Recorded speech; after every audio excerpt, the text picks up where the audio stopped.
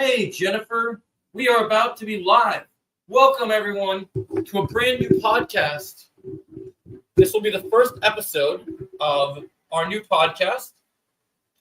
Welcome to Legion of Creators. We'll be bringing in our co-hosts in a couple minutes. I just got to adjust this real quick, guys. So our co-hosts today, my mic fell. Give me 1 second. My mic just fell off. Got to fix that. All right, there we go. We're better. Just got to fix that thing, block the screen. All right, here's our first one. We got our first guest star. Everybody welcome Josh. You hear me good, Josh? Yes, we are good. So this is Josh. Oh, awesome video on the leaks. Oh, I'm glad you liked that, Jennifer. I had to say something because it was important. So this is my new friend, Nintendo Memories, otherwise known as Josh. Josh, you want to tell the chat a little bit about yourself as a content creator? What kind of things you're interested in and how we kind of got to meet each other? Yeah. So, my name is Josh, and my channel name is Nintendo Memories, and kind of formed that name kind of came to me at like 3 a.m. I was trying to think, I really like video games. That's kind of what my channel centers on. And that idea kind of came to me at like 3 a.m. in the morning. I was like, I have really fond memories of gaming. Nintendo's my favorite. Nintendo Memories. I was like, I think it has a nice ring to it. So my channel centers around mostly Nintendo. I've been a Nintendo fan since I was little. It's kind of my fondest memories with my dad. And so and I'll do deep dives on Zelda lore. That's my favorite Nintendo franchise, which is The Legend of Zelda. I'll do deep dives on the lore of that franchise and just kind of like the gaming news that is surrounded Nintendo. And lots of big Nintendo news has kind of been coming out recently. So I've kind of just been hard at work on that. I also do live streams on Fridays and Saturdays. And currently got offered a chance to come on to this podcast by you, Joe. I'm really grateful. It's just awesome to be here to just talk all kinds of stuff, especially I know we're going to talk about Cobra Kai later, so I'm looking forward to that. So, yeah. Yeah, Melissa and Underground, you're friends of mine. You guys are always welcome. We can definitely get you guys on here in a minute. But first, I just want to introduce the idea of this podcast, and I see Chris is here. Hey, Chris, if you can't use your cam, if you want to make a better background of yourself or like whatever on StreamYard, you can do different backgrounds and stuff. It just makes it cooler. That way you feel. Okay, cool. Sweet. So it doesn't take too long. You just go to Google and do that. Yeah, so this is going to be what we're doing here, Melissa and Underground. I told you guys a little bit about this the other night. This podcast is going to air every Tuesday. And some of us, if they want to continue to come on, I will allow the same. If I like the camaraderie and the roster of creators, I might keep the same creators on, but I might also leave guest spots for new people to come on. But the idea of this is to help other people build camaraderie and also come together with different topics every week and also get to know each other, but also it's to grow our fandoms together. Yes, This will be an every Tuesday thing. And I think since we all have different time zones, I think we like the 3 o'clock time slot. So I think we'll keep this going. I think it's a good time for everyone. Yeah, for sure. Especially because Tuesdays are one of my days off work. I like the idea of that, and so that's great. A little bit, Melissa. I will get you guys. I'll get you guys links in a little bit. But first, I want to talk to Chris a little bit. All right, Chris, tell us a little bit about yourself to the chat, and make sure you guys subscribe to all my co-hosts. So Nintendo, you can find Josh at Nintendo Memories. Is that how they spell that, Josh? Yes, that's correct. Awesome. So, and then Chris, we can find you on YouTube as well, right? Yeah, Chris Wolf, just is literally in the name itself. So, is it Chris? Just Chris North or Chris Wolf? Oh, literally. Chris North. Okay, yeah. Cool. So awesome, Retro Lad. So that's good to hear. So I think we've got 10 people in the chat. So we just heard a little bit about Nintendo Memories. Now I want to ask Chris, tell us a little bit about you. How did you come about and see? Hey, Chosen. How did you come about and see the channel and everything? The way it worked. Like, how did that? Like, what made you come on and be a content creator? What kind of content do you create? Tell us a little bit about yourself. So I'm Chris Wolf. I'm 31 years old. From London, England. So I started content creation about it's probably a couple years ago properly. So I started uploading. I just do regular gaming videos. So like whatever games I like, I bring it onto the channel for like let's plays. I have like a section where I do like final thoughts, which is like my type of gaming reviews, but I don't see it like as that. But you know, I'm sure most people will see it like that from what they've seen from my channel. And yeah, I've just started recently doing like music album reviews and anime content as well. So yes, so yeah, man. I mean, I'm just here in the mix. I love all different types of things, really. With gaming, I just try and I think I've played all types of genres. I just can't really sit here and say I've played one specifically. So I've just always enjoyed like a good story, something that's always captured me. And yeah, I just thought I'd come on here because I thought it's a good way to connect, talk to people, see what different people are saying. Yeah, I love that. I mean, I feel like even though we've been recently talking, even though most of the people that are in my chat here know who I am, I'm sure we've talked a little bit about each other. Yeah, and Retsolad, let me put you up on the screen real quick. We do owe you a lot of credit because you did bring this group together. I mean, Retsolad and I were talking earlier, and he's like, he felt like the Charles Xavier to our little group, and I'm like the Cyclops because I'm the one that's leading the team, bringing everyone.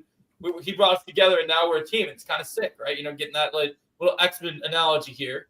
And so what I guess I would like to do, especially for you guys, new creators that want to come on, and also for you guys continuing wanting to come on, you're probably wanting to know who's this guy? What happened? Where does the origin story of Yoda of Jedi Joey start from? And in order to go back to that, I like that photo. That's awesome. And in order for us to go back to that, we got to go all the way back to 2020 because I used to actually be known by a different name.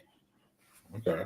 So I started this channel with my passion for Star Wars as thank you, Melissa.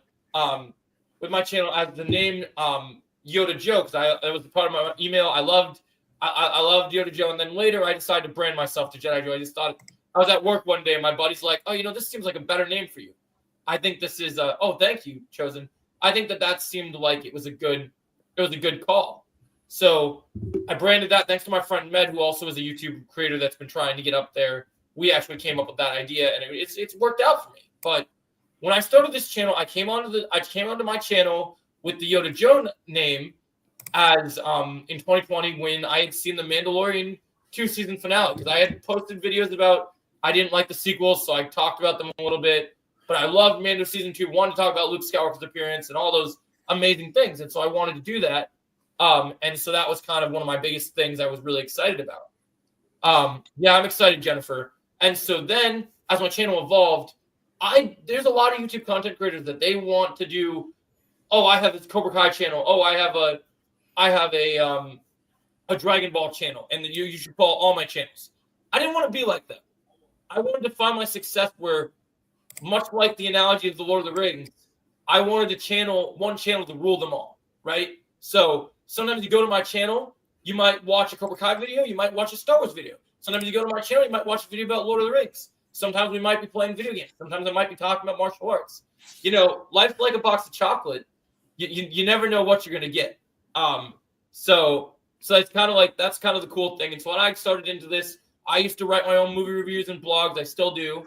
And I started doing movie reviews and TV shows reviews for a long time. And reaction videos were one of the first things I got into. So the streaming portion of YouTube is always something I was definitely passionate about. But also, I love the idea of coming up with cool theories, making just great content for people that I want to make about my favorite characters, ranking videos. And so the channel's evolved over the years. But basically when I started, my story was to talk about, I was getting into Cobra Kai. I was getting into still into Star Wars before it was ruined, even still into Star Wars, even when it's ruined. Yeah, we'll get into that later. Yeah, we'll get into that later. Exactly. I love the lightsaber. Oh, you like that one? Where is this one? I also have a custom one for Galaxy Search, but yeah, I got that one too. But so I got cool stuff. So yeah, the future is going to be awesome. So basically, the main gist of this idea was to bring together people, talk about different content, different topics. There's a friend of mine who does a similar podcast to this on Wednesdays, and he calls his council of creators, but he usually kind of operates on different levels and different things. They kind of have a more sillier structure. We're gonna have fun here, and there's a lot of cool stuff, but I wanted to build a more professional atmosphere as well as still joke around and do stuff. And so each week the show will kind of run Luke meets Colorin. That's funny, Underground. But so one of the cool things about this was, like I said, we're going to have our introductories. Then I'm going to ask you guys a couple interesting questions about yourself as individuals. And then we'll build into, as this begins, we'll build into main topics for the day. Like I want to get to, I don't know if you guys watch American football, so I kind of wanted to hear what your thoughts I watch that, and then also maybe like what you're thinking of, like what trailers did you like the best with the ads? Like it wasn't a great Super Bowl, so I'm curious to see what people's takeaways. And then I have some other topics that I scoured the internet yesterday to kind of find the biggest stories, and then we'll go over our take on those stories. So I think that's going to be pretty fun. So I guess we'll start with, first thing is, since I know specifically Nintendo Memories and Chris love to play video games, I would like to ask you guys, and this is going to be a hard question because you've played a lot in your life. If I need to know one fact about you guys right now as people, we're going to go around the room. I'll start with Nintendo Memories. You can only pick one. Your favorite current video game of all time. Oh, that's an easy one. That would be The Legend of Zelda: Tears of the Kingdom. That was my most anticipated game for the Nintendo Switch. It was announced all the way back in 2019, and then it was supposed to come out in like 2021, and then Nintendo delayed it all the way to 2022, and then 2022 got around and then delayed it again. And so it finally released in 2023, and ever since then I just cannot stop playing it. I've played through the main story so many times, and just the big expansive world, and just is so much fun. And you'll sink hundreds of hours playing it, and so it's kind of an easy choice for me right now. So yeah, absolutely. Okay. Well, that's a good choice. I like that choice, actually. That's really cool. All right, what about you, Chris? All right, so current, So what, like in the last few years, basically? It can be anyone. Oh, okay, cool. Yeah. I wanted to introduce you guys too before you have to think about that. So this person that's one of my mods in the chat, that's my sister McKenna. So you can say hi to her. She's pretty awesome. She has a lot of good takes on some awesome video games, movies, TV shows. So she likes that. But now, go ahead, Chris. I think one of my favorite games of all time, that one that I think even Chris in the chat knows that I constantly talk about, is probably Splinter Cell. I'm a big, I just love that type of stealth games when stealth games were really popping at the time, and that was the game that brought me in. A lot of people say Metal Gear Solid or Hitman. For me, it was Splinter Cell, and I've loved the series pretty much ever since. You know what I mean? So I spent hours and hours trying to do things like silently go through all raging. You know what I'm saying? Just all that sort of stuff. But I'm waiting for it to make a comeback because they have been talking about the remake, but every year that goes by, I'm just thinking this is not coming, because it's I don't know what's gonna happen with it. But you never know what's gonna happen. That's pretty cool. That's a good choice. I don't hear that choice very often. For myself personally, I go back and forth on this, but I think it really is only between two games when I really think of it. And this kind of takes us back to the old school days, because it takes you back to the PS3 days. I'm always cut between Max Payne 3 and Batman Arkham City. Oh, that's I always say that Batman Arkham City is the best superhero game ever made. I think the story is fantastic. I think the combat is fantastic. And I keep that in mind. Look, in Spider-Man Insomniac games, I know your combat's great. I know these are great games, but you're just not touching Arkham City, bro. I love the games. I enjoy them for what they are. Marvel's great, but I think that Rocksteady just made something I don't think Marvel will ever be able to accomplish. Yeah. Now, if Marvel makes a good Daredevil game, maybe we can have that conversation. But for now, it ain't Spider-Man ain't beating Batman. But Max Payne 3, I love the whole bullet time stuff.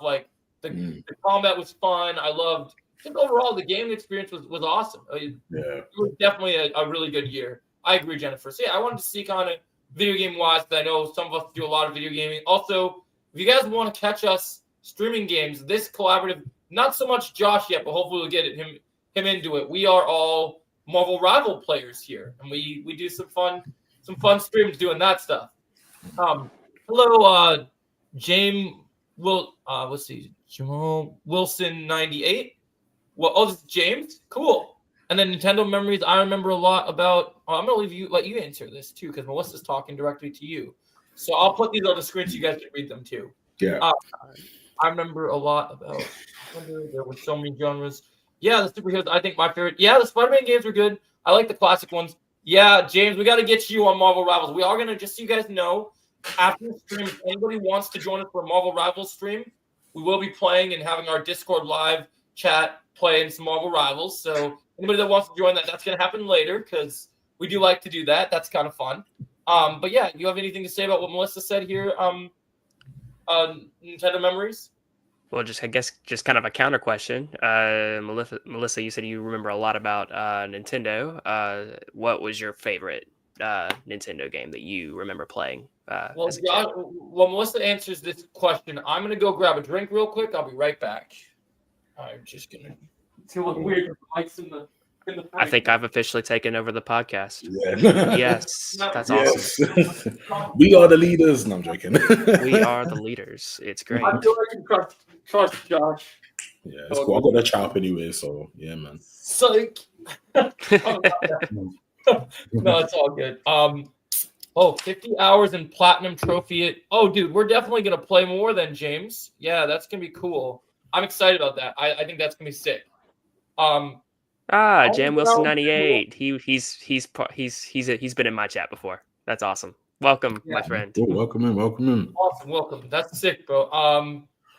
Underground and Melissa, if you guys want to come up, I'm going to post the link in the chat for you guys. I have my phone near me, so I have to remove it. Sometimes I have to remove the links from my chat because, nice. Nintendo memories. Melissa just answered you. For Spider-Man and the X-Men game. Sweet. That's awesome. Those are good. I do like those games too. Actually, if I was going to say a third option to my other previous two options, here's the link for you, Melissa, and Underground. If you guys want to come join and talk with us, I'm going to put the link for you guys to hop in. And then I'm watching the stream. So sometimes I have to delete the links in the chat because I have a hater that pretends to impersonate to be me and my friends, and he likes to try and come on. Oh, boy. Here we go. But that's what you do when this is Melissa. So Melissa's coming in. That's cool. I want to invite Melissa to come up. Cool. Welcome, Melissa. Hey, bonsai. Underground, if you're still in the chat, you can come up too. I posted the link for you. I'm watching the link on my phone. But yes, we're talking. Okay, this is Underground. Cool. All right, Underground. I'm getting rid of the link now. Welcome. Hey guys, what's up? So this is Cobra Kai Underground. I sometimes am planning on doing some Smallville podcasts with them. These are two of my co-hosts from my Strike First podcast. And hey guys, what's up? Bonsai. What's up? We'll also be doing a podcast about the whole Miyagi-verse in general pretty soon. We're gonna call it the Miyagi Kai podverse instead of podcast. Exactly. Yeah, fair enough. Working on, which is kind of cool. And speaking of which, Josh creates Cobra Kai content, Melissa, and Josh would actually love to tell you his thoughts that he's actually excited for Karate Kid Legends. Wouldn't you, Josh? Oh, cool. Hit me with that. Yeah, give us your positivity, man. Some people want to hear it. Yeah. So, I'm guessing, are you not excited for Karate Kid Legends? We're pretty open to it. It's just we like to see more positive because we have a couple of friends we watch that just are constantly shitting on it because it's Sony. And I got you. Yeah. Well, I guess I'll just. So here's a kind of a unique story. So believe it or not, the very first Karate Kid movie I ever watched was actually not the original with Daniel LaRusso. I actually had no idea if those movies existed.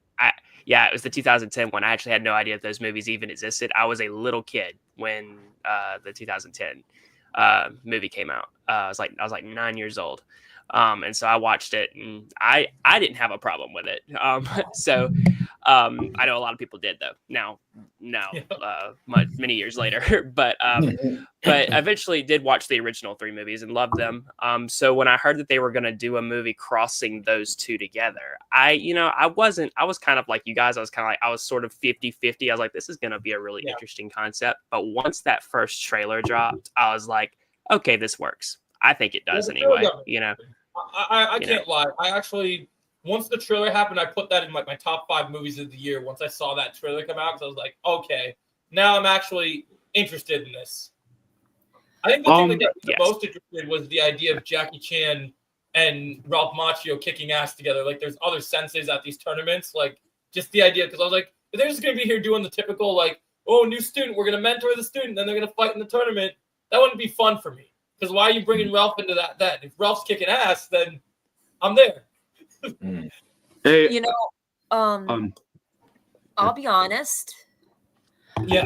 When I first heard about this movie, I was like, okay, why are they doing this? And then I heard this was in the beginning. I was like, okay, why are they doing this? And then when I read the plot, about how a kid was going to be teaching a pizza shop owner how to do karate, I was like, that plot kind of joke or something? Sucked. And I was like, is this some kind of joke? Like this, they can't be serious that they were doing that. That they were going to do it. When you see a script like that, you're like, what?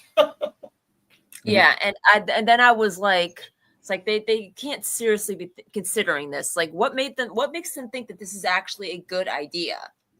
And then as time went on, and then I heard Ralph Macchio was in it, I was like, along with Jackie Chan, I was like, okay, maybe this didn't exactly sway me, but I was like, okay, maybe I'll give this movie a chance since Ralph and Jackie are in it, and they're my two favorite actors. So I love them. They're 2 of my most favorite actors of all time. So I'll give the movie a chance for them. And only them.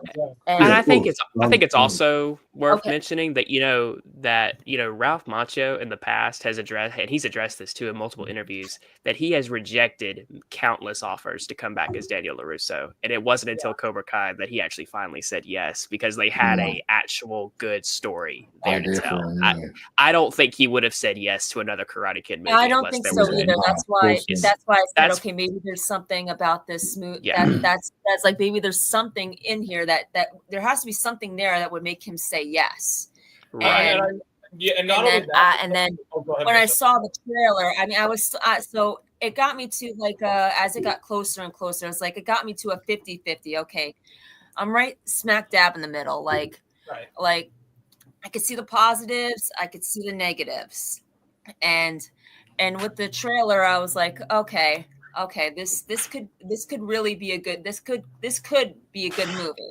So I'm gonna go in and I'm gonna see it with an open mind, and that's what I'm gonna do. 100%. The other thing that I would like to mention, and I forgot to mention this for Chris and Josh, who don't know me very well. The other thing about my channel that was very important when I started out was, I don't know if I told you this, my other part of my origin story. I was in a very rough place before I started my channel, because I had just gone through a pretty bad breakup, and thanks to Mr. Miguel Diaz himself, he not only saved me mentally, he saved me physically. I saw Miguel doing those knuckle push-ups on the rooftop and doing those front kicks, and I took it to the next level. I'm now 4 years in, a red and brown stripe in karate and doing Krav Maga and kickboxing and all this stuff. So for me, one of the aspects that when I think of a movie that I get excited about is the fact that, look, the Cobra Kai stunt team have done an amazing job for what Netflix has done. They've got some of the best fight scenes that we've seen on TV in a long time, right?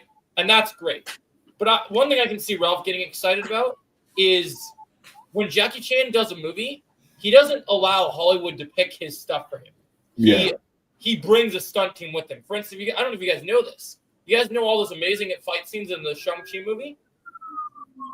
Jackie Chan's stunt team came in and did that for that movie because they wanted it to feel accurate to the old Asian.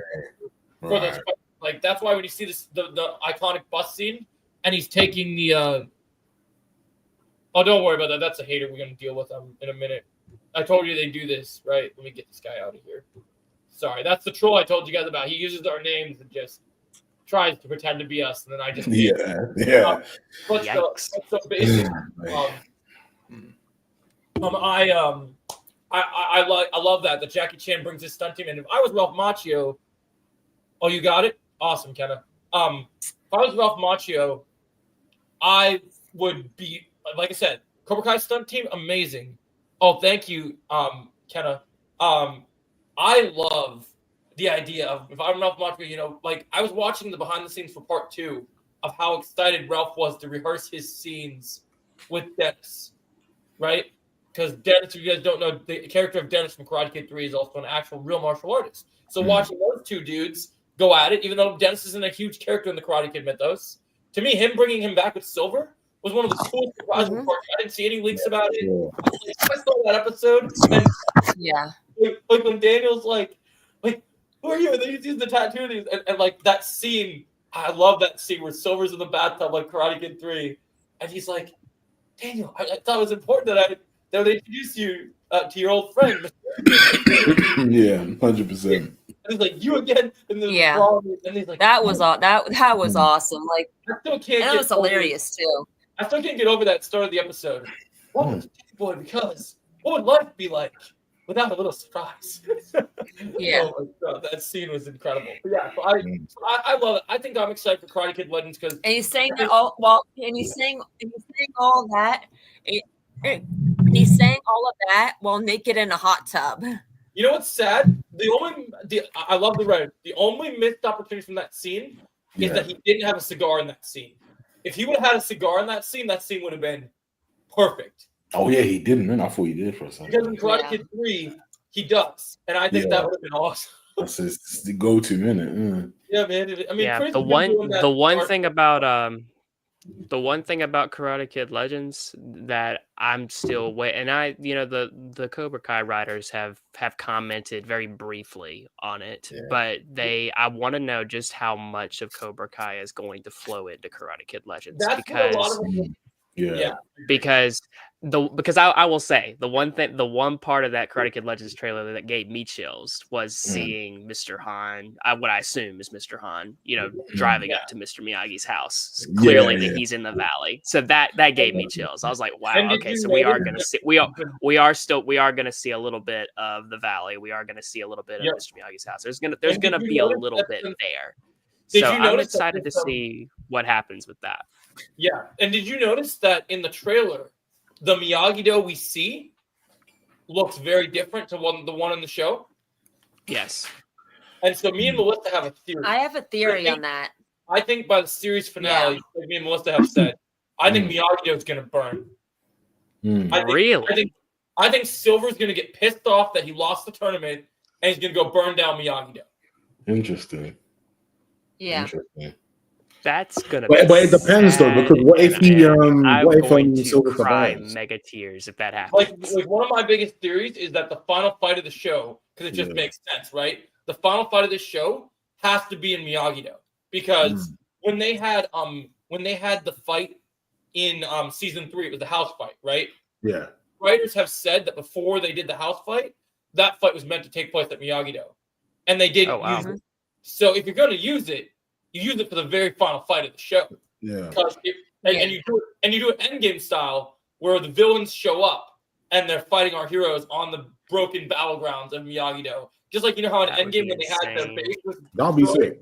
Yeah, like I think that'd be crazy. I guess that would also explain why, like at the end of every trailer, this new Cobra Kai logo is like fire in a way. I guess I don't know if they've been teasing that all along. That would sort of make sense, and that would also if that happens, just because the Miyagi set and that house is such an iconic place, to see like Mr. Miyagi's house burn, that would be like that's just gonna make me like cry mega tears if that happens.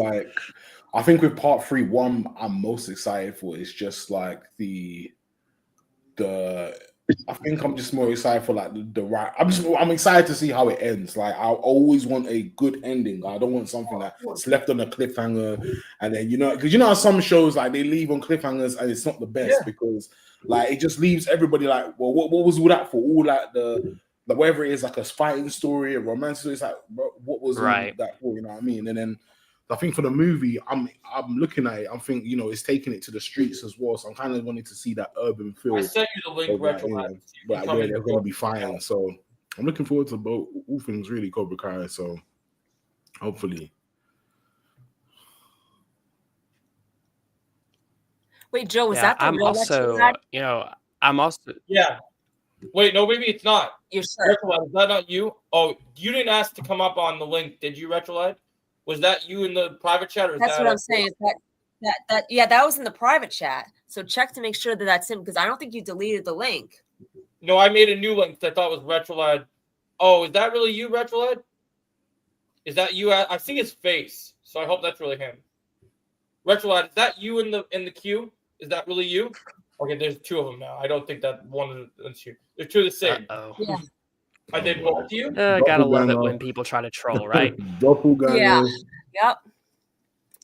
Are you kidding me? So Joe and I have a great big laugh about it every single week, right, Joe? Yep. Oh yeah. And I just removed that leaker in the chat. Oh, is that really? I've talked to Joe. I've talked to Joe a little bit about this, but just question from everybody else. Yeah. Like, what's everyone saying? Have you guys managed to stay free of all the leaks that have happened for part 3? Yeah. Thankfully, that I've done a really great job of avoiding them. But also the leaks that have shown up, that have just like popped up on my screen, they're leaks that I already knew were gonna happen. Like that I already knew. Like that I already knew. So it wasn't like really a spoiler. I didn't watch this, I didn't watch the clip. And I'm talking about like the image. I didn't watch the clip. I didn't watch the clip at all. And there actually was, believe it or not, and Joe told me this, there were a few theories that I have made that have actually come true this season, and like really come true, not even close to come true, but actually come true, like in this season, right, Joe? Yep. So we are going to shift gears a little bit because one of my next topics I want to ask is we're doing an introductory course here. Now, as you guys know, I'm in just TV, movies, lots of different things. But for me, one of the things I always wanted to be when I was younger was a movie critic. So there's certain movies I hold very high in terms of enjoyment over other movies. So I want to go across the room. I want everyone to name one of recent memory, their favorite movie it doesn't have to be of all time, but just one that you feel like you've seen it a lot of times, you rewatch it all the time, and always something you come back to that you just love. Hi, Retro Lad. How's it going? And I think popcorn style like in middle school. So popcorn, we're going to do it differently this time. I'm going to start with Chris this time. Okay. Which one? Right. Chris. So we'll do Chris that we know of Chris from Chris the Fourth, and then Retro Lad will start last. No worries. Okay, cool. Yeah, it'll be so much confusion. Let's see. So, current movie you love so much? I think one of the films that I always go back to, which is like comfort for me, I like watching the first original Godfather. Oh yeah, classic. Yeah, classic. You know what I mean? And I love like the whole. I think I always love the scene where he's talking to. I think it's at the start where he's talking to I think his nephew or something, and he says, or somebody else, but he's like, "Do you take care of your family?" He's like, "Yeah." Marlon Brando. Because a man that doesn't take care of his family isn't really a man, and that's always kind of like stuck with me. And it's just like, I don't know, just kind of carries me forward a little bit because I feel like family's kind of important kind of thing for everybody. You know what I mean? Despite we may have differences and stuff, but that's still important. You know what I mean? And especially if you're going to have kids at some point. For like, I don't know for most people in here, but don't mention that just yet, man. I don't want kids yet. Oh my god. That's funny, Retro Lad. Oh yeah, that's a great pick, man. All right, so now let's go. We picked one from the top. Let's go underground now. Okay. My favorite movie of all time has got to be Fast and Furious 5. Hang on a second. Because that's when they were in Rio. Rio, and that's when they all teamed up for the first time. So that's the movie. That's the movie when they say you get Godzilla versus King Kong, because you get to see The Rock versus Vin Diesel for that. Yeah. Oh, and also,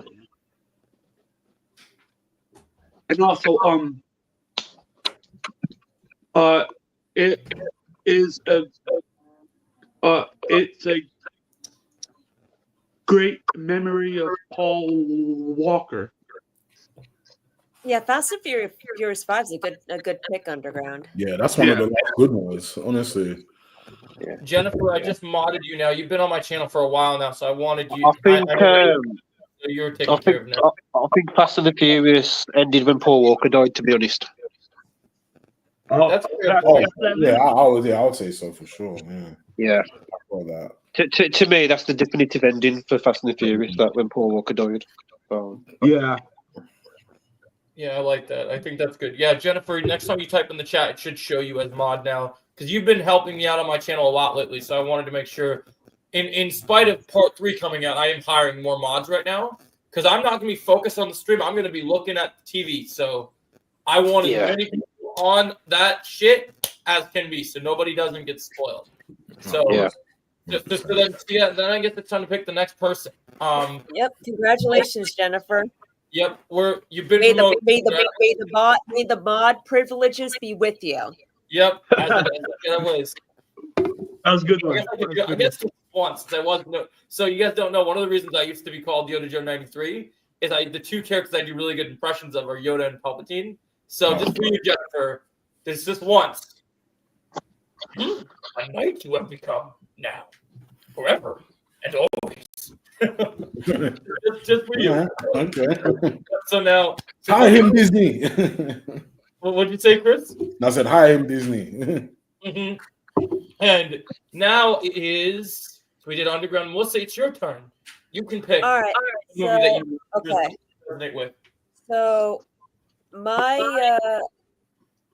favorite movie of all time is a classic that I have grown up with. It's the first movie that I ever saw. It's a classic. Well, it's one of the classics anyway. Aladdin. Yeah. Disney movie. That's a good one. Okay, I love that's a good one right there. Yeah, I just like, I don't know. It's like whenever you watch something that's like close to like something you remember seeing from your childhood, you just it's always your number one pick, you know. Yeah, I agree. It's like that's very true. And then you also like with Robin Williams, he was like an actor. He was like a legend. Yeah, Mrs. Doubtfire, everything. It's like the kind of it's like like it made it had everything. It had the comedy, it had the action. Yeah, it had a lot of magic. It had a lot of magic in it. Not just in the movie, but also like for the audience too. It's like it really, really made you feel that spark. Yeah. I agree. I agree with that. All right. Go ahead, Melissa. No worries. I was gonna say also, but I do also have another favorite live action movie. I think it was called The Titans, I think. It's a good choice. The Titans. It was a football. remember the time? Yeah. With Denzel Washington in it. Yeah, I watched it. It's a great movie. Yeah. It's about African American. Remember the Titans? That's it. Yeah. The Titans. Great film. Yeah, that's So a great film. Yeah, I love that film too. It really, really touched on a lot of things, a lot of gray areas. Yeah. It was very, very careful too, especially at the end. Yeah. It was, and it really kind of made you see things from both perspectives. Oh, I agree. Yeah. That's a fantastic way of looking at it. I agree. All right, I will be right back, guys. I'm just going to run to the rest. Coach Carter's a good film as well. If you've never seen that, that's a great sports movie. Oh yeah, that's a classic. I'll be right back. If you like basketball, Coach Carter's a good film. Yeah, I'm glad to hear they're over too. I'll be right back. And then so when I get back, I believe it's Underground went, Melissa went, Chris went. Did you go Nintendo Memories yet? I don't think I have, no. Okay, so when we get back, we'll start with you. Cool. Be right back. No pressure. No pressure at all. I'm under pressure right now, man. I don't really put my face onto camera, you know. I'm just curious, Nintendo Memories. Are there any are you a Disney fan? Yes, I grew up on Disney. So did I. Yeah, when Disney was good, What's your favorite movie? So Aladdin's up there, but I'll tell you a movie that I watched over and over and over again as a kid. And it's just because of just the epic. It has like just an epic storyline, especially like the last 10 to 15 minutes of it. That would be Sleeping Beauty. I watched it over and over again. That showdown with that's a classic. Maleficent's one of the greatest villains ever. Yeah, you got that right. So Sleeping Beauty, what you're going with for your pick, or? Oh no, she was just asking me if I was a big Disney fan. Yeah, The Lion King's my favorite movie for Disney. Yes. That's my favorite movie too. Retro Lad. The remake sucked. No emotion in that remake was horrible.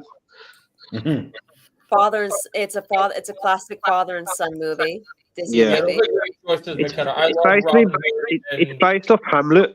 Cauldron, yeah, that's a great choice.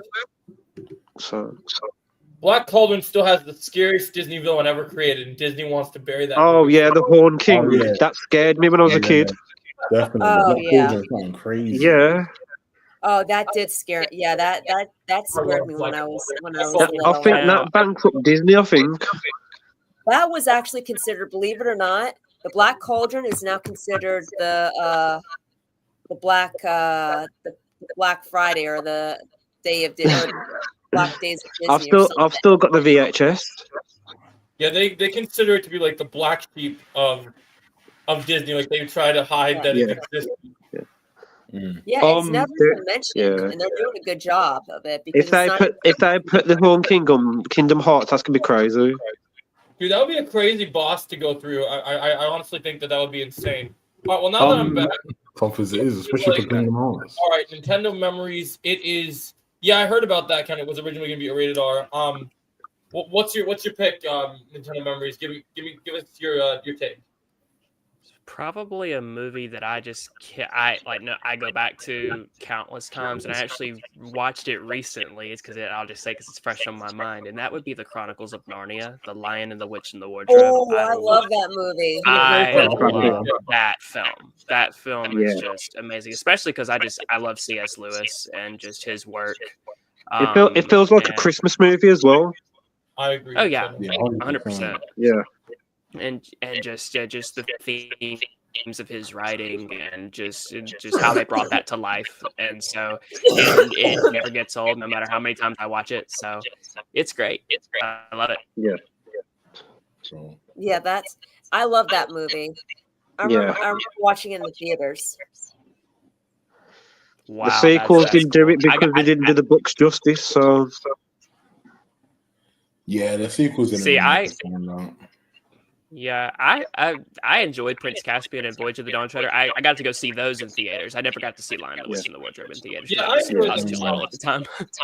I'm not thrilled, honestly. Like, I don't know if we talked about this, but I'm not really feeling this new direction they want to take.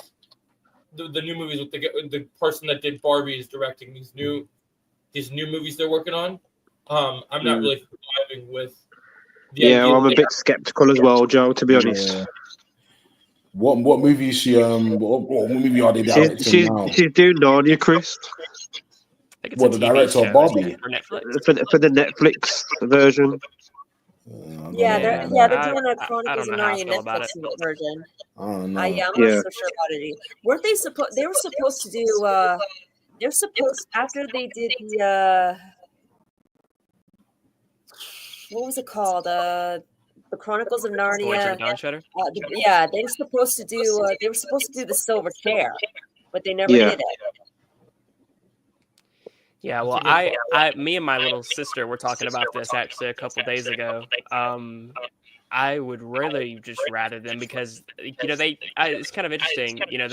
They did Lion, the Witch, and the Wardrobe. They did Prince Caspian, and then they did Voyage of the Dawn Treader. That basically has our core four characters: Lucy, Susan, Edmund, and Peter. All those. I would love for them to just go straight to do the final book, which is the last battle, because everybody's in it, and they because I would love to see them like do that epic conclusion on screen, but. Maybe now, maybe not, because of just what they try to do in films these days. You know what it seems to me? It seems to me like once all four of the Pevensey children weren't able to enter Narnia anymore. That's when it seems like the movies just ended. In the books, when you're a certain age, you can't enter Narnia no more. Yeah, I read the books when I was a child.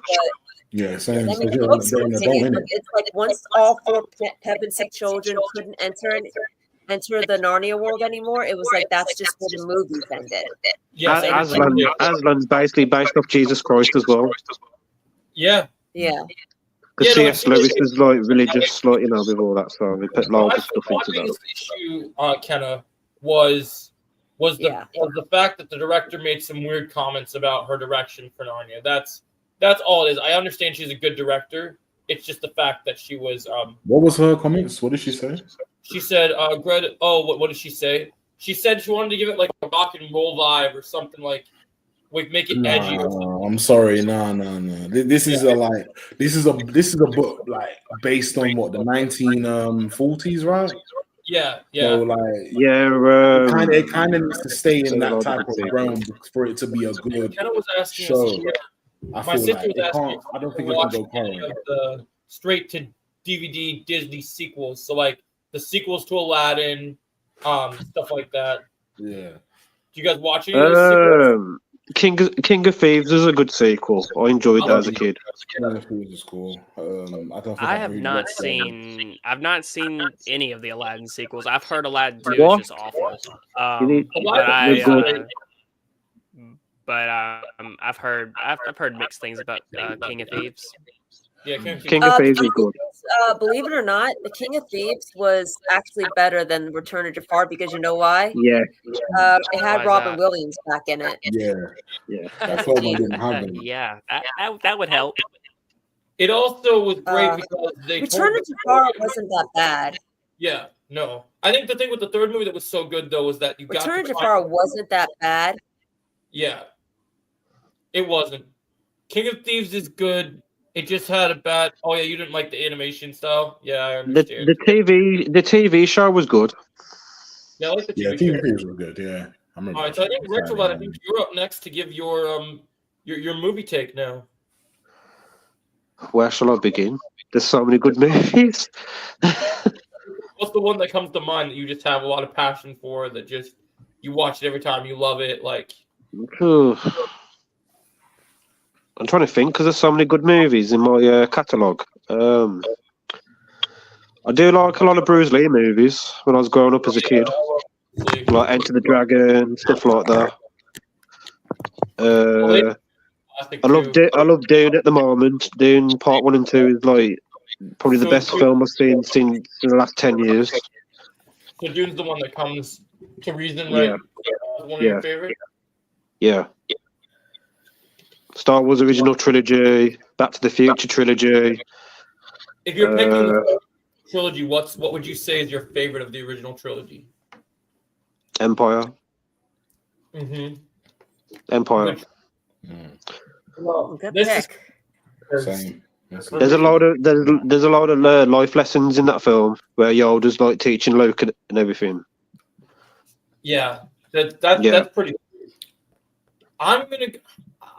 My problem is I've always have a hard time writing down my favorite movie, but there are a couple that come to mind. I guess I'm torn between these two because one movie is superior to the other one, but I have the nostalgia of one movie, and then I have the nostalgia of one has great storytelling. One could have had better writing, in my opinion, but I love it because it's timeless.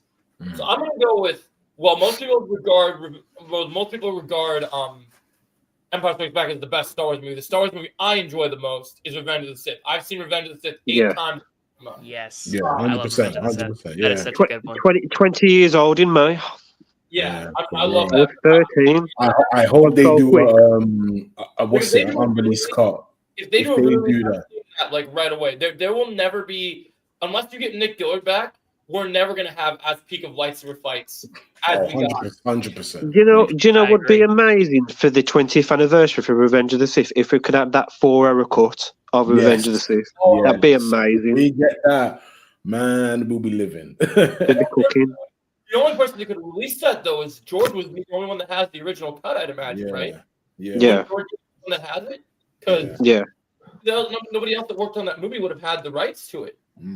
There's certain things, I don't know if you guys know this, but there's certain things that Disney can't touch because George. I think he's got the original rights for the theatrical versions of the original trilogy as well. That was in cinema, so I don't think that can be released to the public either.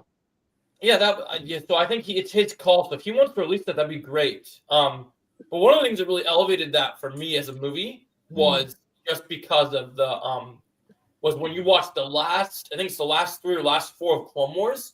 You watch the last 3 of that, and then watch Revenge of the Sith. Yeah. When I heard them mention, I think it was right before Maul was fighting Ahsoka. You had the epilogue, and it showed they had already defeated Count Dooku at the same time as Ahsoka was getting ready to fight Vader. I was like, holy crap, this is happening at the same time as literally like the best part for Revenge of the Sith is about to go down. Like they mentioned Obi-Wan going for Grievous. Like, I thought that's crazy that Ahsoka's contributed entrance to that story is that the reason she's not in Revenge of the Sith is that she's fighting a much bigger battle elsewhere. Yeah. Like the fact Didn't they say in a novel, in the Ahsoka novel, what she was doing and everything? Yeah, she was. I read that book. Actually, not last year, but the year before. You want to know something crazy about that novel? I'm going to show you something cool. You guys ready to see something cool? I met the author of that book, and I have. You did? Yeah. Oh, nice. Let me see if I can find it. Because Who's the author? It's not Claudia Gray, is it? No, her name is E.K. Johnson. Yeah. Okay. Yeah. Lost Stars is a good book as well. If anybody's into Star Wars, that's a really good book. Good one. I've never been the biggest reader in the world, so the Star Wars books I've not read much audio books. Yeah, I guess that too. Audio books, man. They're so good. But it's up to you, though, honestly. Like, if you just there's people out there that have just seen the films, or there's people that's gone in deep, like me and Chris. Yeah. But it's cool, isn't it? You know what I mean? Like, have either of you ever watched the Harry Potter series or read the Harry Potter series? Oh, hell yeah! My childhood. Yeah. Especially the books. So here's the book. Yeah, that's the novel I'm talking about. I've got the audiobook of that. Yeah. First page. To my knowledge, I think what Ahsoka. That's pretty awesome. dumb. So that's Star Fire. I met her. I met her and I was my Anakin Skywalker Clone Wars Anakin hoodie, and when I met her, she was super cool. I had told her when she gave me this free copy of the book, she's like, You haven't read this Wow. yet? You're a fan of Ahsoka and Anakin? I'm like, Where was that as a Star Wars celebration or something? yeah, Star Wars Celebration 2017. Okay. Oh, that's when the Last Jedi was coming out. Yeah. Orlando from Solo, and on the same day, I met on my back wall back here. I don't think I can pull it off the wall, but if I move over slightly, you can see on this wall here. There's a picture, and this picture is me standing with Ray Park and Sam Witwer, who are the embodiment of. That's amazing. That's awesome, dude. That's dope. That's one of my favorite memories. So, Star Killer. I would say Revenge of the Sith. I mean, obviously, it's hard to say like best movie is such a hard thing. Like I'd have to think like categories. I'm a big fan because of my martial arts roots. I love a lot of really creative fight scene narrative, like hardcore martial arts movies. So if you guys are fans of like a lot of foreign films, I recommend you check out The Raid. It's a really good Indonesian. Oh, good. I watched that during lockdown. Oh, good. Yeah, fantastic. Of course, Marvel movies, you got Winter Soldier, you got Shang-Chi. I think those are really good examples if you're looking for a good superhero movie. I really like, of course, the Batman. Everyone knows I love the Batman. It's a great movie. Van Damme movies. The Van Damme movies. Yeah, Claude Van Damme. Oh, yeah. Movies like newer movies that I really am attached to that I don't know if a lot of people saw. I really dug, especially it was cool seeing Bill Skarsgård do this different type of role. I really dug Boy Kills World last year. I don't know if you guys got to see that, but Boy Kills World? Yeah. Yeah. So it's like Bill Skarsgård, and he's going on this awesome, like it was in almost like a Borderlands post-apocalyptic world, and you get to see him just like throwing hands with people, and like it's hilarious because like the movie is like the narrative is the character's death. So in his head, he's being narrated by the guy that played Archer in the Archer series. So you hear the narration like Archer every time he's trying to do something or say something. It's hilarious. Okay. Oh, why does that name sound so familiar? Well, so Archer is a show that's been on like Adult Swim and a bunch of other places, and so that's probably why you might remember it. But yeah, so Archer's a big deal. You meant the title? I mean the movie title. Well, because there was actually a show on Disney called Boy Meets Girl, or I think it's Girl Meets World or something. And then there's I thought so. But this was different. Boy Meets World. Yeah. Boy Kills World. Yeah. I remember that show. That's crazy. Yeah, it's different. But it's a crazy title. Also, another recommendation, movie-wise, is if you haven't seen the Boyka franchise with Scott Adkins, gotta recommend those because it's too good. I've met the man. I've met Scott Adkins, and he's a don. Have you? You know what's one of my favorite movies? I don't know if you've seen it. Have you seen, especially since you're in the UK, you probably know about this pretty well. Have you seen both Accident Man movies? No. I do want to watch them though. It's on my list. So the second one, Hitman's Holiday, almost plays like a Deadpool movie, where like it's like narrative, fourth wall break, just dropping fools. Yeah. One of my favorite movies in the most recent years. I laughed so hard. I was watching it. I love Ninja. Ninja feels like a Batman movie with Bruce Wayne and everything. Like my number one reason for like why I would have loved to see him as Deathstroke, because I love Ninja. I think Ninja's great. Yeah. You'll be right back, Underground. No worries. If you guys are Tony Jaa fans, I recommend. Oh yeah. Oh, of course, yes. I recommend. Tony's amazing. You would love. Protector's really good. Protector, okay. Yeah. In terms of Van Damme, I mean, like the classics, like Last Kumite is great. Kumite is great. Bloodsport is fantastic. I really liked Kickboxer. The one that you told me to watch was really good. I really liked that movie. Oh, the Van Damme film. Yeah, that's a good one. Yeah, that was a classic. Yeah. I like that one. So a lot of good martial arts movies. I'm also, especially with all these extended cuts nowadays, if I'm gonna nail one movie to the wall for people to watch it, and it's got to be the extended cut, you got to go Return of the King extended cut, because that movie is phenomenal. Yes. Return of the King extended edition is amazing. Me and my girlfriend marathoned all the Lord of the Rings extended versions on 4K, and she's never watched them before, and she's like, "Wow, this is amazing." those movies are long. You must have been exhausted. We had to put like 2 hours apart, like, because the films are so long. Yeah, definitely, 100%. Yeah, it's cool because then I get to kind of know, kind of like movie wise, what you guys consider narratively awesome or like a storytelling like type of thing. yeah. So the next question is going to be, because it is always prevalent that there are so many of them. What would you guys say you have the best memory of TV wise? Like, is there a show you watch over and over again that you just think it's one of the greatest TV shows ever made? Like, you just love it, and there's nothing you can compare it to. I'd probably say Batman the Animated Series. That's a classic choice. I like that one.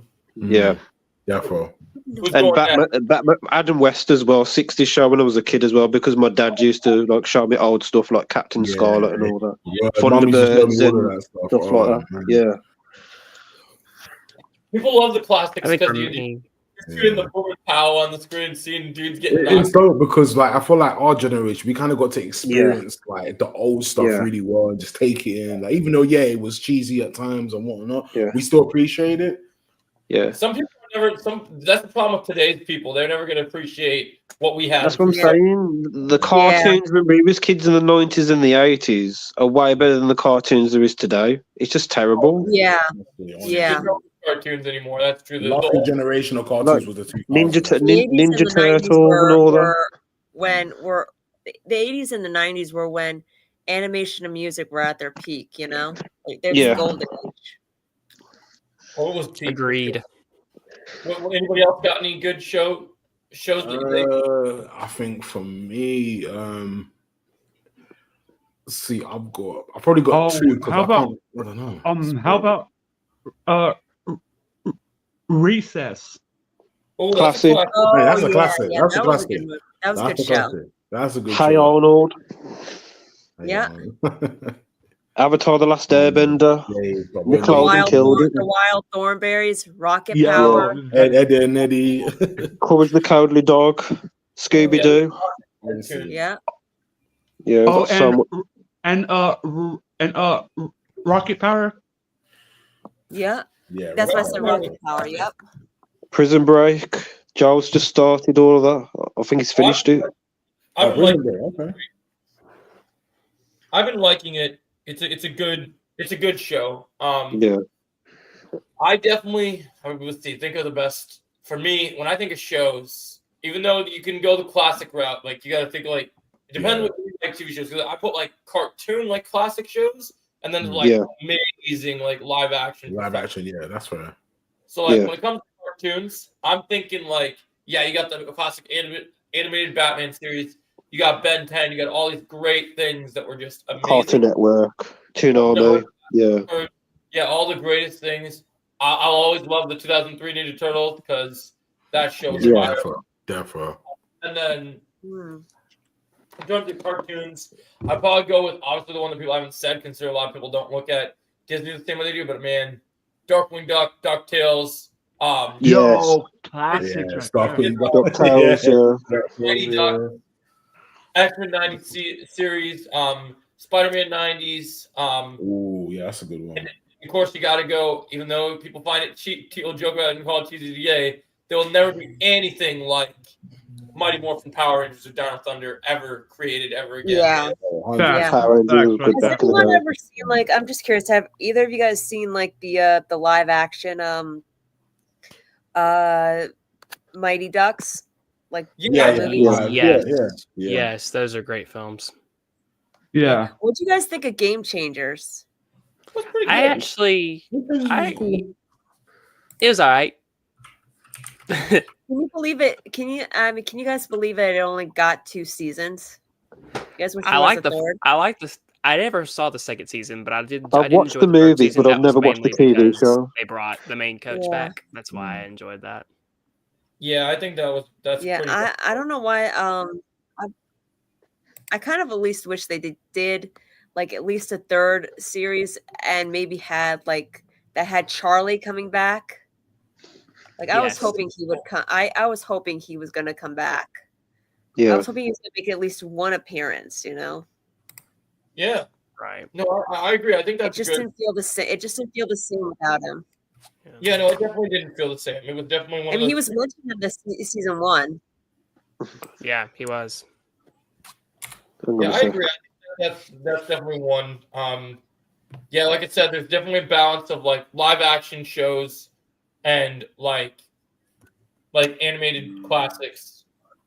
Right now, like the live action shows that I think of, like in terms of like great live action television, you got Smallville, you got classic. You got if you take season 4 out of the equation and a little bit of season 3, you got Arrow. I think Arrow was pretty consistent. If it wasn't Arrow was good. I enjoyed Arrow. Yeah.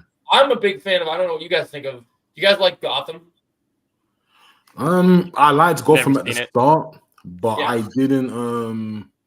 I think when it got towards the end, I think when it got to like season 4, 5, I just kind of tuned out a bit because I just felt like there was still some good storylines that they made. Yeah, like it had a cool aspect. Don't get me wrong, like it was there, like season 1, 2, 3. But I felt like when it got to 4, and then kind of just like phased out for me. What did you think about What did you think about what's the other show? I'm trying to think the name of it. So there's Gotham, and then what's the other one I liked? There's another one. Did you watch Legends of Tomorrow? What did you think of Legends of Tomorrow?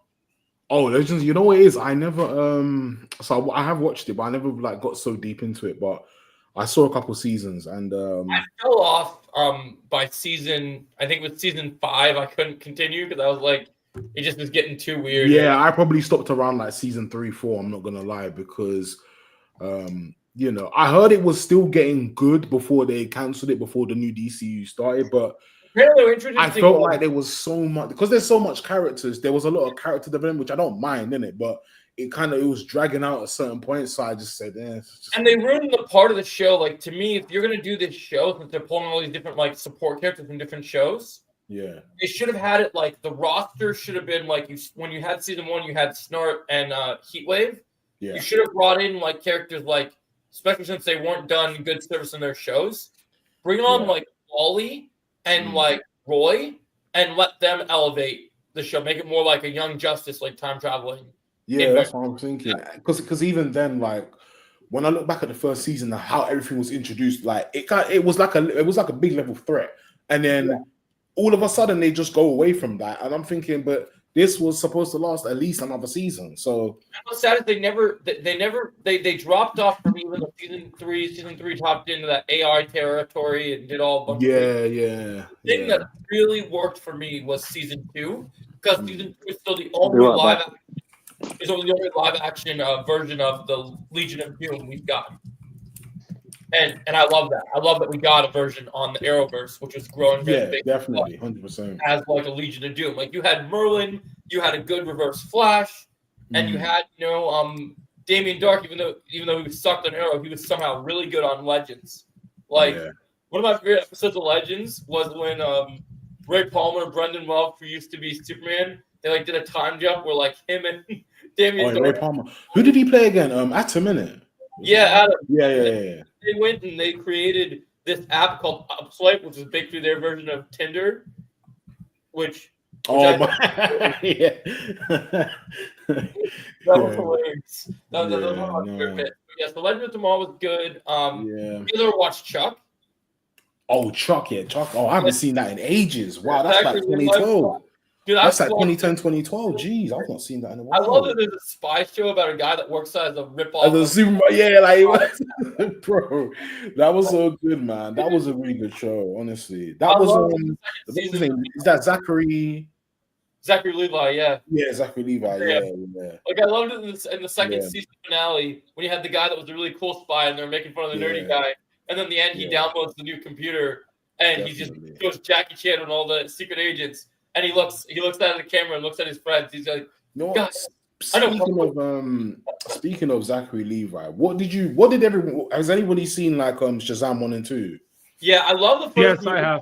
I think the first one was hilarious, and I think they had a great narrative, great villain, everything. Yeah. The second movie was an absolute embarrassing joke. Yeah, honestly. The only thing I liked about the second movie was when they had the family dynamic of all of them like being superheroes, right? Yeah. I couldn't stop laughing at hungover Mary when she kept just wearing the sunglasses, like, "Oh, everyone leave me alone. I got a headache." Like that was funny. The fact that yeah, Josh just said he's got a head out. All right, Josh, man. Thank you so much for coming on. This was really a great pleasure and honor. This was a really great pleasure and honor to talk to you. Don't forget, Josh. Of course. Thank you and I hope to see you. And I hope to see you on here. Well, me and Josh are going to do as often as possible. Me and Josh are going to do a discussion stream later this week after we see part 3. We're going to do like an after we see part 3 our thoughts. Yeah. Okay. Yes, 100%. So yeah, I would love to stay on a bit longer. I'm really busy on Tuesday evenings, so I unfortunately have to head out. So we'll talk after part 3 and stuff. It's going to be awesome. And if you're still awake and keep yourself quiet enough, like you're worried about not waking everyone up, you're welcome to come join our watch party on Thursday as well. Yeah. Sounds good. Thank y'all so See you, much. Josh. Take care. See y'all later. Make sure everyone follows Josh if you're not already, because it's great to follow. Pretend memories, guys. So it's great to have him on. So so we're talking TV shows. So yeah, Chuck was great. I'm glad you mentioned the Shazam movies because that's an interesting topic. How would you feel? I know they're doing mostly starting over with new characters, right? But if they're gonna have Jason Momoa jump from playing Aquaman to play Lobo, I would ask you this personally, Chris, the fourth, because I don't want to get confused with Retro Lad. How would you feel if they let with better scripts and stuff, they let Zachary Levi come back as Shazam? I personally liked him as Shazam. The problem was, I think I had with the movie. writing and the directing just wasn't but the first one was cool, but I think the first one was good. The second one, it was one of my favorite.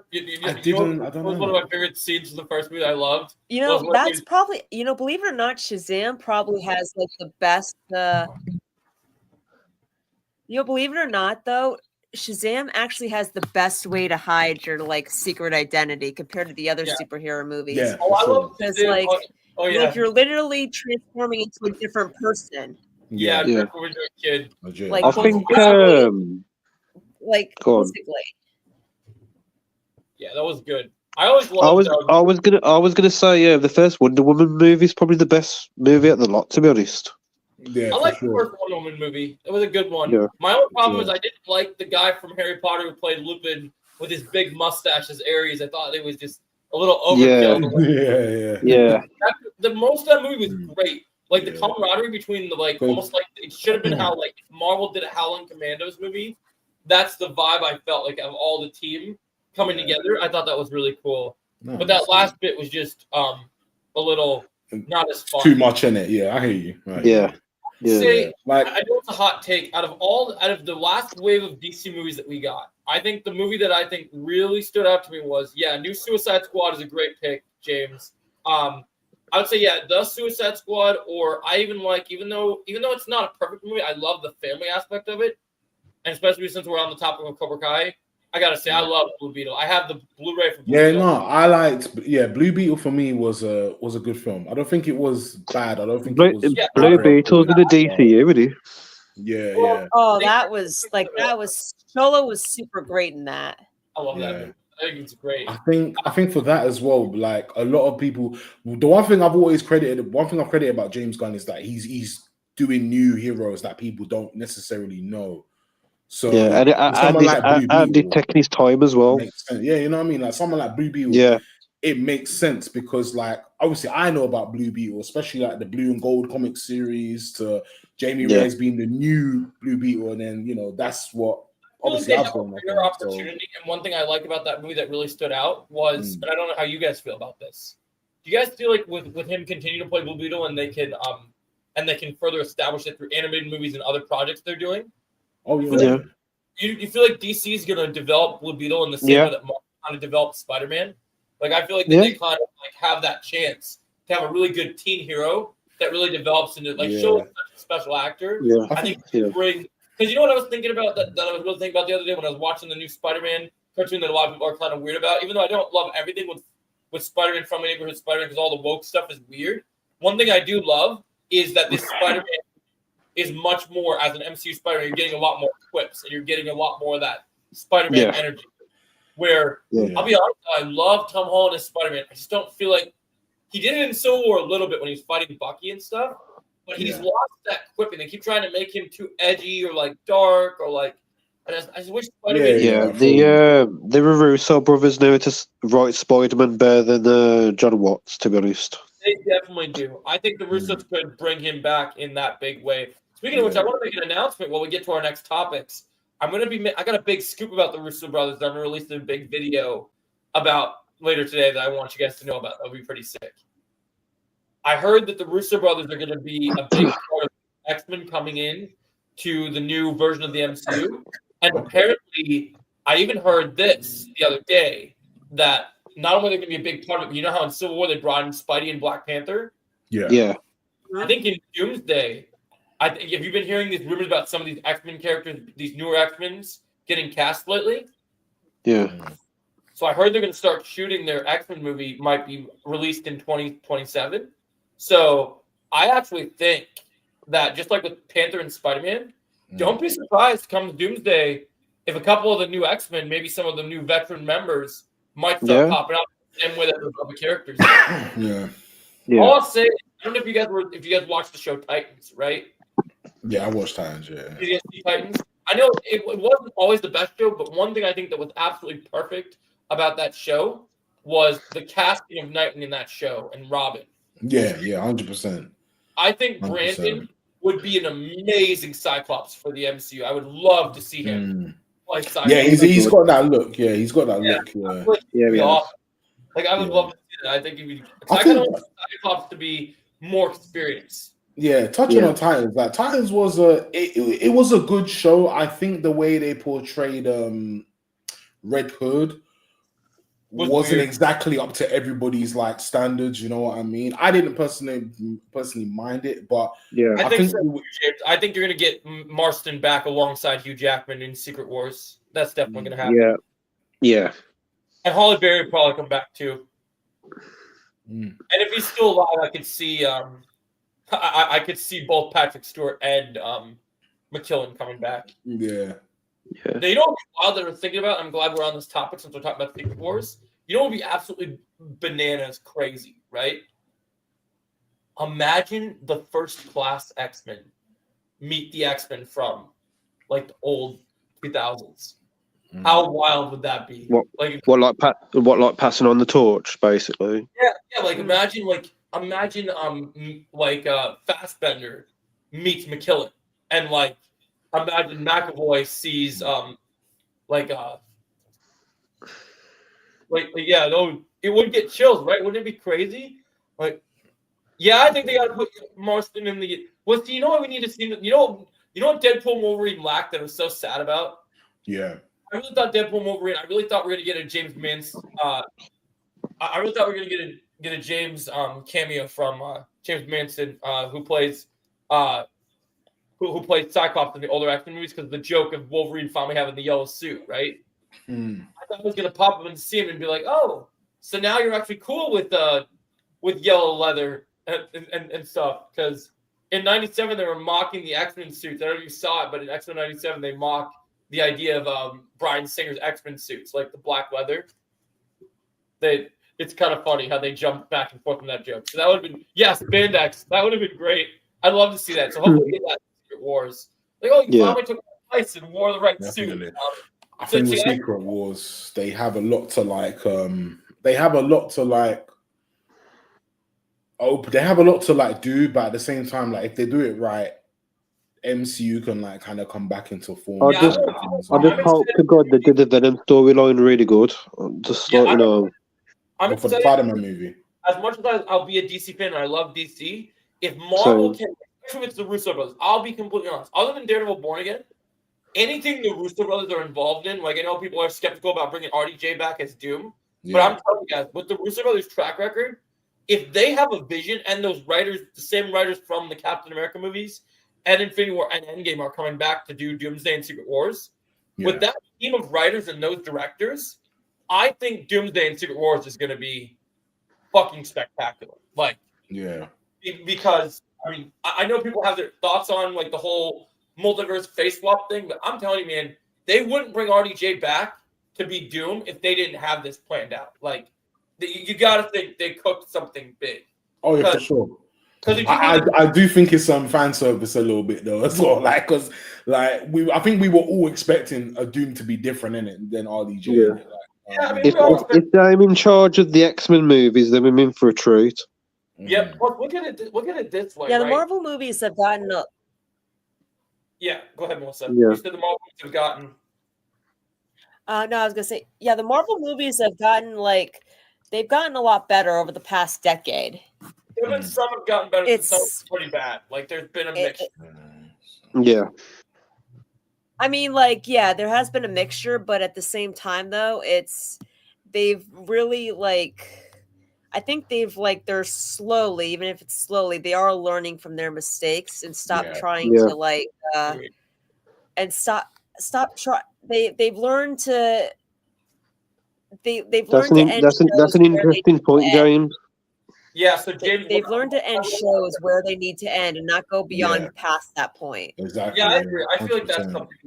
The more creative people you bring into it. So that's my next topic I want to talk about that came from the Super Bowl. So let's dive into the Super Bowl a little bit. But I want to answer James real quick. So one of my things about this, and I'm actually going to do a theory video about this today, James.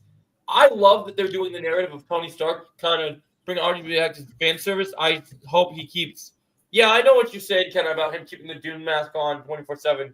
But I think part of the play of this is the fact that when they developed that whole Spider-Man and Tony Stark relationship, I had a theory that it was kind of teased in No Way Home that I think that Peter will have the symbiote in Doomsday.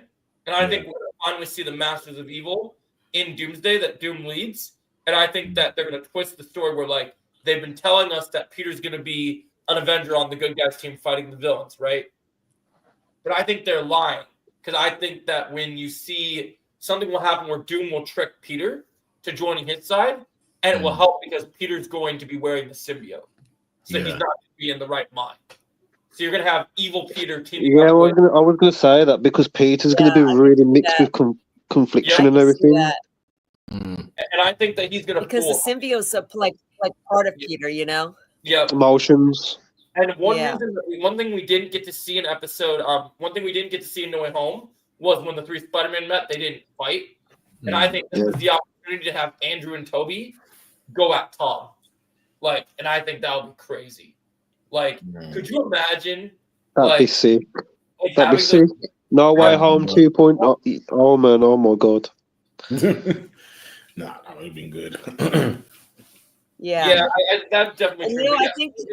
I think that I think the symbiote has had out of all of the villains that Spider-Man's ever had is the most dangerous because it's the only one that knows how to emotionally connect Peter. Yeah. You know, I heard about that. I'm gonna do a video about that later. It's not just that as well. The symbiote's very strong as well. So it doesn't just torment. It doesn't just torture him it doesn't just take him on physically. It also takes him on psychologically too. Breaks him. If you play the Spider-Man 2 PlayStation 5 game, you know what I'm talking about. So, especially when Peter's dealing with the symbiote suit. Yeah. So, you guys are talking about this. I'm going to run to the restroom again because I've been drinking a lot of water. And then when I get back, we're going to talk about, for a lot of us that live in America or just watch the Super Bowl, I want to dive into what you guys think about what you thought about the Super Bowl. We'll talk about the game, the halftime show, and then we're going to build into because the job of these TV spots and trailers is to build anticipation, right? So what you guys kind of looking at and go, okay, I need more from this. This didn't convince me yet. What are we kind of we've seen enough. We're like, okay, I'm sold on this. So when I get back, we're going to dive into Super Bowl recap. And then, Joe, after that, do you want to discuss since we're in kind of like a new group? Do you think that do you want to discuss thoughts, predictions for this group for part 3? Yeah, we're gonna do I was gonna do that with Josh, but we might do a little bit of a segment of what we're kind of hoping to see because I know that Chris watches Cobra Kai, Underground watches Cobra Kai, and Retro Lad also watches it. So we have a good group to have that discussion, I think. Chris watches it though. Chris watches Cobra Kai as well. Yeah, he said. Yeah. Oh, good. Yeah, my bad. Yeah. Martha, sorry. So we'll be right back. You guys can keep talking to yourself and get acquainted and stuff. I'll just be probably about 3 minutes, and I'll be right back. I'm just gonna go into audio mode real quick. All right. All right, cool. Get going, Joe. I'm going. So- It's just freaking water. So, guys, it's called the Retro Lad podcast now. So I'm taking over. So Yep. no, I'm just joking. We'll call it the Retro Podcast. Retrocast. Yo, that's a pretty good name. That'd be mad. I like that name. Or it'll be the Retro Metro Podcast. That'd be pretty sick. Yo, that's even pretty better. Yeah.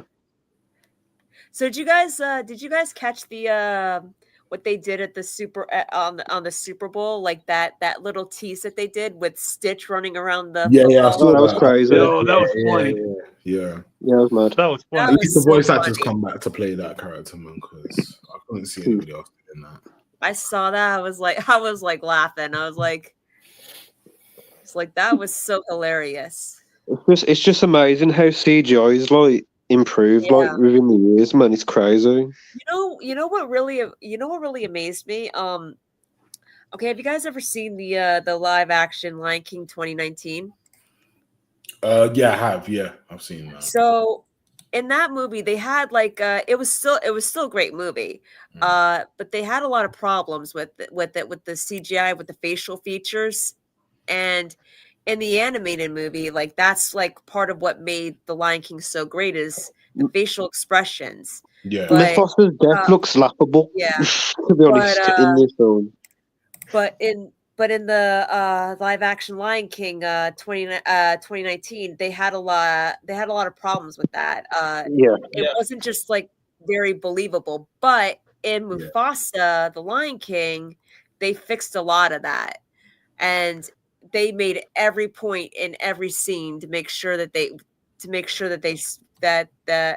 was shown. I think they should have waited a bit longer with the CGI, to be honest, for emotions and stuff. I think it was a bit too early. Yeah, back then, yeah. But with Mufasa, they really showed that they made it a point in every scene to show just how much they've improved that.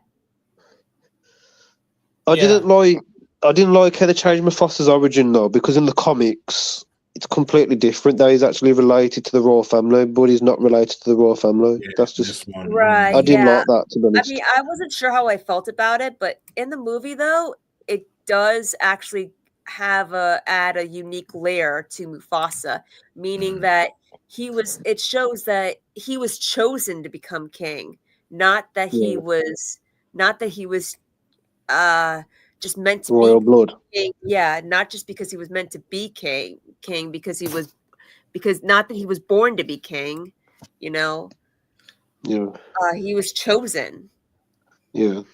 I never saw Mufasa, but I've still had it on my list to check. Yeah, I haven't seen it. I'll probably check out. I haven't watched it yet. I was skeptical about it because I think the original is like my favorite Disney movie of all time. You know what I mean? See, So I wanted to see, because I heard that there was a really good send off to James Earl Jones in it.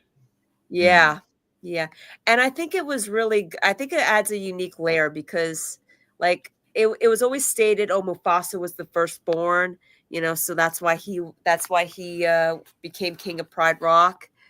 But in this one, they did it differently. They added something unique about it, where Mufasa wasn't even like a member of the royal family, and he wasn't like born to be king, but he was he was chosen to be king. Yeah.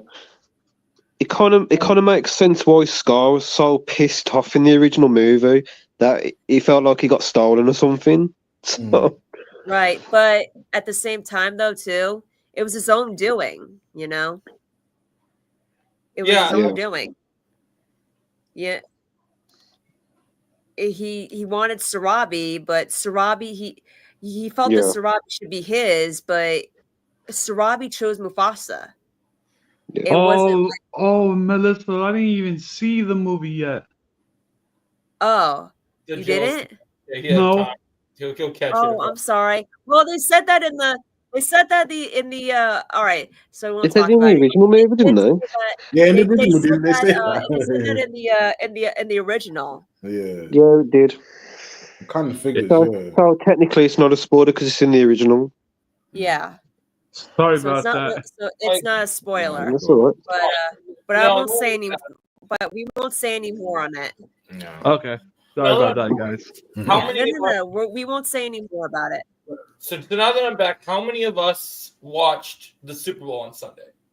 Oh yeah, for sure. Watched it. Okay. I went to sleep after the third quarter. I said, yeah, the Eagles have got this. If I wake up and see the lead, I was like, yeah, okay, then but they didn't. So I'll be honest. I was telling Underground, I was like, because of past seasons, I was like, oh, I don't know, man. Like, I just wasn't interested in this game because every year it seemed like the last 2 years when the Chiefs go to the Super Bowl, it just seems like they always have it on lock, Yeah. I was like, oh man, the Eagles are good. They're not going to pull this off. And then I was watching the game, and I was like, wow, this is embarrassing. Like, Yeah. I didn't even finish the game. I stopped watching it till probably like when I thought that the Eagles still had the lead and that the Chiefs didn't get a single point. I was in the car on my way home, and I looked at the score, and I was like, wow, they managed to get 6 points. That's it? Wow. Yeah. That's what I'm saying. Yeah, did you guys think it was unexpected that the Eagles played that well, or did you guys? I think honestly the Eagles have. I'm not because obviously, see, I'm a Raiders fan, innit? But obviously, I've seen like a few highlights of what the Eagles have been doing and stuff. So, obviously, I've only started recently. I've only started watching American football like probably since like 2015. So, I've only just like really just started to understand the rules more and more as I watch. But yeah, like I think with the Eagles, I felt like their O-line and defensive line were just on point, really and truly. Can we talk about this play for a minute? What McKenna said? I thought that was hilarious. When all I needed to see was the Chiefs throwing the ball to the Eagles player, that was hilarious. I cannot believe that they let that happen. Like that was. But it's weird though. I don't know. I don't watch American football. I don't know. The Super Bowl by itself, like the game itself, was what it was. How did you guys feel about Kendrick's halftime show? Oh yeah, I thought it was good. I thought it was a good halftime performance. It was good for Kendrick, man. I liked it. It was nice that they brought in the I See Stars with him and Sia there. Yeah. It was a good performance. I can't believe he did the thing with Drake where he. Oh no! Like yeah. That was everybody knew that was coming. Everybody knew that was happening. Yeah, might as well, innit? You know what I mean? Like it's a big song as it is. Might as well. The whole. I was surprised that the whole crowd was just singing out for boy. Did you have a favorite? Did you have a favorite Kendrick song they played? I think for me it was. I think when it got to, I think probably what DNA. When it got to DNA, that's when I was. DNA was hype. Yeah.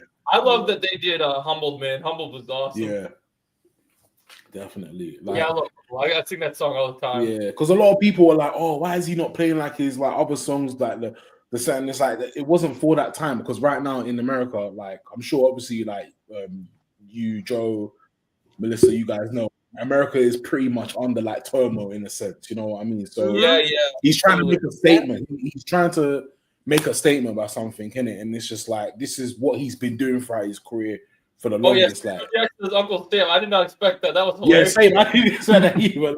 I didn't see that. That was so funny. That was funny, man. I was like, you know what? This is gonna be a good one. So then the halftime show aside.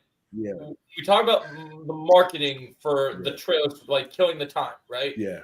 I gotta be honest. I don't know if these companies didn't make a lot of money these last couple of years, but this was a weak ass promotion. No, it was because like Lilo and Stitch only just got a teaser, and that's been teased for the last 2 years now. Yeah. Mm-hmm. You know. I mean, so that doesn't make kind of sense to me that they didn't put out a proper trailer for that. They should have put out something for that. The Smurf movie off. I can't believe they do it. I think that's the most one that stood out to me. What was the other ones? I couldn't even remember. Like they did Mission Impossible, but Mission Impossible just kind of showed the same thing they did in their big trailer. Basically, they're not going to pull up the stops and make this movie like look good. That's the thing that sucks. I wish they would have shown more. Yeah. I thought they showed quite a bit for How to Train Your Dragon, and the nice thing is apparently we're getting a full trailer tomorrow for it. Okay. So that was pretty decent. I'm not gonna lie, I didn't mind that. The original to that, so I thought the Jurassic World stuff was just kind of a little bit of stuff we didn't see from the trailer. In the original trailer, It still felt just a short version of it. I think the big clear winner, which we're going to talk about as a separate topic, was they did the little TV spot ad of the Thunderbolts, but then they did the full trailer online. Now, I did not see the full trailer until the next day, where I just literally put out my reaction for it before they streamed. Yeah, same. I didn't see it. What I will tell you is, I got to be honest. I know the opinion of Marvel is like, I'm gonna be real with you. I'm seeing Brave New World in literally 2 days. I'm gonna see it. I have positives. I'm hoping to look forward to it, but I'm not excited about it based on the treatment the movie has gotten. Yeah, no, for real. Like, I'm probably more. I'm the thing is, I'm not really hyped for anything Marvel as I used to be. You know, I get it. The only thing I'm hyped because for of the only thing I'm hyped for Marvel wise is what I know will be good, which is I think Daredevil's gonna. Yeah, for 100%. Yeah, definitely.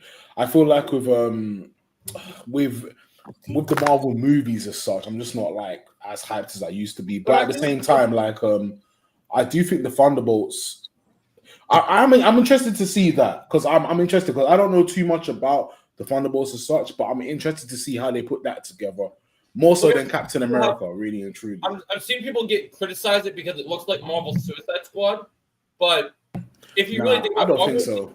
Marvel and DC have been copying each other for a long time, but there's one big difference with Thunderbolts than Suicide Squad. One thing I also want to say is Thunderbolts. I don't know if you noticed it at the end of the trailer.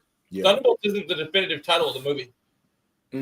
Because if you look at, they're hiding the real title for a story reason in the movie. Because when you watch the trailer at the end in the big game spot, it says Thunderbolts asterisk, like putting like question marks on it. And then there's also a part in the trailer where they're talking about, oh, that's not what we're going to be called, right? Kind of the whole joke, are we some kind of Suicide Squad from the Suicide Squad movie?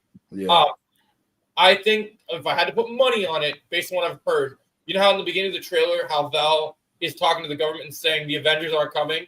I have a feeling that I've heard they're in Doomsday and Fantastic Four as well. I would put money on this at some point during the marketing for this movie, probably closer to release. Or maybe they won't reveal it. Maybe you won't see the title until you get to watch the movie in theater, right? Yeah. Okay. But I won't be surprised if we watch the movie and at some point during the movie the credits come up and then Val's they show the full title. And watch the title be Val's like, no, Thunderbolts is just our working title, because I heard Thunderbolts was meant to be a title that Yelena came up with from her soccer team or whatever. And so maybe they say that like, oh, it's a bad title, and then Val's like, no, you guys aren't going to be the Thunderbolts. You're going to be my Dark Avengers. Because that's what I think the movie's building towards. I think that's what they're going to call it, the Dark Avengers. Yeah, because they're pretty unorthodox, isn't it? So it makes sense. I like how I love what's the actor's name? Florence Pugh. I love Yelena in the trailer, which is like, what? None of us can fly, and we all punch and shoot. Yeah. That made me laugh. That's my thing as well. Like with the Thunderbolts, it looks like it's gonna be like, I think why I'm probably a bit more interested to see that than Captain America is because that just looks like to me like a good action film rather than, and it's not trying to do. I don't feel like it's trying to do too much. I feel like with Captain America, it seems like a lot of stuff that they're trying to do too much. Like, well, yeah, what I heard is they're using it to elevate the universe. Like apparently Adamantium is going to be mentioned in there. You got Red Hulk in there. They got the Serpent Society in there. Yeah. And apparently they have like Adamantium is going to be a big focus for the rest of the MCU now that we have the X-Men stuff. So I'm curious to see how they do it. I'm seeing it just because I'm interested with them introducing a new Captain America. I'm hoping, my main reason for seeing it is one of my biggest issues with Phase 4 and Phase 5 is the question of, like, even in the Thunderbolts trailer, that they asked the question, the Avengers aren't coming. So, like, where are the Avengers? Who are the Avengers at this point? So I hope they address that question. Because Ross, played by Harrison Ford, says in the trailer to Sam Wilson, oh, yeah, we're going to be bringing the Avengers back together. And, like, we're going to have you do that. So I hope they address that question by the end of the film of, like, oh, we lost Retro Lad. I wonder if he's having issues. But I think we just lost Retro Lad. He'll come back. He does it from a He'll probably come back. He'll probably be in the chat or something. One thing I kind of wanted from not the second Suicide Squad, but the first Suicide Squad movie, was instead of doing the whole like stupid thing with the Enchantress and stuff, you know what I would have done if I would have made that first Suicide Squad movie? Have the Suicide Squad, because in the end of the movie they're kind of dealing with the justice. What would you have done? I would have had the Suicide Squad have Waller target Superman, right? Yeah. And that's what it looks like. This movie, because Zack Snyder made the wrong call to kill Superman before he had his Suicide Squad stuff. I thought Kevin Feige said why there's he said that apparently it's not the real title multiple times. People have said. Okay. We're discussing Marvel, but now we're going to talk about the Super Bowl. Yeah, we're talking about Thunderbolts right now, if you're wondering. And Marvel movies in general. So I'm still not vibing with Fantastic Four. I hope it's good, but yeah, I hope it's good. Yeah. My whole thing with Thunderbolts is like, especially with this team. Can we be honest for a moment? If you guys know the history of the team of Thunderbolts and Dark Avengers, it's kind of funny that this team of what would you call them? Support characters, sort of villains, sort of anti-hero group of characters. If they're doing, we know they're doing Sentry, and like Sentry's super powerful. So how are they going to handle this team of like people like Yelena says, a team of people, a team of super soldiers that punch and shoot? How are they going to do stuff? Yeah.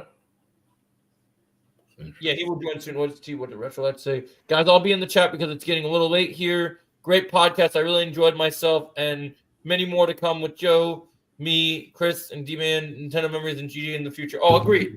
So I think the Thunderbolts just looks like it's going to be fun.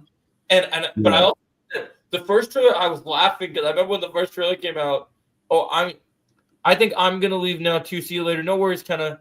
I'm watching Hard Eyes today. Oh, I hope you enjoy it, Jennifer. I know that's got the guys and everything. Bye, McKenna. See you, McKenna. Little short round. They said vibranium is stronger than adamantium in a movie clip. Yeah, that's always been true, Ken. If you read the comics, adamantium is always stronger than vibranium. That's always, they're just elevating the fact that in the previous existing MCU they couldn't use adamantium, so now they're going to hype it up because it is the strongest metal. Like I chuckled in, I think it was Age of Ultron when they started addressing vibranium, and remember when Tony says to Cap, "What's in Wakanda?" and he says, "The strongest metal on Earth," and I kind of chuckled. I was like, funny. Yeah. That's man. Yeah. That's funny because it's always been, if my knowledge is correct, I think adamantium has always been stronger than vibranium, if I remember correctly. If I remember correctly, yeah. Actually, vibranium was one of the topics. That's it, really. I still have lots of topics, so we'll definitely keep going. But yeah, so it's I think Thunderbolts just the roster characters are fun. I personally was someone that enjoyed Falcon the Winter Soldier, and I love the character of John Walker. I loved him in the comics. I love that they're using this character now. I also love that one thing we can talk about is I've heard that if this Captain America movie doesn't do well, Chris, that they're going to probably have to buy Doomsday Swap. If Anthony Mackie's lead Captain America movie doesn't do well, they're going to need to put somebody else in the shield and the suit, right? Oh wow! And so because there's a lot of public opinion that like if this movie didn't do well, they can't support. Yeah, I mean, like I said, Captain America, I'm not too sure on. I'm really not too sure. Thunderbolts, I can feel like when I saw the first show, I was like, all right, cool. But then when I saw the second one, I was like, okay. This seems like a cool one. So the first choice seemed to me like, oh, this is gonna be one of those typical Marvel comedy stuff. Yeah. Like I was watching the trailer and I laughed in the first trailer when he's trying to look for the button to open the doors. Yeah. That's what I'm saying. Like until I saw the second trailer, I was like, okay, cool. Oh, and I just looked up. Actually, vibranium is actually the stronger than. Vibranium is stronger. Okay. Yeah. So but those two were always at the top anyway. So like it was either one, innit? So I guess they're basically just hyping it up. Chris, are you streaming late? State of Play? He's asking if you're streaming the State of Play tomorrow, just like I am. Yeah, I should be. I'll be streaming anyway tomorrow. But when that comes on, I'll be. No, actually, I feel like the second trailer gave this movie a lot of urgency. A bit more, just a bit more like.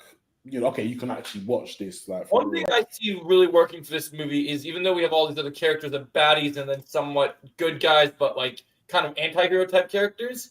One thing I think that drives this movie a lot of power is this is Bucky. Like I heard with Doomsday, they want both Bucky and Sam to have their own team of like heroes. Yeah. If you want to call them heroes. And one thing that I think is going to happen is similar to the Suicide Squad, after Thunderbolts, whoever ends up being called, some of the members you see in the movie, I don't think are making it out alive. So, like, I think if you see it in the trailers, one person I think is gone is I think the female Taskmaster from Black Widow. Yeah. I think she's gone within the first 10 minutes of the movie. Yeah, definitely. I think, because a lot of people didn't like her, especially like in the original. And then maybe Ghost is taken up by the end of the movie. Like, I could see it just being John Walker, Yelena, Red Guardian, and Bucky. Yeah. And then with that being the question of when we go into Doomsday, maybe at the end credit scene of Thunderbolts, maybe we get new members for the team. Definitely, yeah. I mean, and it seems like Valentina's trying to use them against Sentry, so maybe we even get Sentry to join our team. True. Or Doom. So it'd be interesting to get new characters introduced throughout the movie. Yeah, because I don't know. I feel like for me, is it just me? But I feel like I preferred Falcon when he was Falcon. And then, I kind of feel the same way. Like I like him as a character. I don't mind him. I don't mind him as Captain America. Problem is that Falcon that was his own identity. You know what I mean? So like, it's the thing that I have a problem with. Like, I like the idea of him being Falcon. I wish he would have just been Falcon and Captain America. I hate that they gave him the sidekick like that in Falcon the Winter Soldier where he had to have a new Falcon. I would have. I get what that's sick. We'll play Rivals with him after we finish the stream too. I want to play Rivals with you guys today as well. That's pretty sick. We need a new Star-Lord beam. I hope we do get the Wolverine trailer tomorrow because we've been having so many rumblings about Wolverine footage leaking, and we haven't. And not only that, but we've had like cancelled. So many games have been cancelled within the last few months and that. So we definitely need PlayStations to like give us something, man. I'm still mad about that. What was it called? The canceled what was it called? The canceled multiplayer Spider-Verse game that we were supposed to get. Oh yeah, for sure. I don't know why they cancelled it, but And I think out of all, I think you know what, in terms of the live service, I think because they saw Concord, they was like, are people really going to enjoy like another live service from them now? But I hope that Marvel Rivals gives a lot of people faith in live service games because we do need, as much as I love my story games, we need more good live service games that actually people want to play with their friends. Because a lot of these story games now, you can only play it by yourself or like. Yeah. I sometimes wish that like some of these Spider-Man games and even some of the Batman Arkham games, I wish they would have had like a co-op. Like if you're gonna do I'd love it. Oh yeah. There was Gotham Knights, but Gotham Knights wasn't very good. Yeah. I would love to see a almost like in the later phases of the DCU.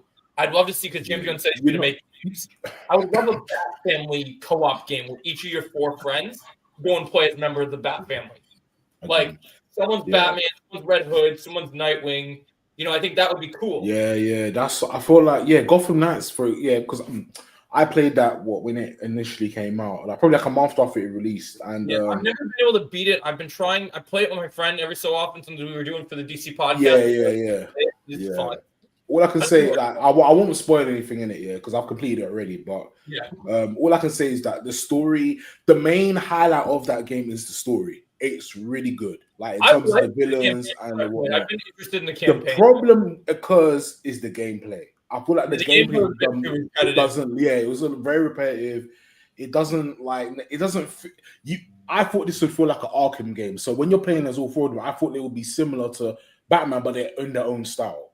That's what makes me really sad. That Rocksteady went off to go do stupid Suicide Squad game when they could have actually gone and made a real awesome Bat Family game. Like imagine a game in the Arkham where it takes place after Batman's gone. Right? Yeah, exactly. Imagine the game is the villains that are left in Gotham. Your job is to play as the Bat Family to avenge Batman. That's what I'm saying. That's what that would be cool. Not for real. Like the thing that would really be cool. Joe, you should. Yeah, Joe, you should be writing that. You should be writing this. I don't know if you guys saw it. I literally did a video last week. You guys check it out on my channel. And it was literally I made a whole video about basically if I took Kevin Feige's job, and it was literally like, oh, how would I make Marvel better? And I did a whole video like thinking everything out and stuff. So that was kind of a fun bit. So I do like to get creative with that stuff. I mean, if Kathleen Kennedy, when she finally gets fired from Lucasfilm, if you're listening, Lucasfilm execs, if you need a new guy to come write your stories and run your company, I'm available. You know what I'm saying? Yeah, like stories. Now we're on the topic I hate, but you know, if you want to go there, we can talk about. Yeah, we can talk for sure. Like I feel, yeah, you know, I'm not. I love Star Wars. I've loved Star Wars since I was a kid, and yeah, that's just a shame. It's a shame. We have to praise when it's good, but then when it's bad, we have to just we have to say what it exactly is. Yeah, like, and I think the problem is that the Disney don't really understand the law, and I wish they would come out and say, look, we don't understand the law. Can we get help from some fans? We'll ask people who are inside the company to. They don't have comic books or video games, so.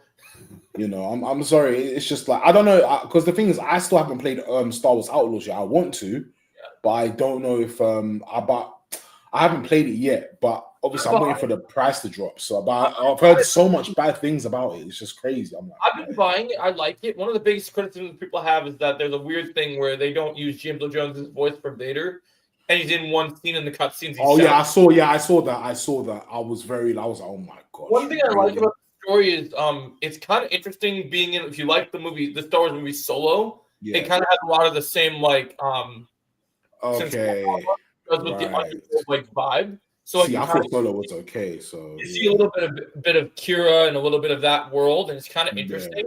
But I never finished the game. I've never been able to like get back into it because I like my problem with if you're gonna do a Star Wars game, I think the idea on paper of a smuggler is cool. But I would much rather have a new bounty hunter game. I think a smuggler. Yeah, I know. Like for years, people have been trying to say, "Yo, can you release like the 1313 cancelled game?" Because that game that would have been so cool. That would have been so cool to see. Like from what I saw from the design and everything, I thought this is a Star Wars game we can play. Flash game got Constantine as well. Hopefully, we get good DCU games in the future. Yeah, I think that's what we all want. Hopefully, yeah. And they're working on a new DC game. What's it? Ain't they working on this? I don't know when the Superman film is coming out. Somebody was saying they're doing some Batman Arkham reboot or something, and I was like, bro, just like I love the Arkham series, and it's cool. I would rather just take the mechanics of the Arkham games and give us a fucking Green Arrow game, bro. Or something, something. Like seriously, like. Because I heard Rocksteady's trying to get back to they're trying to work on another Batman game. It's like, all right, cool. Don't get me wrong, I'm there for it, but it's like we need something new. We want something new. Make a martial arts Bronze Tiger game, man. I'll be there. That should be awesome. Be off the chain for the more characters, or hell, make me a Wildcat game where I can be like Daredevil, boxing fools, and just like go and do. Remember, Wildcat's a great character. You know, I think they have potential to do really cool things. I think eventually they got to make, now that we've seen, even though it's sad to talk about it because of how much of a waste it was, now that they've seen an Avengers game, we need another proper, like a real Justice League game. We haven't had one since PS2. Yeah, I heard they're making a new Avengers game, innit? It's not going to be the same people. It's going to be, who did they say? I can't remember. A good developer as well. They said somebody. This one actually carries through and is actually awesome. I'll support it. You know what I really want that nobody wants in this day and age, but I really want right now? I want a live service, like, it doesn't have to be, it could be, you don't have to do one era. You could split it between, like, almost like the mobile games where you have all the different eras of Power Rangers. I want a Power Ranger game that's, like, 4 to 6 players of, like, the same, like, combat system of, like, either the Batman Arkham games or kind of how the Avengers game worked. Yeah. Right? Okay. I think that would be sick. Like, can you imagine playing the Green Ranger? Like, you and your friends, you're just going out there, doing battles, getting into, like, awesome battles with your weapons and your kicks and your punches and all that awesome stuff. Like, what it's like to be a Power Ranger. Who's Guardian Gamer? Is this the dude? Oh, yeah, this is GG. Welcome, everyone. Hey. Oh, GG, what's going on? What's up, man? Hey, GG. Bro. Yeah, so we're just talking, like, video games right now about, like, superhero games, how there's a new Avengers game that's not made by those horrible developers. Okay, I'm here. Just so you're caught up on what topic we're on right now. We had a talk here, but he left, so now it's just us just kind of chatting right now. But no, yeah, I think if these developers are good, then hopefully we can get an awesome. We need a good Avengers game. Like, yeah, we gotta be honest. Mm-hmm. I'm loving. Obviously, I can play with my friends and play with my favorite Marvel character. But to have another story-driven multiplayer Marvel game, yeah, no, definitely. I don't know who's the new developers working on this new one, but they said, apparently it's going to be, hopefully it's going to be good. So if you're going to make a new Avengers game, Are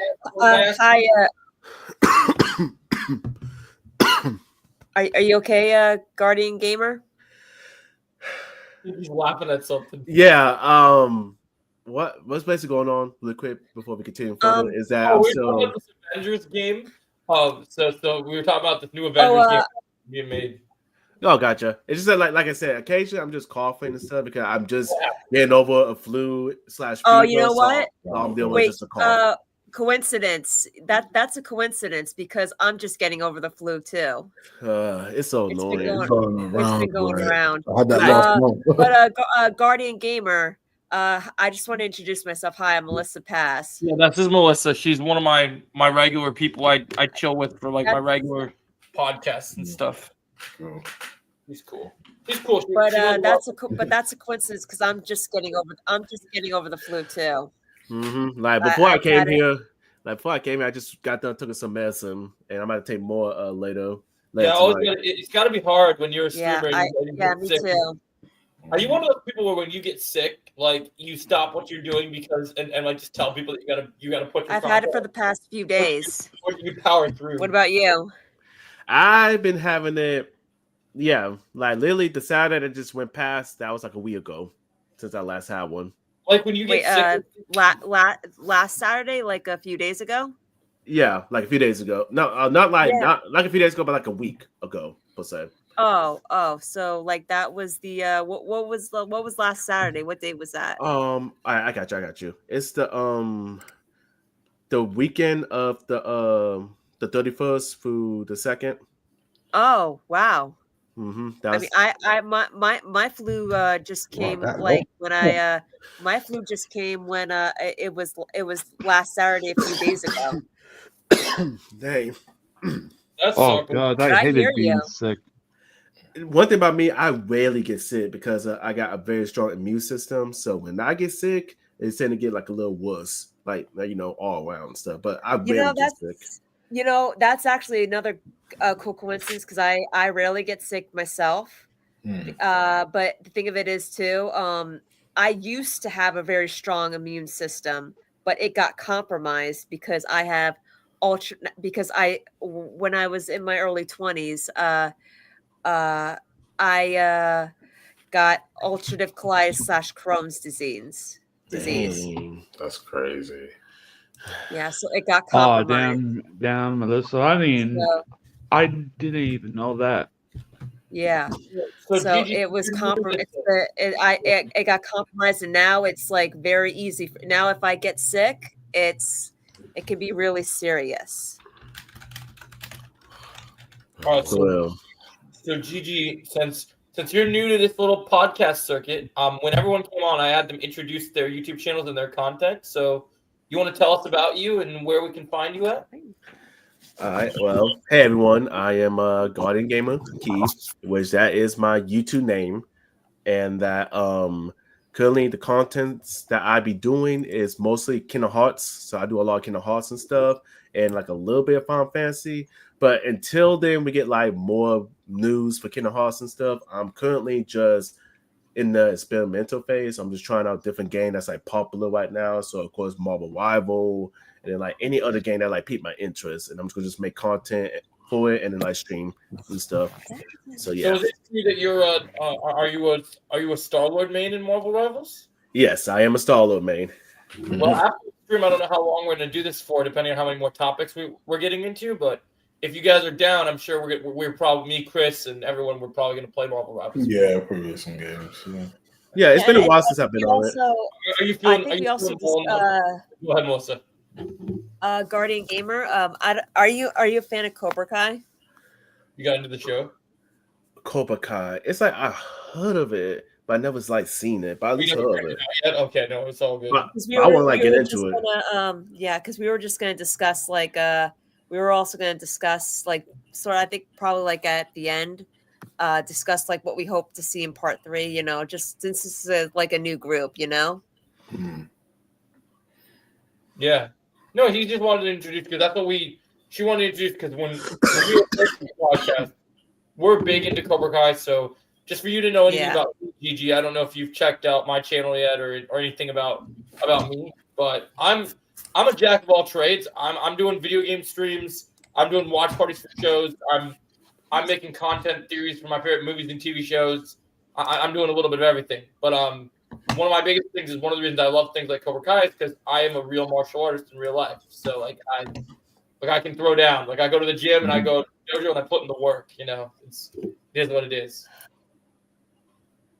So for me, that's why me and Melissa connect is we've been in that fandom together and talk about the things that we love. But like I always tell Chris here, I'm into a lot of different things, and I'm in a lot of different fandoms because you never know. I wanted to make a place where everyone as a community could feel heard, and we could have topics where anybody could get involved.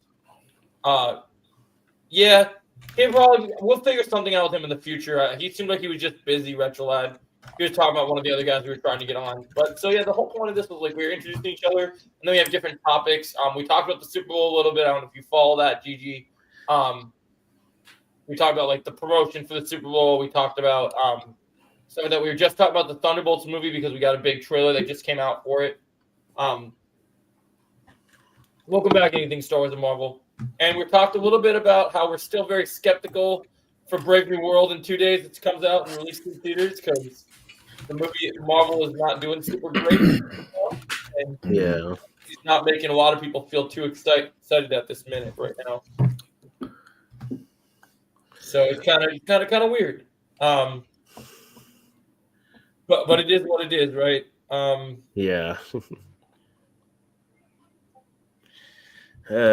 There's always, I always say just as a general, like it's always something. It's always be something. So just see how it is. Just see how it go. That's how I usually would tell people, and even I tell for myself. Yeah, but so that's kind of just cool. But I hear you, Guardian Gamer.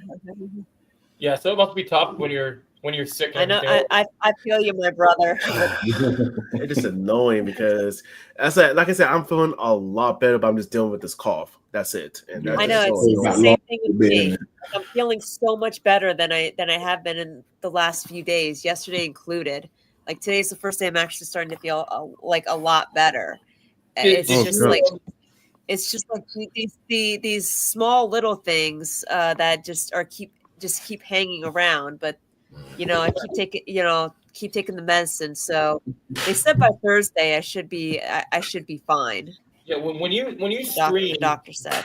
When you stream, Gigi, is it hard for you like when you're talking to people and stuff streaming and like you feel like you're like always coughing, or is it not that consistent? Well, last time I streamed, which was last Wednesday, I was like I was coughing, but it's not like it's like off and on type thing. It wasn't like what I thought it was gonna be like every time I talk and stuff. But just that I just know in my mind that if I know I'm about to talk, I just try not to like I let my people, like my subscribers, know that hey, just want to let you know I'm still getting over the flu and stuff. Like I'm just feeling a lot better, so I'm just dealing with a cough right now. So occasionally y'all going to hear me coughing. So I just want y'all to kind of like bear with me if I keep coughing and whatnot. So I just let them know well in advance. But at least when I streamed last week, it wasn't like a lot, but I was coughing a little off and on. But luckily, it wasn't like worse than I thought. Where do you want me to post it? Retro Lad, the chat or do you want me to post somewhere else? I'm confused about where you want me to post those links because we could post those so people can follow them. I'm starting.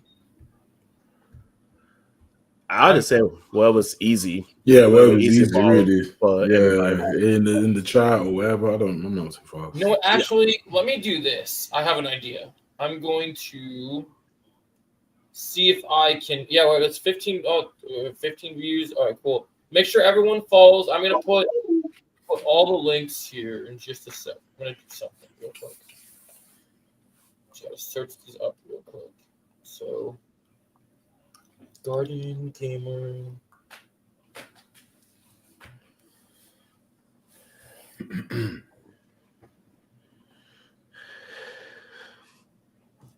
But How now, many followers do you have on YouTube, Guardian Gamer? I currently have 708 subscribers. Okay. And how do I spell your name? Is it just Guardian Gamer, or like is there like a? Oh, basically, what I wrote down in my name for this in here, that's just how you'll spell it. So that's just the full name. Guardian Gamer. Oh, and then there's in the last part, the key. Yeah, key. Yeah. My God. That's what I'm saying. It gets so annoying with this cough. It gets to the point that I will cough, and then out of the blue, I'll just end up getting like a migraine or like a headache coming afterwards. Oh, it connects. Oh, yeah. Oh, bro. That's I hear you. I hear you. Telling you. So you have 708 subscribers, correct? Yes, I do. All right. Perfect. I am just about to do something right now, so I just wanted to see. Yeah. Yep. Let's go back to my chat. Yeah, this is really like my first time ever like getting involved in a podcast. Like I be hearing some like my friends and stuff being part of a podcast. So of course, D-Man.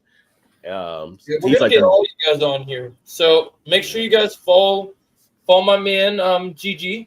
I got his link in the chat right now, and we're about to get. Now we're gonna get Chris's link in the chat, so you guys can follow him. I recommend everyone coming in follow these guys are gonna be my regular co-hosts for a while and stuff, and then we might have new people come on, but this is gonna be one of the best crossovers ever, and it's gonna be awesome. Yeah. Indeed, I'm very excited. I just subscribed to you, I just subscribed to you, Guardian. All right, thank you. And also, do you got a channel yourself? I'm gonna make sure I follow everybody. I'm gonna make sure I follow everybody when. Yeah. You know what? I actually don't have a YouTube channel. I'm just like a fan. I honestly, I really don't have time to make my own videos. I would if I could, but I normally am just the type of person that just likes to hop on other people's channels and maybe with some help create a podcast of my own that I like to share, like what the one that Joe and I are planning on doing that we're calling Herd, right? The Herd podcast. Yeah, the Herd podcast about like life and stuff, which is pretty cool. Okay, cool. Okay. Yeah. But so far, yeah, I haven't had so I don't have a YouTube channel of my own. Okay. I mean, it's all good. And so, I mean, hey, it's still nice to meet you. Thanks for asking. Yeah. And no, I was just support. Thanks for asking, though. Chris, is there anything? I'm always happy to lend my support. Oh, just type my name and then it should come up with me. Okay, so it's just Chris and then just like that. Okay. Yeah, and it's the 4 in front of the fourth. Yeah, it says number 4, then OURTH. Guy again. I'm gonna remove him. No, thank you, fake Guardian Gamer. And you just proved you just validated my reasons for why I don't show my face. Oh, wait, what happened? There's this guy. We got a troll that comes in. Oh, of course. Yeah. I dealt with a few. The bigger your channel gets, the more haters you're gonna get. Because people get jealous that you're known. Look, I know I signed up for this, so I'm already really prepared and stuff because I know it's gonna happen. Yeah. and Guardian Gamer, I subscribed just now. I gotcha. I did this. I was just about to ask you the same thing, but I went ahead and subscribed to you already. Yeah, and same thing with Joe. I just realized. Joe, sick. Yeah, Joe, I just realized when I look back your channel, like I've been subbed to you because I remember like I don't know how long ago, but I remember maybe like a few months ago and stuff, you was doing a podcast with D-Man and stuff, and that's how I found you. That's how I found you, and I went ahead and subbed to you right there to show support. Oh yeah, for sure. I'm trying to find. Okay, Chris, you got a YouTube, right? I know you got a Twitch. I know that. Yeah, I'm on YouTube right now. I'm getting his link. I'm putting all your links in here, so that way everyone make sure I follow YouTube. You know, let me get the. Hold on. See if I can find. Okay, I got Chris here. Yeah, and then got. That's your heartless cut, Retro. I just have to look at the chat. And I also have another channel. And Josh was here. I felt that, Melissa. I felt that. Yeah. Yeah. And I also have another channel called Super Hardville Podcast. Yeah. All right, so we got now that is Josh's link. If you guys, Josh was here earlier. As well. Hold on. I will him as well. Send it right now. And any new viewers coming in, if this is your first time finding my channel or any of my co-stars, please make sure that you follow everyone because it is a game. We do appreciate all the follows. And Jake, there's yours. Jake, if you want to come up, I'll put the link in the chat for you in a sec. Wait a second. Let me get Jake.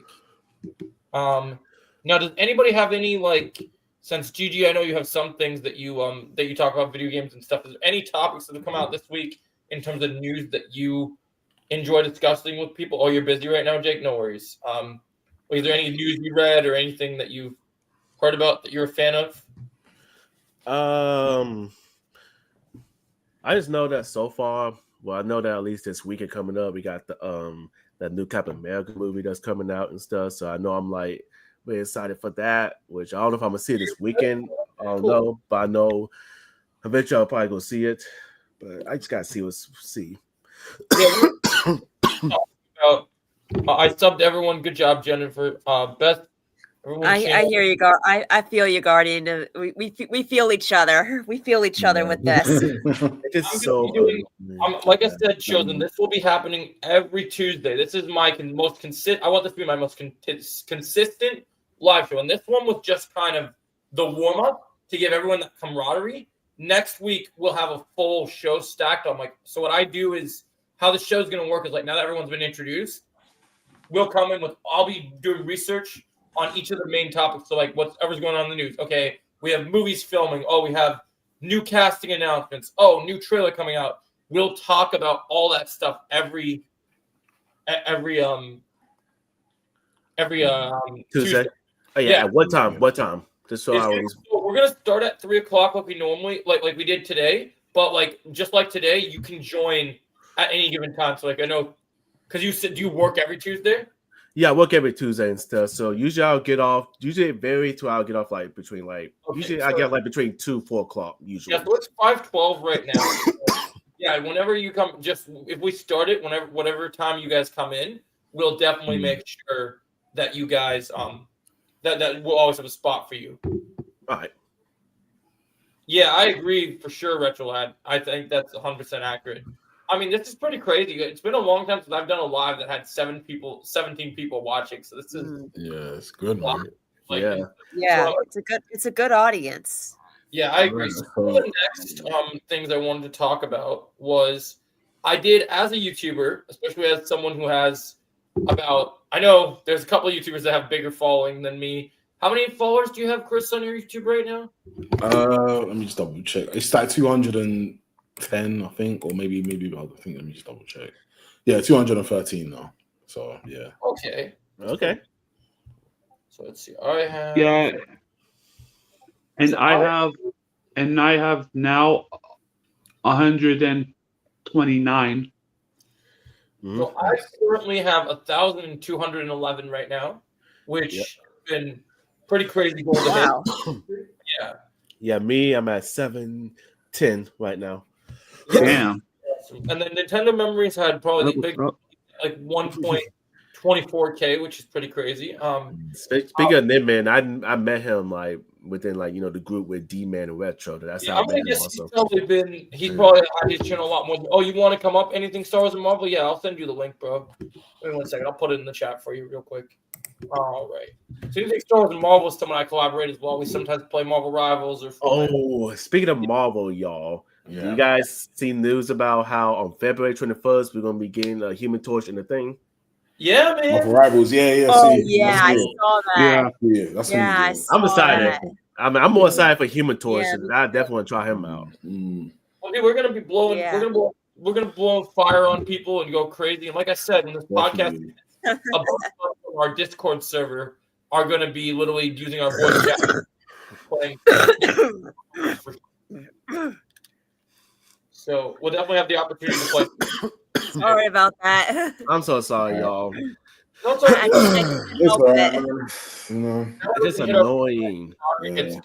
So we're gonna have really good communication and really good camaraderie. And I know that we talked about this last week, Chris. Yeah. I know when Jimbo Lee's a friend of ours. I know he takes the game so seriously sometimes. Yeah. I'll be honest with you. I make sure that sometimes when we play with him, like I just kind of tune him out when it comes to that stuff because I just don't. Yeah, no, because the thing is, I get it. Like I like competition too. Don't get me wrong, but I'm not like because I've just started out on Marvel Rivals. I'm not ready for comp yet, so I'm just gonna continue doing quick matches. Well, we just gotta continue to get good. What I want us to do is make sure that experience up, that we know we're having a good time. Yeah, word. Communicate when it's time to communicate. Like exactly. That's literally it. This person's playing. Yeah. This person's playing a dual class. This person's playing a tank. Like this person's doing this. Oh, we don't have any healers. Okay. Oh, I'll switch to healer. I got you. Yeah. Of course. Having that camaraderie, having that like so we all have different mains, but sometimes it's okay for us to step out of our comfort zone. That better. Benefit. 100%. Like I'll at least tell y'all, I'll tell everybody, to y'all, and even in the chat that when it comes to Marvel Rivals, I do DPS and healer. So those are the two that I always do. We need more healers. I always get stuck with healer, and then I don't get to play any of my my other characters. So. Well, here's this, y'all. When it comes to healers, I mean, I play around with Loki, Cloak and Dagger, and Susan. But right now, I'll be playing a lot of Susan. So that's like my main healer, and then occasionally I'll switch and play Cloak and Dagger and stuff. Retro, since you got your Punisher stuff on lock, are you going to be joining us for Rivals in a little bit and playing? Yeah, Jake said Jake who plays with us found a new main. He found out yesterday he likes to use Sue Storm. Oh, Storm is actually very nice. I gave her a try along with the team ability with Thor. I'm like, oh, she's busted. I just want to play a little more of her. Yeah, he's gonna play Rivals with us, Retro Lad. We already discussed it. We'll get together and put our team together and get. I was done tonight, man. It's my Tuesday night off. We're gonna crush it. So it'll be a good time for Rivals. Yeah, we'll definitely be playing Rivals. And then trying to think, so that was a good point. I'm excited to see. Hopefully, we get some more. Because I know we had the announcement of them, but do you think since the PlayStation event's tomorrow, do you think we'll get any teases for Ben and Johnny to hype up Marvel Rivals since that's coming up pretty soon? I feel like that would be the good idea they would have do that and stuff. But again, I got to the point that I never get my hopes up on things because then if I do, I get very disappointed. So it's it's like it is what it is. If they show up, if they do show up, they show up. If not, then okay, it's all good. I'm waiting for my Wolverine footage forever, so I'm hoping I get it back. Because there was a few games that came out last year as well. I'm assuming DLCs are going to be a part of that. So I'm assuming what DLCs they're gonna get. You know what I mean? I feel like we just need to know. Like, I know Johnny's gonna be a flyer, obviously, but like with Iron Man, I'm shooting lasers and I can do certain things. So you could be a DSP, could be DPS. So he definitely gonna be DPS. Which you think, and also the thing, he gonna definitely be Vanguard. He's a tank. And also, basically, Iron Man, you're basically like an Iron Guard. You know, like you have. We put Iron Man this fun. I love playing every single part of you is like every single part of your body is a weapon. Yeah, which is great. Great about Iron Man to do that. I think that's fantastic. Yo, what up, guys? Yo, what's up? What's up? Not much. Hey, anything Star Wars and Marvel. We'll check out him. He's another good friend of mine. We've been working on Mr. Anything Star Wars and Marvel is actually working on his he's making his own little Secret Invasion Marvel storyline right now, like how to do different like Marvel versions. So like because I'm sure a lot of us saw that terrible show. He wanted to make a much better version, like in the comics, how that show would be done, but as like a movie. Right. Because I mean, to be fair, I mean, the whole Secret Invasion show, the way they did it, I'm like, no, this is not how you do Secret Invasion. And no due respect to those that enjoyed the show, but this is not how you do Secret Invasion. And another YouTuber I did watch, that I do watch, he even pointed it out that Secret Invasion shouldn't have been a show. It should have been an Avengers movie. And it would have been the perfect Avengers movie to showcase Sam Wilson as the new Captain America, but he's leading the new Avengers. The new Avengers team gets formed because of this Skrull invasion. I feel like if Marvel just did that, that would have been good. But instead, we got the Secret Invasion show, which in my opinion, I'm like, no, this is not how you do a show. This is not how you do the Secret Invasion story because they rushed it. I'm like, no, you don't do this. There was too much. There was too much tell the story. With that show, I saw like the last. I didn't really watch it properly, but I saw like the last two episodes, and I was just like, this don't even look or feel good or anything. Like, because for me, it's like the fact that Sam was like in that flipping thing for like how long. And I'm thinking, really, they kept him in there. That's not a good storyline to have now, because now we're like, what? So all that time we thought he was fighting in the war, in the Avengers War and all that. He's not even. He's there, like in like a little chamber or something. So it's just too weird. It's too weird for me. What did I miss? Right. I don't know, and that's another thing too. That's another thing too. Sam Wilson could have been in Secret Invasion, because think about it, they had Rhodey in Secret Invasion, but they didn't have enough of the main cast. And I hate in the Secret Invasion show, I really dislike the fact that like they even said in the show, like this girl's asking Fury like, oh, how come you didn't ask the Avengers to come and help you? And then Nick Fury brought up this dumb excuse like, oh, we can't be relying on the Avengers to come and help us. I'm like, first off, that goes against the whole point as to why, he helped form the original Avengers in the first place. I really didn't like that. Yeah, I didn't like that because because in my honest opinion, it was lazy writing, because it was very lazy on the writer's part to just write that in there, because that literally makes no type of sense whatsoever. So thankfully, for like my version of Phase 4, it is going to be titled The Secret Invasion Saga. But it's definitely going to be like, better handled. Like, for example, like I am going to rewrite some stories like WandaVision, some parts of WandaVision I didn't like, some parts of the Falcon and the Winter Soldier. No, I didn't like that. So basically my version of Marvel Phase 4 is definitely going to be with the Skrulls, because 100%. Because in my honest opinion, I feel like the new Avengers needed to be formed already. I feel like the new Avengers needed to fight a threat before Kang. And I know they're not doing King Dynasty now within the main MCU, but that's also another thing I would love to do. I would love to do the King Dynasty, because I know they're doing Doomsday. So for me to do the King Dynasty story, that's... Yeah, I mean, if they didn't have you didn't have the stuff... How long was Rhodey's story? It was even after, even beginning of Civil War, he was. So I'd imagine that it'd be for a long time. I think he was a Skrull probably early into the Civil War movie, based on the way he acted. If you go and watch Civil War after watching Secret Invasion, Rhodey was on some pretty shady shit. Yeah, within the main, I just think it's heartbreaking, the fact that the real Rhodey didn't probably see Tony pass away. Yeah, word. That's one of the things that I was bothered about. I was like, nah, come on, man. This is like one of your best friends. You can't do that. That decision was wrong. I think that was really... And that's also something. I mean, I don't know if that's something you guys would like me to adapt, like that specific story within my Secret Invasion saga. But I don't know. Maybe in my Secret Invasion saga within my version of the MCU, maybe it's revealed. It is revealed like during like my Avengers Secret Invasion film, like it's revealed that Rhodey has been a Skrull ever since, before, like Rhodey got snatched before the events of Captain America: Civil War. Yeah. Mm-hmm. But with other characters like maybe Sharon Carter, she got snatched after Civil War. Yeah, and maybe some other characters they got snatched after Endgame or before Endgame, and that's like it's like this big thing where it's like, oh snap!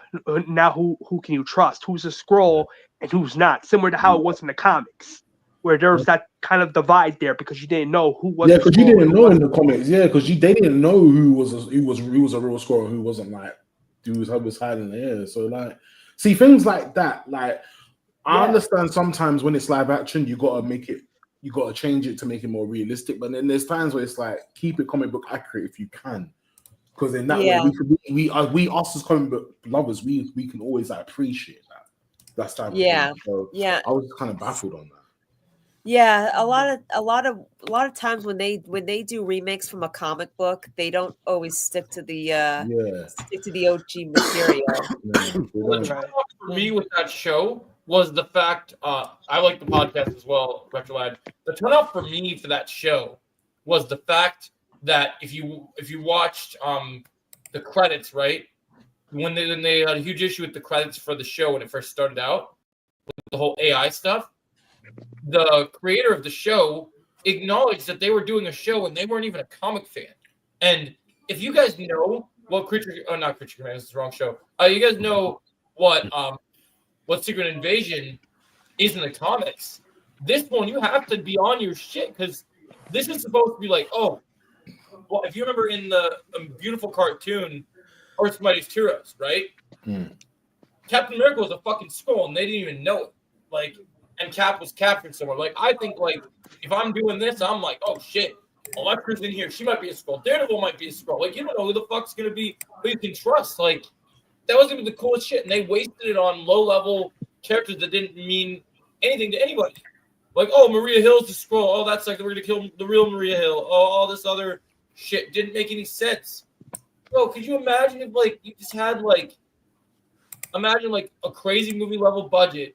You have shit like Elektra's a Skrull, but Daredevil isn't, and Daredevil have to go and definitely smash that subscribe button. Appreciate it, James. Like that shit would be crazy.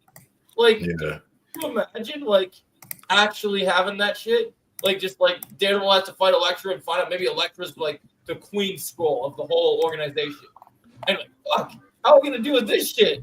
Like, like what?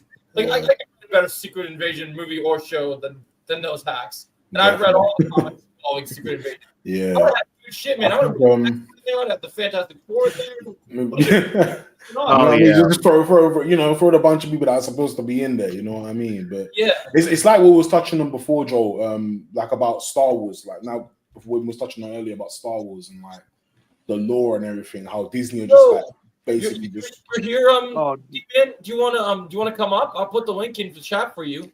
Hey, D-Man. Yeah, D-Man. What's up, D-Man? Hey, D-Man. Yeah, that's what I'm talking about. Like, you know what I mean? Like, I'm like, okay, if you're going to adapt something, at least have it be comic accurate. You know what I mean? Because again, I am going to do this 110%. I am going to do my version of Avengers, but instead of the Secret Invasion thing being like a whole show, no, I'm going to have it be like an Avengers film. I'm going to try to have it be an Avengers film because, to be fair, that whole Secret Invasion show, 6 episodes.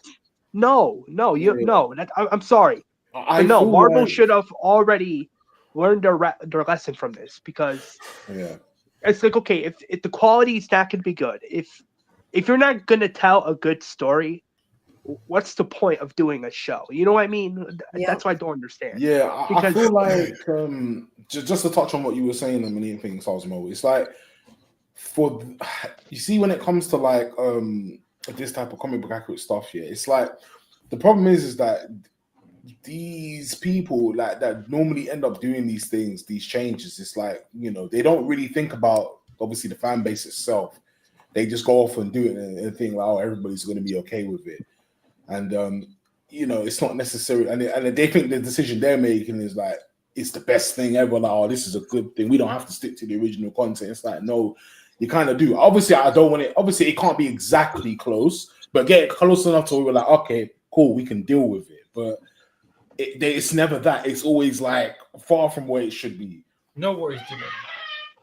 Yeah, I definitely agree. That's it's just that I know that when it comes to like when they make something, they always have to change here and there. And it's just that I always feel like that. Look, only make the change if it's really necessary. But if it's not necessary, then really just keep as much as you can with the original.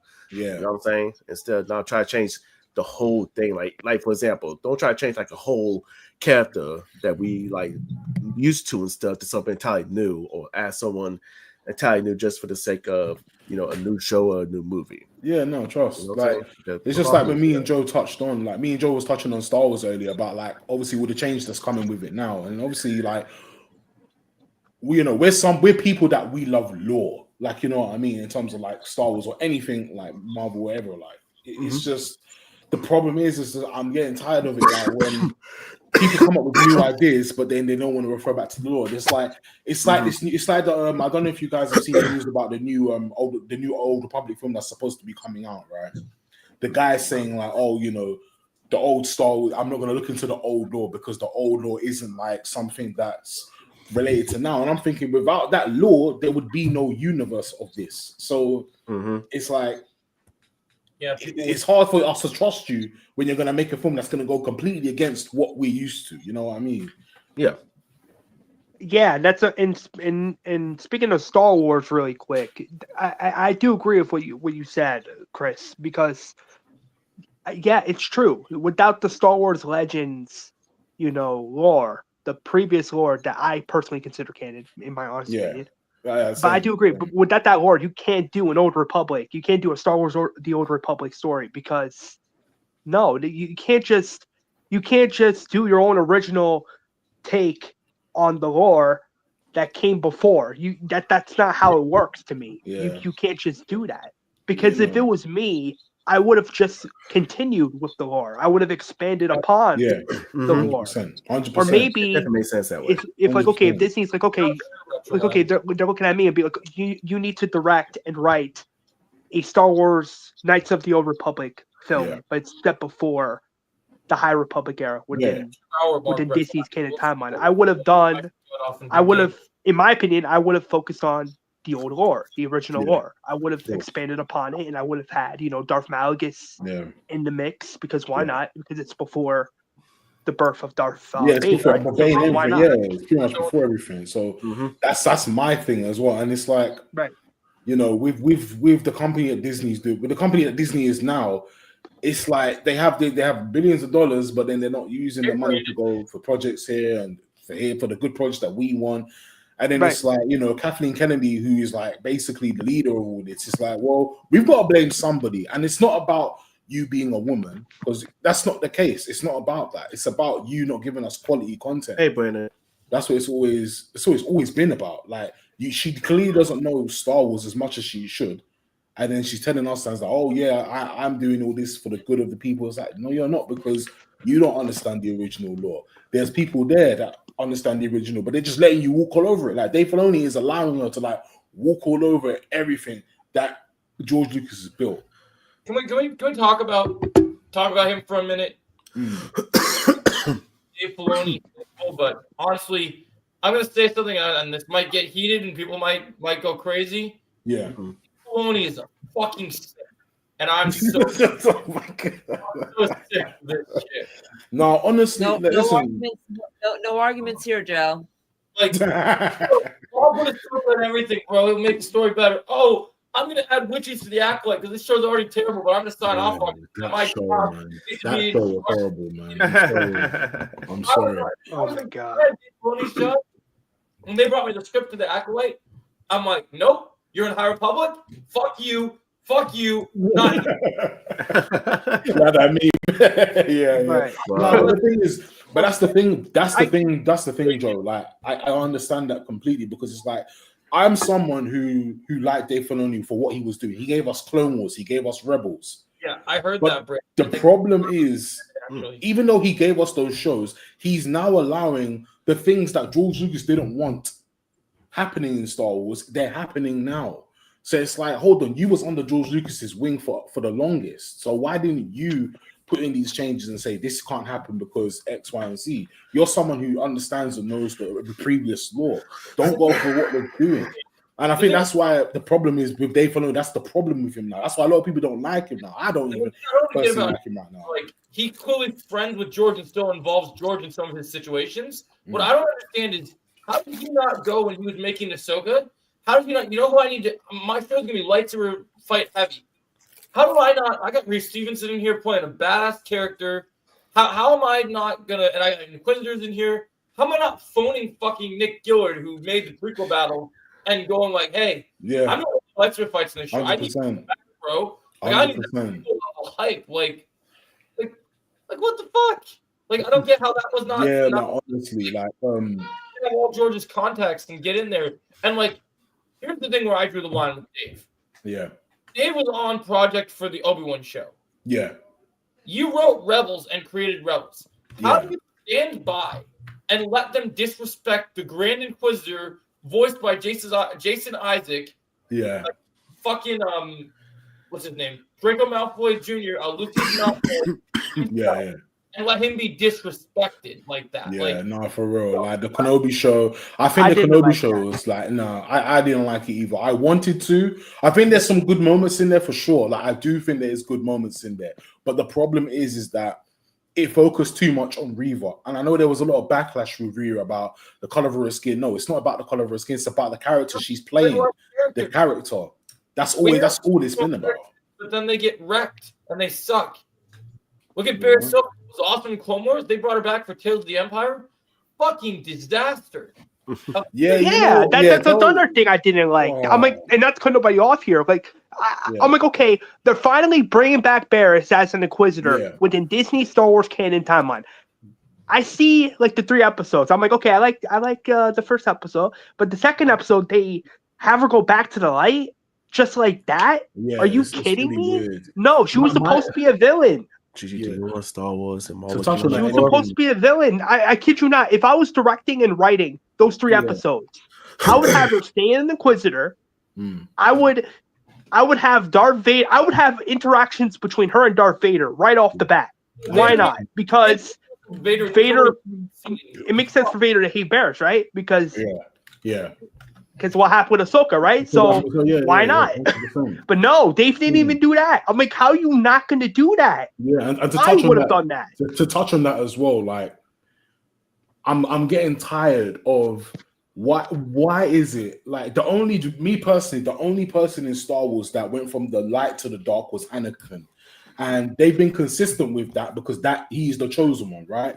I'm getting tired of these small characters going from dark then back to light. Can they just stay in the dark side? We need a character to just stay there and really adopt it and become a Sith, a true Sith.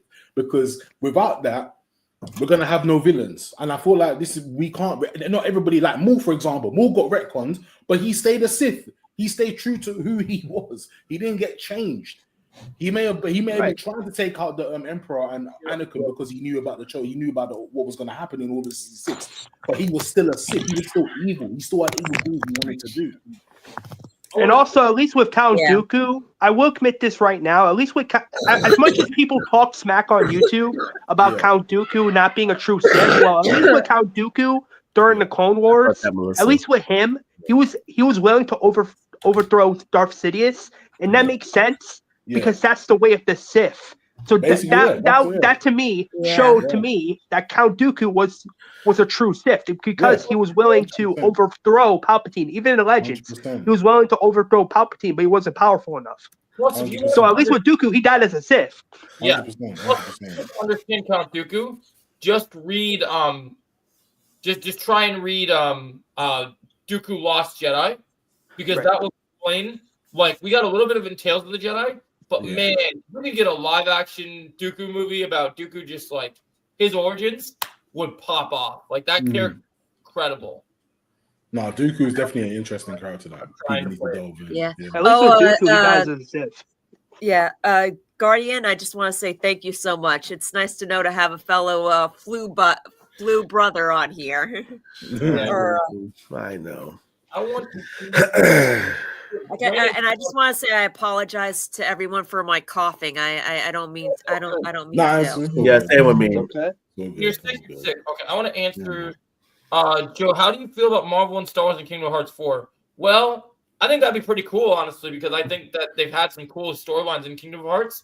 I'd be down to see some Star Wars and Marvel in there. I mean, yes. If I'm getting the Keyblade lightsaber, I'm stoked, bro. Like, I mean, yes. It makes sense. It makes sense. I Sora, I'm down. Like, are you kidding me? What? That sounds awesome. For real. I'm just too excited. But so I want to answer something that Brandon said earlier to all of us. So yeah, I saw the rumor about Colin Domingo was almost chosen to replace MC Kang the Conqueror instead of Jonathan Major. That situation that happened. Colin Domingo. Domingo is the actor that is playing Norman Osborn in the new Friendly Neighborhood Spider-Man show.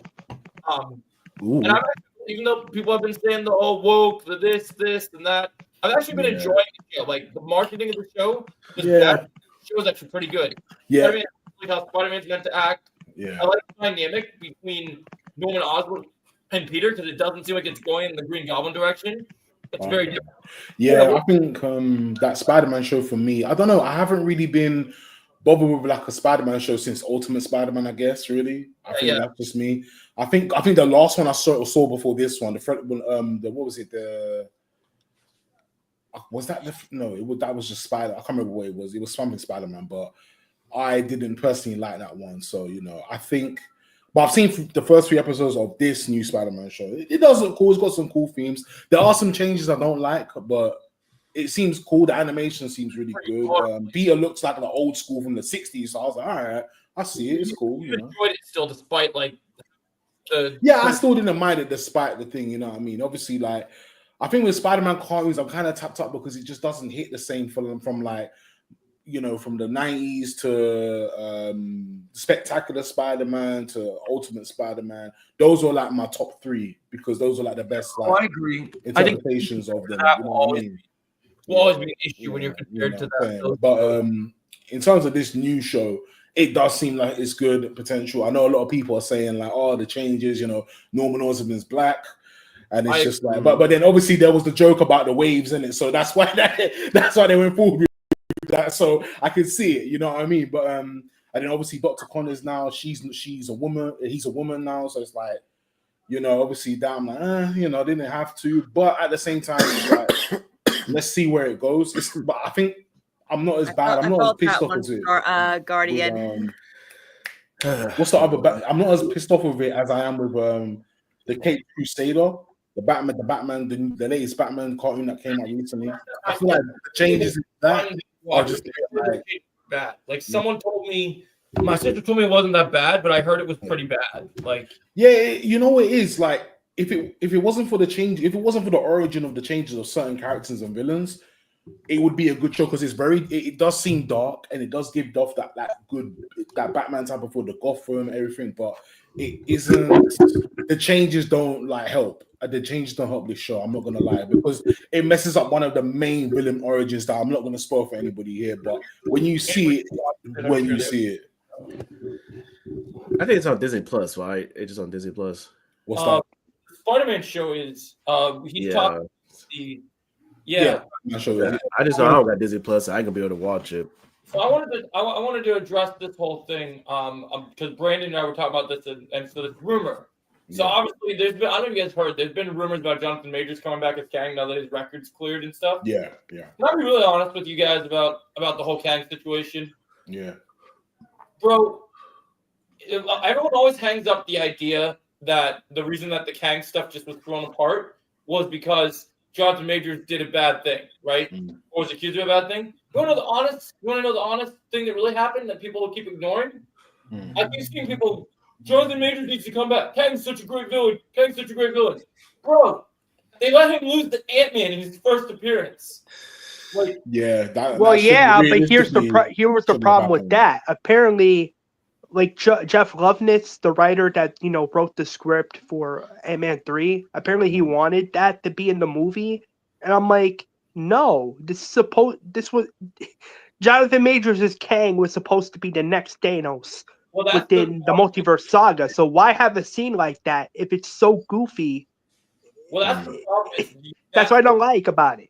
That same writer wanted to make him the big bad of the rest of the universe in because in what was it called? In what's now going to be Kang Dynasty.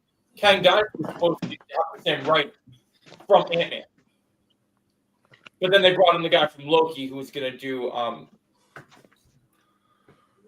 that.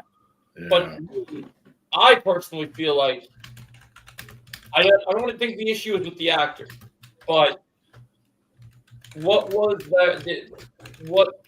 that they were going to do with Dr. Doom originally? What Dr. Doom? Kang from the beginning, but they pivoted to Dr. Doom because Kang didn't work. And look, you can make every argument.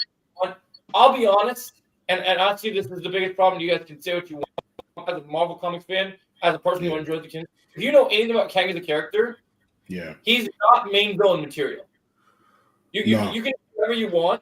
You could get the best writers on the team. Kang is not a villain that works for a main Avengers storyline. Let me get rid of this guy real quick. Like, what is your thoughts on this? Get lost, Larry. Larry, I saw that. But apparently, I mean, I understand what you're saying, Joe, but here's the problem with Kevin Feige and Marvel Studios. You can tell they wanted Kang to be the main villain of the multiverse saga within the main MCU. And I'm like, okay. The reason they wanted Kang to be the villain of that is because Kevin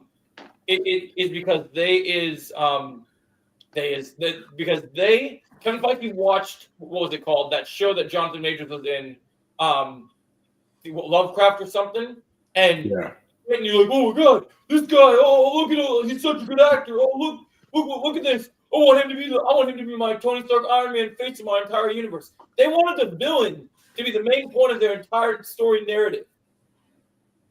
Like, bro. And then they went all crazy with the variant stuff, like Deadpool jokes about the multiverse. Yeah, I think that's why after Secret Wars, the multiverse needs to stop. Like, it needs to die down now because oh my god, like the variance is too much. Like, it's so too much. It's a bit too much now because the thing is like we've gone through the blip, we've gone through like phase 4 of what was happening there. All right, cool. The Kang thing didn't work out, but now I'm at the point where it's like, all right, we tried the multiverse. We tried that. You know what it was? It was the start of the multiverse that was okay. It was just the ending that we got was just like, nah, this is where we need to kind of just scrap this now. Okay, if you're gonna do Kang, if you've seen Earth's Mightiest Heroes, I think it will be Retrolad. I think they have the right people working on it. But so I think my whole thing with this whole multiverse situation, that's awesome. Was that fact that Kang, I feel you, Guardian. I feel you. I feel like Kang was going to be. I got to answer this real quick. Oh, Melissa. If you watch the cartoons, you read the comics. I feel your pain. I feel your cough. Instead of the multiverse, when they did my eyes on the ball. When they did the whole comics thing. I'm sorry. When they did the whole comics thing, in the whole not comics, the whole time travel thing in Endgame, right? Yeah. That was the chance to get Kang in there. Like in Endgame, there should have been a storyline where either Kang was working with Thanos, or when they go back in time, they encounter Kang. Yeah. You know what I mean? Like, I do that, James. Add him into the multiverse. That was a mistake. Oh, that's an interesting unpopular opinion, but I do agree with that, Brandon. I do think, that storyline was pretty weak. I mean, just the idea of like what they did to Thrawn when he's supposed to be like the actual like Sherlock Holmes of the Star Wars universe. Yeah. Really I understand that. Thrawn, he could have been a lot better, honestly. I mean, Morgan Elsbeth dying sucked because Morgan Elsbeth being played by Bruce Lee's granddaughter. That was so good. Like in Star Wars, I never thought we'd see her like doing fucking kicks and stuff as like the whole night. Honestly. That was my favorite thing. I was like, she did her thing. She did her thing for sure. Actual martial art in her fighting style, because that was awesome. Like the fact that she had been trained, like the choreographers were like, "Oh, we don't have to do anything with her. She's got it down." Like, yeah, of course she does. Yeah. her grandfather was the GOAT. So yeah, and to touch on what anything Star Wars and Marvel said, yeah, I agree. Like the expanded universe timeline is true canon Star Wars. I don't see this Disney stuff. I can't get down with it. I'm sorry. Like the fact that they've scrapped a lot of like the comics and old books as well from that era. Like they just said no, we're not gonna go. No, that's all old.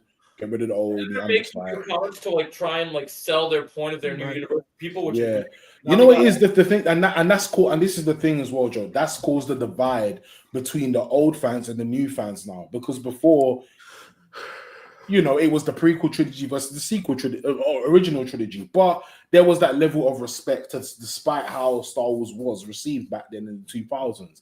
But that respect was still there. Now it's not there. You know what I mean? Like, and that's Disney's fault. I do admit, like, there are some new Star Wars fans that have gone crazy and will just like say anything like, "Oh yeah, this is a lot better than the old stuff." It's like, okay, to you it is, but when you really understand the lore and the basics of everything, like, you will never you'll take it. You'll never take what we grew up on away because that's what we know. You know? Exactly, and I mean, I even said it this before. I'm like, listen, before Disney took over, there was my Star Wars, which was at the time the Legends timeline. Yeah, that was my Star Wars. Same. Yeah. But then Disney, you know, brought Star Wars and the fan base became divided. And I'm like, well, you don't have to divide the fan base. You can still continue with both the Legends timeline and their own timeline. But here's the problem with Disney. Disney just wants to focus on their own timeline. Yeah, and the problem, I'm like, okay, that's fine, but you have to. So, if you don't want the fan base to get divided, at least continue with both timelines with new story. Exactly, so that new fans and old fans can be like, okay, this is actually interesting. But here's the problem. They chose not to do that. And that kind of annoyed me a little bit. I'm like, how are you not going to do that? How are you not going to want to make fans satisfied? I think what doesn't help as well is some of the actors as well. Like Daisy Ridley, for example, like she's going on saying like, oh, you know, like, why don't people like her character Ray and whatnot? Like, oh, is it a women thing? No, it's not that. No, your character was written poorly, and the fact that she had an interview before episode 9 came out, and she said, oh, they don't know what they're gonna. Disney doesn't know what they're gonna do with Ray. That should tell you how much respect they have for you as an actor, as an actress. That your character's gone down the drain, basically. So what's the point of you coming back? John Boyega said straight, he's not coming back because of what happened. So why do you think you should come back? They're still trying to sell the point that they're still trying to make this Ray movie happen. Yeah, look, listen. I, as much as it might be good. I'm not saying it won't. I don't want it to fail. I really don't want it to fail. But the problem is they haven't stuck to the code, so you can't expect us fans to enjoy it. You can't. The new Star Wars fans that can enjoy it, but not the old lot. Us, we like the original lore. So. And how about the fact that they think the thing to bring fans back and everything is the fact that they think that that a Mandalorian movie with some Clone Wars villains mixed in there, like Rhoda. Yeah, that's not gonna do it. That might be good, and it might be good for the time being, but that's not gonna cut it. They've damaged so much. They damaged Kenobi. They've damaged Boba Fett. They've back on the big screen. You have to do something grand. I do agree, and I hate to say this. I do agree with the fact that, you know, Disney is unfortunately, you know, not doing good with Star Wars. And do I think they're kind of damaging the IP a little bit? A little bit, and here's why. They're giving us projects that nobody wanted. Like, for example, the Skeleton Crew show. Not one person wanted a show like that. Yeah. People wanted a show with a younger Palpatine, with his master Darth Plagueis. Yeah, like people wanted like a Star Wars show like that, and Disney has not delivered. Disney has not delivered because they're too focused on giving us shows we don't really want. I mean, don't get me wrong. There were some parts of the Kenobi show I enjoyed, but I disagreed with Obi-Wan leaving the planet, and that's just my opinion, and that's just me being honest with you guys, because I didn't like that. I don't know. I feel like if Disney really wants to succeed with Star Wars going forward, I feel like they need to, number one, get rid of Kathleen Kennedy.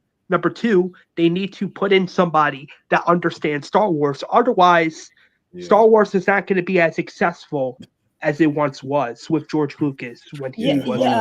What happened to Joe? What happened to Joe? I don't know. I think he's got to do something. I feel like that's what he's doing. Yeah, I think he's probably doing something real quick. But what do you guys think? Do you guys agree? Yeah, I do actually. I do agree. I think Disney does. I think Disney should never have touched Star Wars. They go too far a little bit, and they don't. Especially with the shows that they don't really understand what makes them so beloved in the first place. Like they do great 95% of the time, but it's but shows like Star Wars, like. This is a show that goes back like 40 or 50 years, and it's like to like rebrand it's like and to make it into something like totally different. It's like don't do it, you know what I mean? Yeah. Like don't touch it. Yeah. It's fine the way that it is. If you want to like continue, like there's such like Disney doesn't understand that there is such thing as too much of a good thing, and by them touching Star Wars, it falls right into that very category. It's too much of a good thing. That's the thing. I think they've just become so incompetent to the point where it's just like, well, we can kind of do whatever we want. We've got the IP, we've got this and that. You know, we can hire the actors we want to act in these shows, and then, like, you know, I just don't understand how something like the Acolyte came about, because it had nothing. Like it didn't even do anything. It broke the original law so many times that it didn't really fit the build of what it was trying to be. And I was looking forward to that because it was about the dark side. They said, okay, this is a show that the Sith are going to be the main center of the approach. And I was like, okay, we've never seen that before. But when we actually see in real time, it's like, it's about these two twins and how they're born through the Force. And it's like, hold on a minute, this goes against Anakin Skywalker's story because he is the chosen one. He was born through the Force.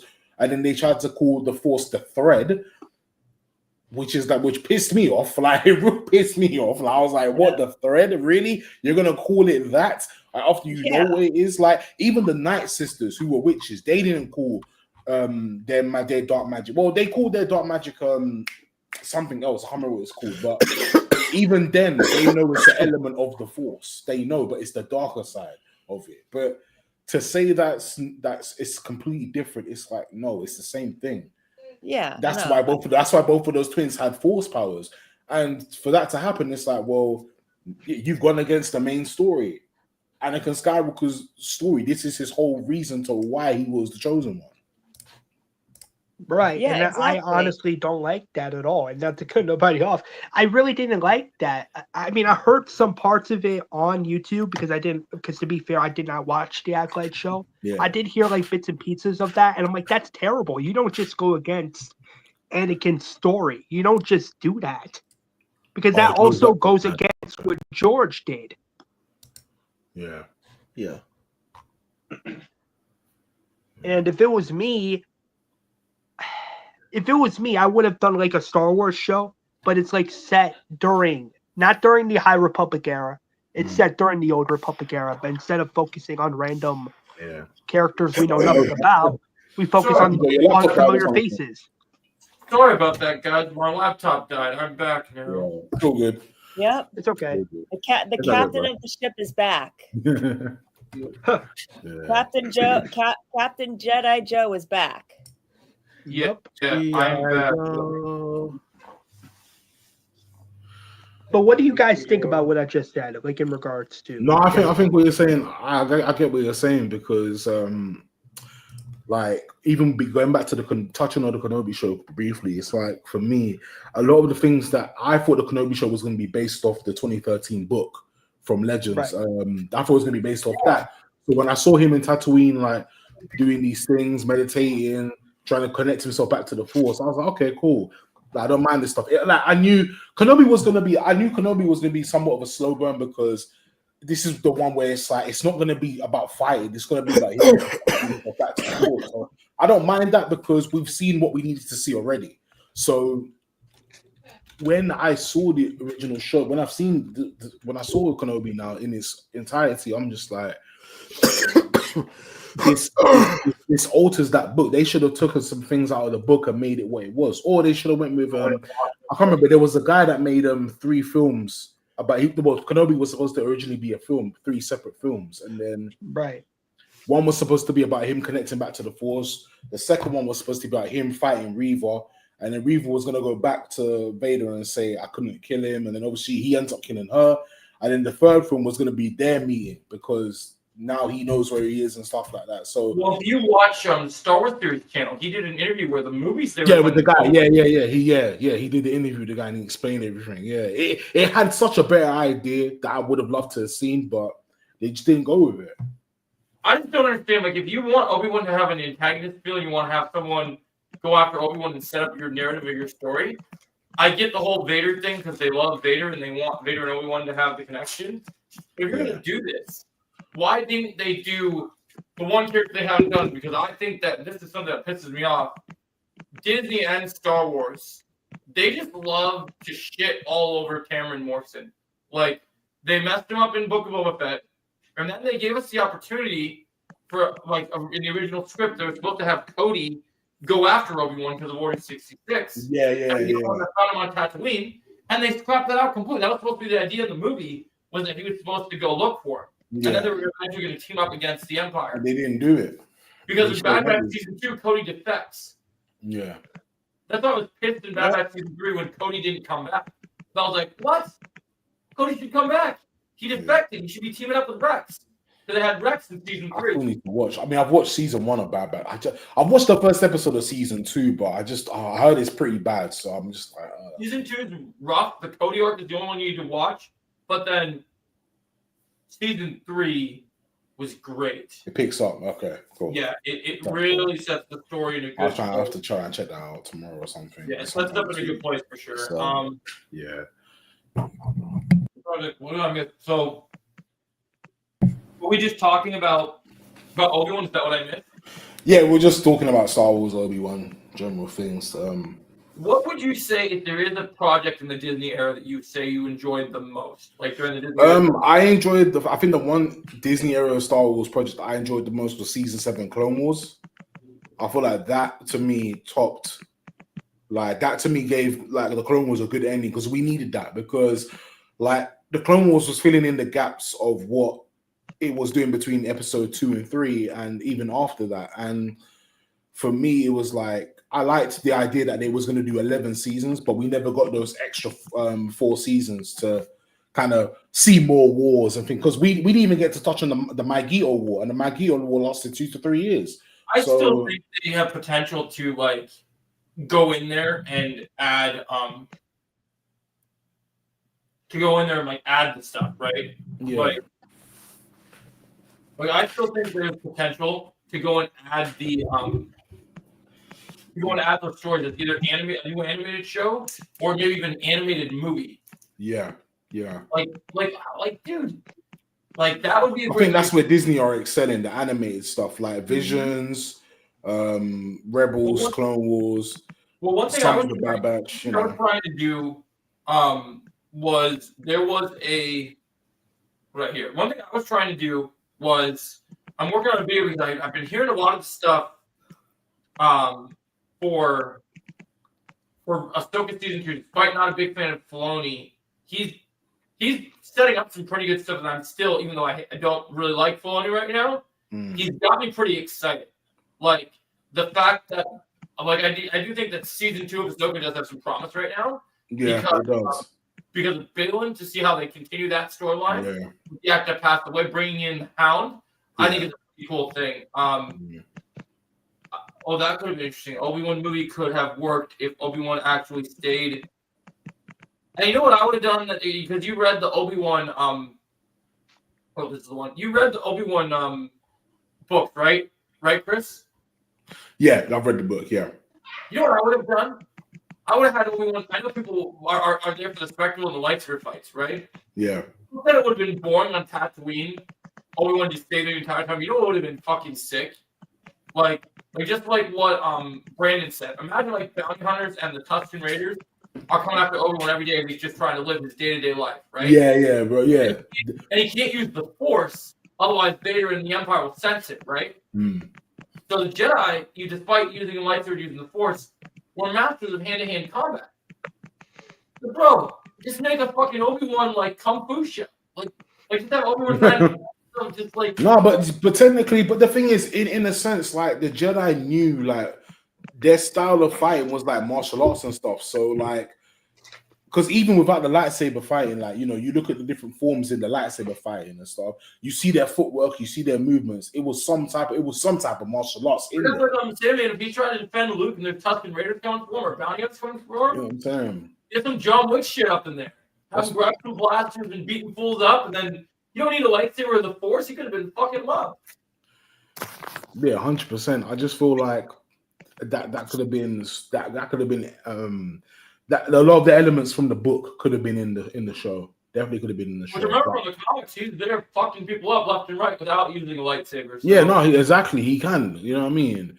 But I think honestly, I like I said, like the Clone Wars and the Clone Wars for me was the highlight of like the Disney. When I first saw that and then seeing Mandalorian season 1 and 2, I was like, okay, we have some promise here. And then it went down, you know. Out of the arcs that they haven't animated or showed us, what arcs would you most want to see? So if they were to go back to the animated route of the shows, I think I would have loved to have seen. I think they could. I would have loved to have seen Ezra's time, because when Ezra went missing, I know that planet he's on now, I feel like it's Mortis. I definitely 100% feel like it's Mortis. Yeah, that's pretty interesting. I don't feel like I'm sorry. From time I saw Balin on top of that, on those 3 statues, I said no, that has to be Mortis, because the things in Mortis, it was dormant every couple of thousands of years, right? But why did it just pop up there for Ezra? Well, and Ezra's more sensitive, and I'm thinking, how did he survive on this planet for so long? He should have been dead. That's agreeable, Chosen. The thing that I actually think more than anything, and this is where I hope they go with it in season 2, is I hope that Balin thinks that he can become, because he said in season 1 to Shin that he wants power like that he's never dreamed, right? Yeah.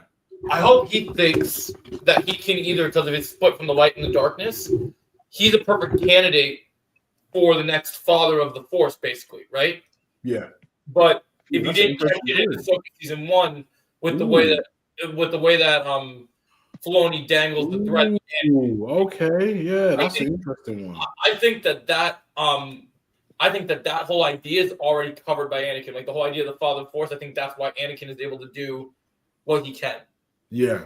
I got a controversial Star Wars take, but I think they should make an animated movie, that should be based on. Oh, I would love Labyrinth of Evil. Labyrinth of Evil, hey.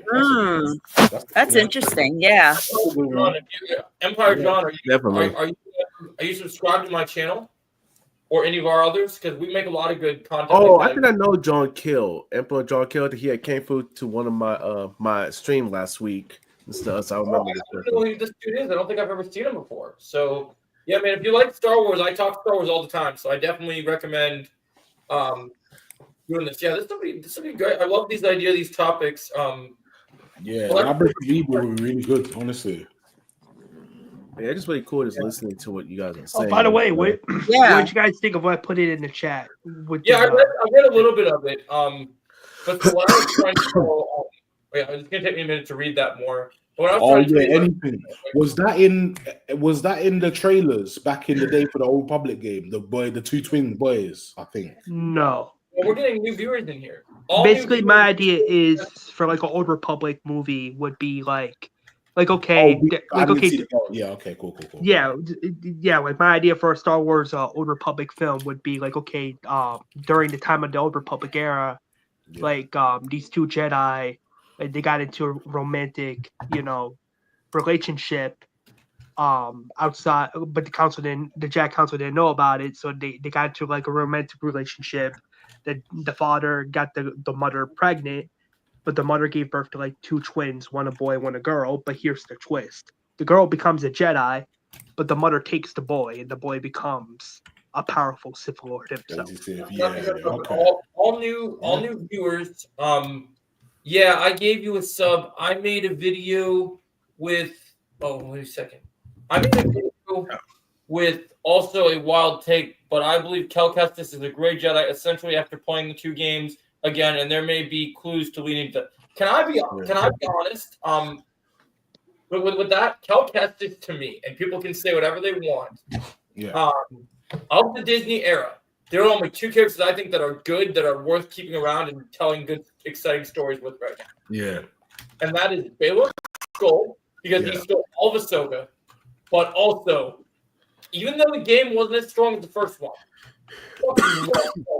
they gotta get fucking Cal Kestis in live action with Cameron Monaghan wanting to do it. I think the story of the second game.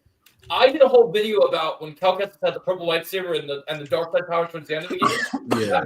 He would ape shit on the Empire. I love him as a guy that's not afraid to like blur the lines. Like he's not a Sith, but he's like Mace Windu of our generation.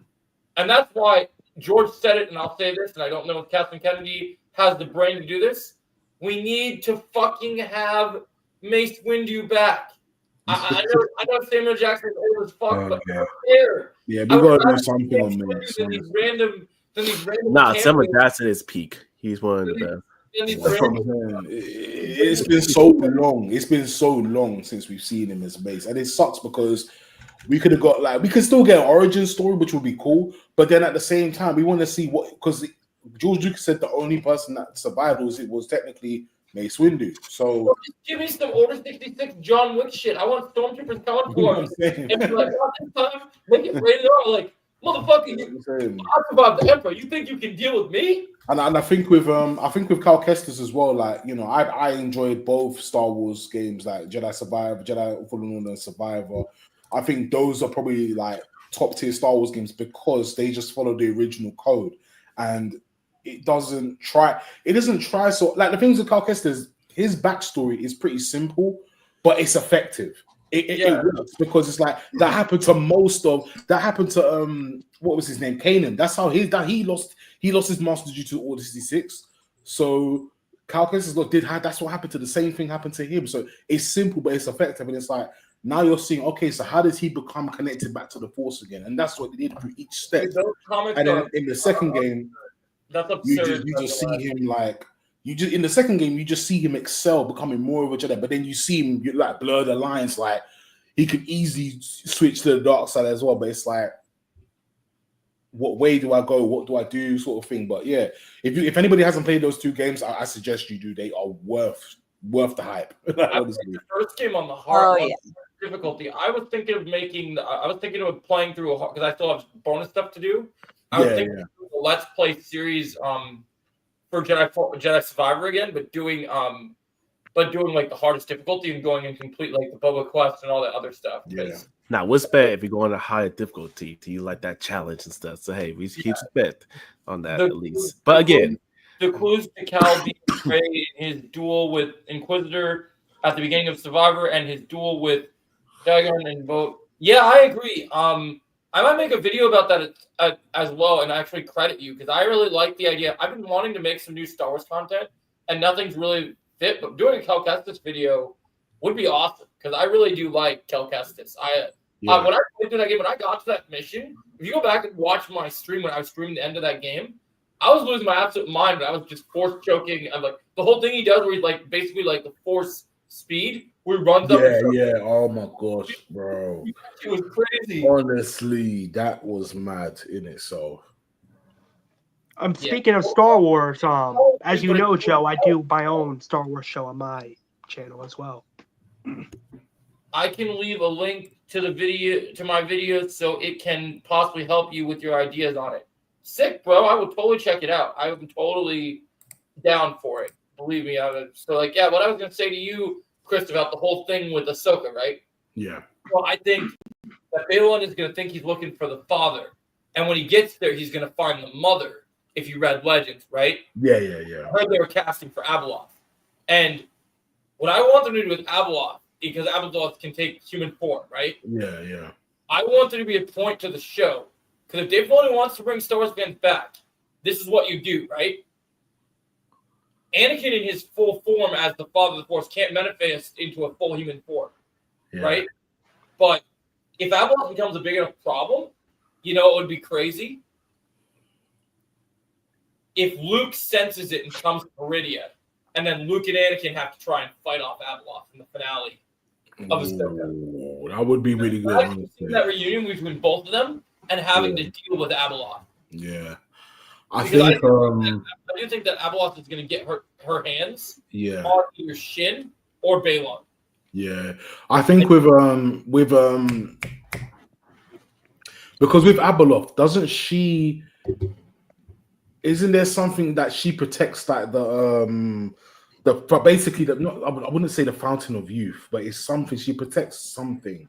She connects full on knowledge, like, so it's a choice between being a god and being so I kind of treat it like in New 52 when Batman wanted to seek ultimate knowledge instead of power. Yeah. That's the same thing, just from the Star Wars perspective. Oh, basically that. Okay, right. Yeah, okay, cool, but the thing is, the pictures I've seen of Abeloth, though, like, something's changed about her, because she I don't know what it is, but I think because she's already like a Force sensitive type of character. I think she did drink the Fountain of Youth or something like that. She drank something, and she basically turned into the monster that we see, because there was a picture floating around how she became a monster. I didn't know you talked to him. I was just like, but I'm glad you reached out to him. They could, so it's interesting to see what they do with her. Oh, then how did you get? I'll talk to you later. Okay. Sounds good. See you in a little bit. Yeah, we'll definitely. So let's see what this is. I think the mother should take the form of Padme. Yeah, I was about to say. I have a video about this in the pipeline, actually. When they started having rumors of Padme being in it, I hope they do that shit. Because especially if Abeloth gets threatened by Anakin. Because I don't know about you guys, when I watched Ahsoka season 1, when Anakin was interacting with Ahsoka the way that she do, I took that situation as Anakin was physically, unlike most Force ghosts, because he chose his role as the father of the Force by bringing balance, he is actually able to interfere with certain events. And so, like, you know what I kind of think it's similar to? You watched all of Arrow, right, Chris? Yeah. I think it's. Did you watch all of The Flash? No, I didn't. No. I think. Did you ever see the series finale? Not the series finale of The Flash. Did you ever see the episode of The Flash where Barry has to go get Oliver from Lian Yu, but Oliver manifests into the Spectre, but the Spectre can still, when the multiverse is in danger, he's able to turn back to regular Oliver, right? Yeah. So, what if Anakin's way of being the father of the Force is when the Force is out of balance and there's a great enough threat to the whole universe? He's able to somewhat manifest into some of the similar books and still interact with our characters when they're strong enough in the Force. Because I heard Hayden has a bigger role in season 1 than he did in season 2 than he did in season 1. Yeah, so, it's interesting. They can go in a few directions. I think the biggest thing they need to do for season 2 though as well is just make sure that Thrawn is a proper threat. They need to do a better job with that. I don't know how they're going to do it, but they need to establish that Thrawn is actually dangerous. Yeah, you know what I mean? Like, he's a big threat. Like, unfortunately, like, I didn't mind how they... Anakin is basically Space Jesus. Let me see what he said. I love to read this guy's stuff. It's basically Space Jesus, and the Mortis gods were the Force in physical form. So if this situation calls for it, I think Anakin can manifest as well to actually do something on a massive scale. That's what I'm saying. That's what I'm telling you, man. If Filoni's listening, bro, dude, get that deep fake magic you got, whatever you got to do. Get Mark Hamill's voice in there. Let's get some Luke and Anakin and Ahsoka teaming up. Because I'm sorry, I love Ahsoka she ain't whooping Abeloth's ass, man. It ain't happening. If she's gonna manifest against Darksiders. Oh yeah, I love this idea too the idea of the undead army because I love the legend Death Trooper thing and yeah. You know what I hated? We're gonna play soon, Retrolad. I'm waiting to see if D-Man does come on in a little bit or not. But you know what I think is crazy? I love Star Wars Studio to death, but Star Wars Studio is hating on the idea of the whole zombie Death Trooper thing in the finale of Ahsoka. Yeah. I was like, bro, if you lost your fucking mind, that shit was awesome. Like, I think the zombie Death Troopers are cool. I think the problem was because that was basically Thrawn's army, and it makes sense for him to have that type of army. Yeah, so I was cool with it. I think my issue is that the way they easily just got beat. You know what I mean? Like these Death Troopers, from what I remember in Legends, were a lot tougher. So yeah, they needed to do something with. I do agree that they could have been buffed a little bit. Yeah, you know what I mean. That it could have been a lot more. And definitely. I don't understand how cool it was to see the Jedi go against them. I don't understand why they didn't. It was so cool. Not gonna lie. I think it would have been cool if they would have actually, like some stormtroopers, like from the EU before, like certain things were changed back when like Ralph McQuarrie's designs originally came out. It would have been cool if some of the dead troopers were able to manifest and use and they had like lightsabers. Like, you know how they had to go up against the Jedi? Because you know when they did that in like the early Ralph McQuarrie thing, where they had stormtroopers that actually were trained with lightsabers? I think that would have been cool. Yeah. So you have like the three Jedi standing up, being Ahsoka, Sabine, and Ezra. Even though I still think Sabine shouldn't be a Jedi, but that's what sounds. Yeah, I don't. I think that's my biggest gripe, honestly. Sabine being a Jedi. On order. Yeah, I know. they're trying to make her a Jedi. I'm like, no, it makes no sense for her to be a Jedi. She's not Force sensitive. And the one thing I didn't like is when Dave Filoni was interviewed about that, he was like, he had like a little smirk review, like it wasn't remarkable. He was just like, oh yeah, well, you know, if you watched Rebels, you would have noticed that. No, I watched Rebels 3 times, and I still didn't notice anything that, or you hinted that Sabine was a Jedi. I'm sorry. I preferred her as a Mandalorian. She was cool. She was fine as a Mandalorian. I thought, all right, cool. That makes sense. She doesn't need to be a Jedi. You know what I mean? It makes sense. She's fine as a Mandalorian, as a character for that. You know what I mean? But it's just like when they made her a Jedi, I'm like, what is this? Why did they go with this direction? You know what I mean? Not everyone needed to be a Jedi, and they needed to get that. And exactly. That's what I'm saying. It's just not everybody needs to be that. And it's just like, well, she was fine how she was. So that's my biggest gripe with it. You know what I mean? I felt like the season overall, I feel like there was one episode I found pretty boring, and then there was another episode that I felt like they could have thrown it in the bin. Honestly, I think it was that middle ground between 5 and 7. I think I'm not too sure what episodes it was particularly, but it was between those three particular episodes. But yeah.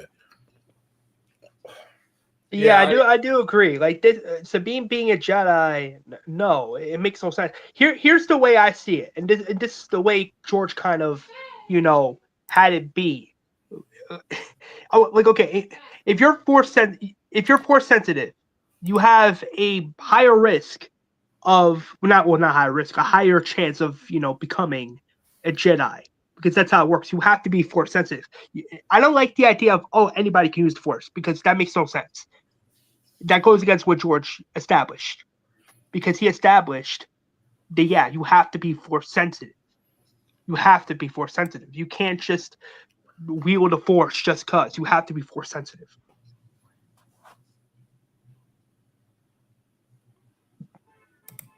Yeah, that was ridiculous.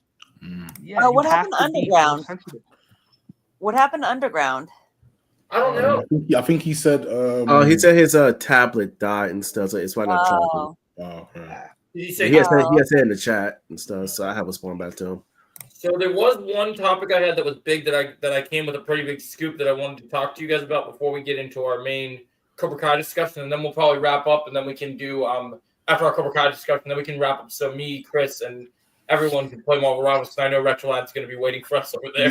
Yeah, cool. Yeah. So I got 2 more topics for us. The first thing I want to address with you guys is a few of us here are big fans of what's going on with the new DC universe. Yeah. Right?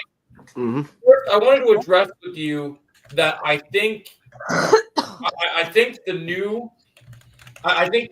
were talking about backpedaling to the Super Bowl, right? Yeah.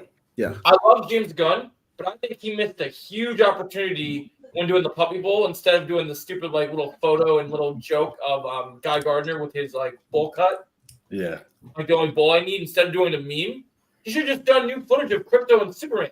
Like, I feel like I don't get why he didn't promote the dog when they literally did the interview with the dog, and that's kind of the whole point of that event.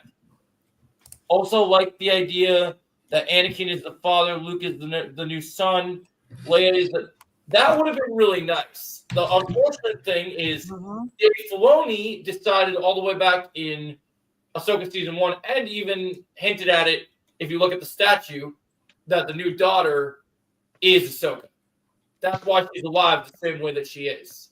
If you look at the way she's able to enter the world between worlds with Anakin and then come back and forth, it's because in Clone Wars season 3, when they did the Mortis arc, when her daughter saved Ahsoka, they switched places. Oh yeah, I forgot about that. Yeah, they switched. And if you watch Ahsoka season 1, when you see the Mortis statues, notice that there's no Mortis one's broken. But there is one of the father and the son. Yeah. But now, I think with the new so Joe, what's your how are you feeling for the new Superman movie in terms of the new DC? Yeah, I'm looking forward to it. I really think I see a lot of hate for James Gunn. Yeah. Oh, you have a theory for Johnny versus Silver? Okay. Yeah, Charles, we might bring you on. I'm curious to see what you have to say, because that will be interesting.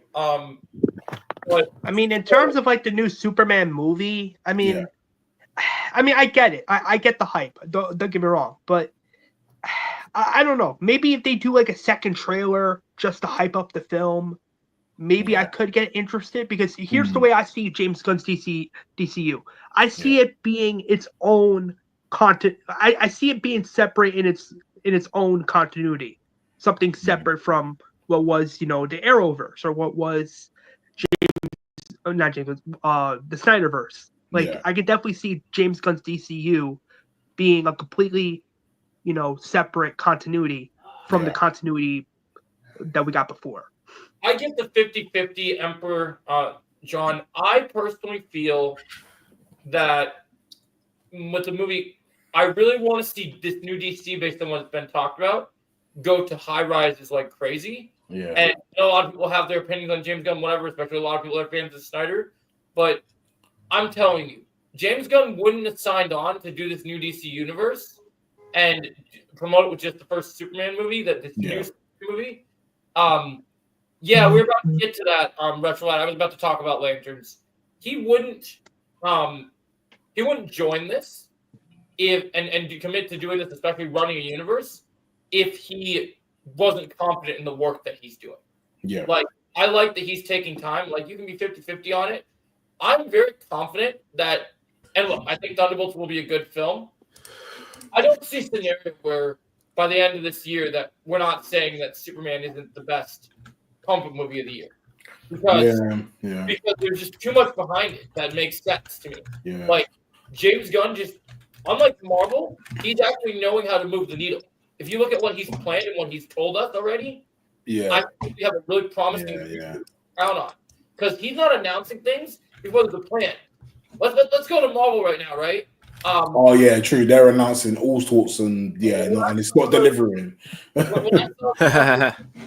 I saw the Jurassic World spot, I was sitting with my sister, right? And I was laughing like, wow, Mahershala Ali, you had time to be in a new Jurassic Park movie, but we're still waiting for your Blade movie. The Blade movie, for real, we are. But to touch on James Gunn with the DCU, I feel like the way that I like his attitude and his approach to it, because I was watching, I think Retrolad actually showed me a video of an interview he did 2 months ago, and he was just talking about how he, reading the first Superman comics as a kid and why he wants to go this direction. And a lot of people don't like it. When people hear family friendly, people see that as a bad thing. I don't necessarily see that as a bad thing. I see that as like, well, Superman is a man of the people. So who would love him? Kids do love him.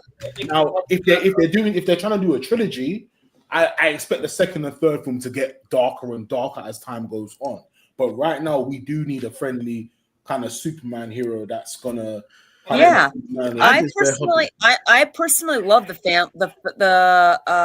family and the family film movie. Let me go and turn. I'll be back. Yeah, the family film type movies because I think it brings a lot of people together. You know, it shows you what's really shows you what's really important. And Superman's a man of the people.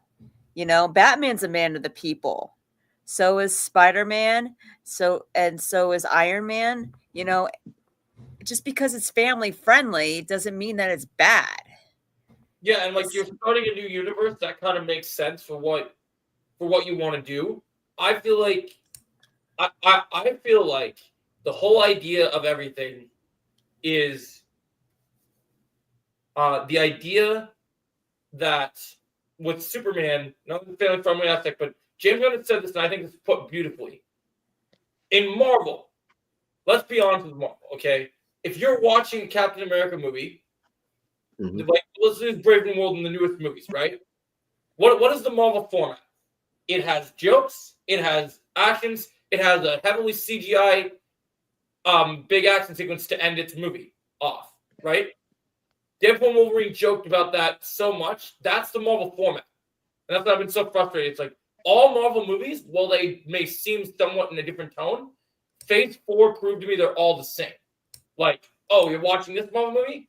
We're going to have a little bit of quips here, a little bit of jokes. Oh, now we're going to have a little bit of this. In Marvel, there is no tone. There is no change in the tone.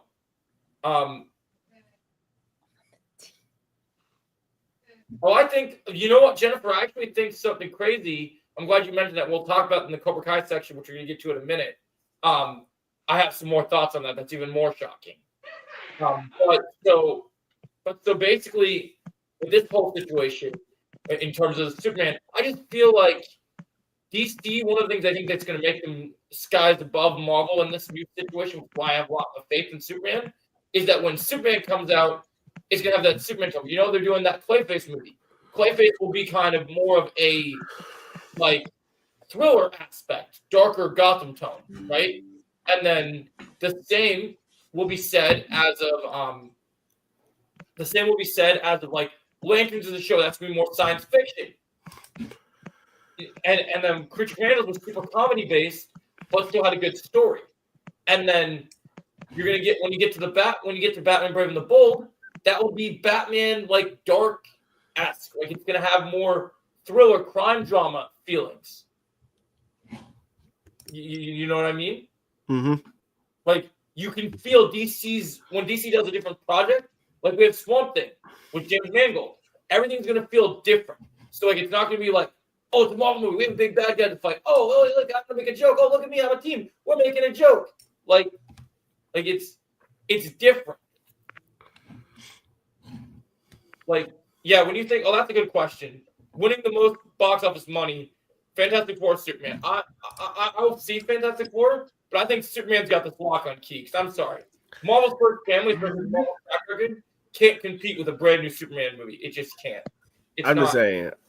I'm just really sorry to see how Superman will be and stuff. Like that's like one of the movies I'm definitely hyped to see. But of course, since we've seen the trailer of Fantastic Four, I'm like, of course, I'll watch it because I like Marvel and stuff. So I want to see how they do. I'm more drawn to Superman because I have more people that I know working on it that I'm more confident in their ability to make it.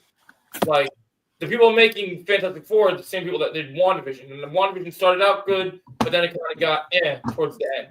So, because the thing I've noticed with Marvel, and this is why I'm excited about Daredevil Born Again, is, and this is one of my biggest problems with Captain America, is I'm kind of over the whole, every movie has to have a third act, big CGI fight. Like, that's why the Deadpool movies have kind of made me laugh, because every movie and show, they have that thing, right? They have that element with, oh, look, enter our story, big CGI fight coming in. Like, it's like, can we do something different for once? Like, that's why after this multiverse nonsense ends, can we please get a Spider-Man trilogy where it's Spider-Man and Daredevil fighting Kingpin and it just be about street-level villains? Like, can we please get that? Because I'm sick of the whole CGI everything. One thing I'm excited about. One thing I'm glad we're doing Doom instead of doing Kang and instead of doing Thanos again is because Doom won't have to be CGI. So a fight against Doom will actually look good. You don't need CGI except for some of the powers and stuff. You know, like Doom shooting electricity and doing magic. But that's fine.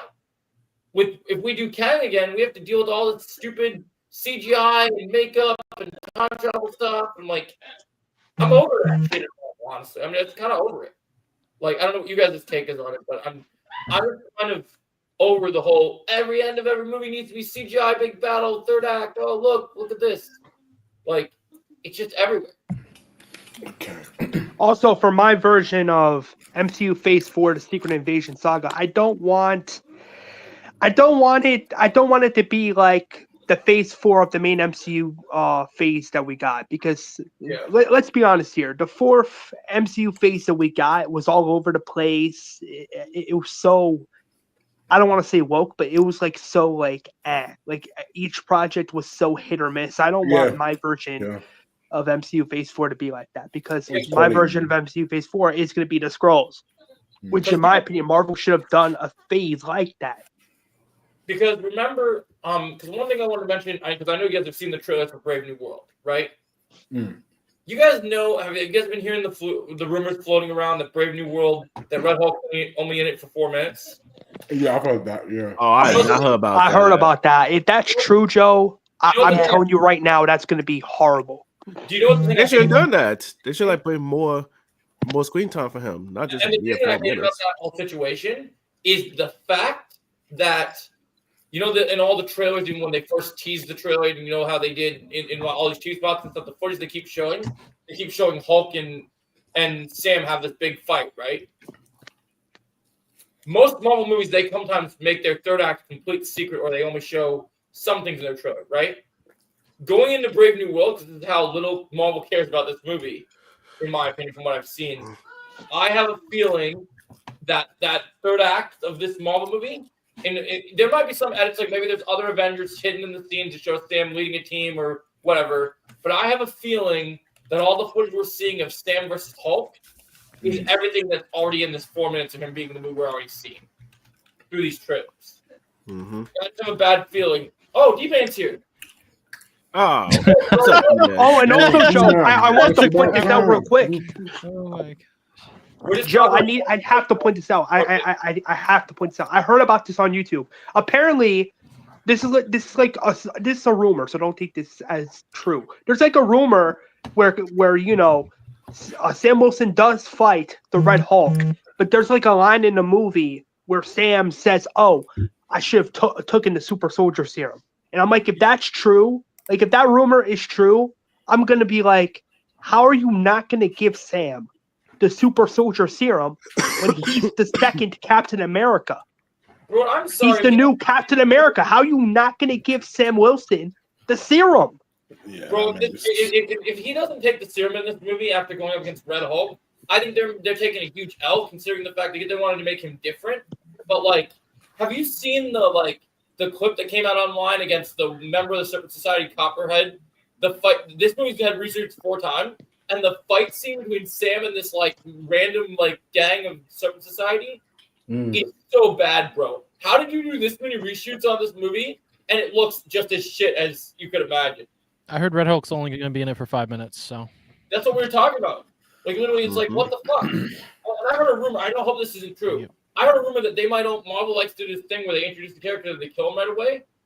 I swear, if they only have 4 minutes of Red Hulk and they kill Red Hulk, no way. I'm gonna be pissed off. What? Nah. If they kill Red Hulk, Joe, I kid you not, I'm gonna rant so hard in my review video. I'm glad.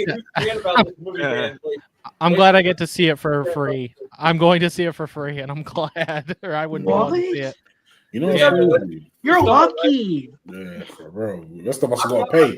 But you know, I'm gonna be one of the first people on Thursday to have a good review out for it, and I'm gonna be non-biased. Disney does not own my ass, so I am not going to be. If I hate this movie, listen, banned from Disney from any future private events. I don't. Other than Daredevil, I don't know if anything's really like gonna be amazing till next year with Avengers and Spider-Man. Yeah, pretty much. That's what I'm saying. This is just a guessing game. Like we don't really know. We don't. Yeah, know like really. Thunderbolts. Like I keep forgetting Thunderbolts existed because I'm like, oh, we got this movie and then we got Fantastic Four, and then I'm like, oh wait, there is another movie in there. I think actually anything to touch on what you said earlier though, like. I think there is like something where Sam says I should have taken the sim. I think there is. I don't think that's a rumor. I think that might be legit because there's a scene in the trailer where they kind of are talking, but it kind of cuts off at some point, but you can't really gauge it. So I think it could be that, but I don't know. But I feel like it might be in there because I've seen somewhere it's alluding to the Secret Service, and I'm thinking, yeah, that's true. So let me get this straight. So apparently, Sam Wilson's Captain America is not going to take the super soldier serum in Brave New World. That's stupid. Then that's stupid. How are you going to fight the Red Hulk and not have the super soldier serum? I guarantee you're dead if you fight the Red Hulk without something like that in you. You're dead. That suit's not gonna take care of him from like it's gonna get dismantled.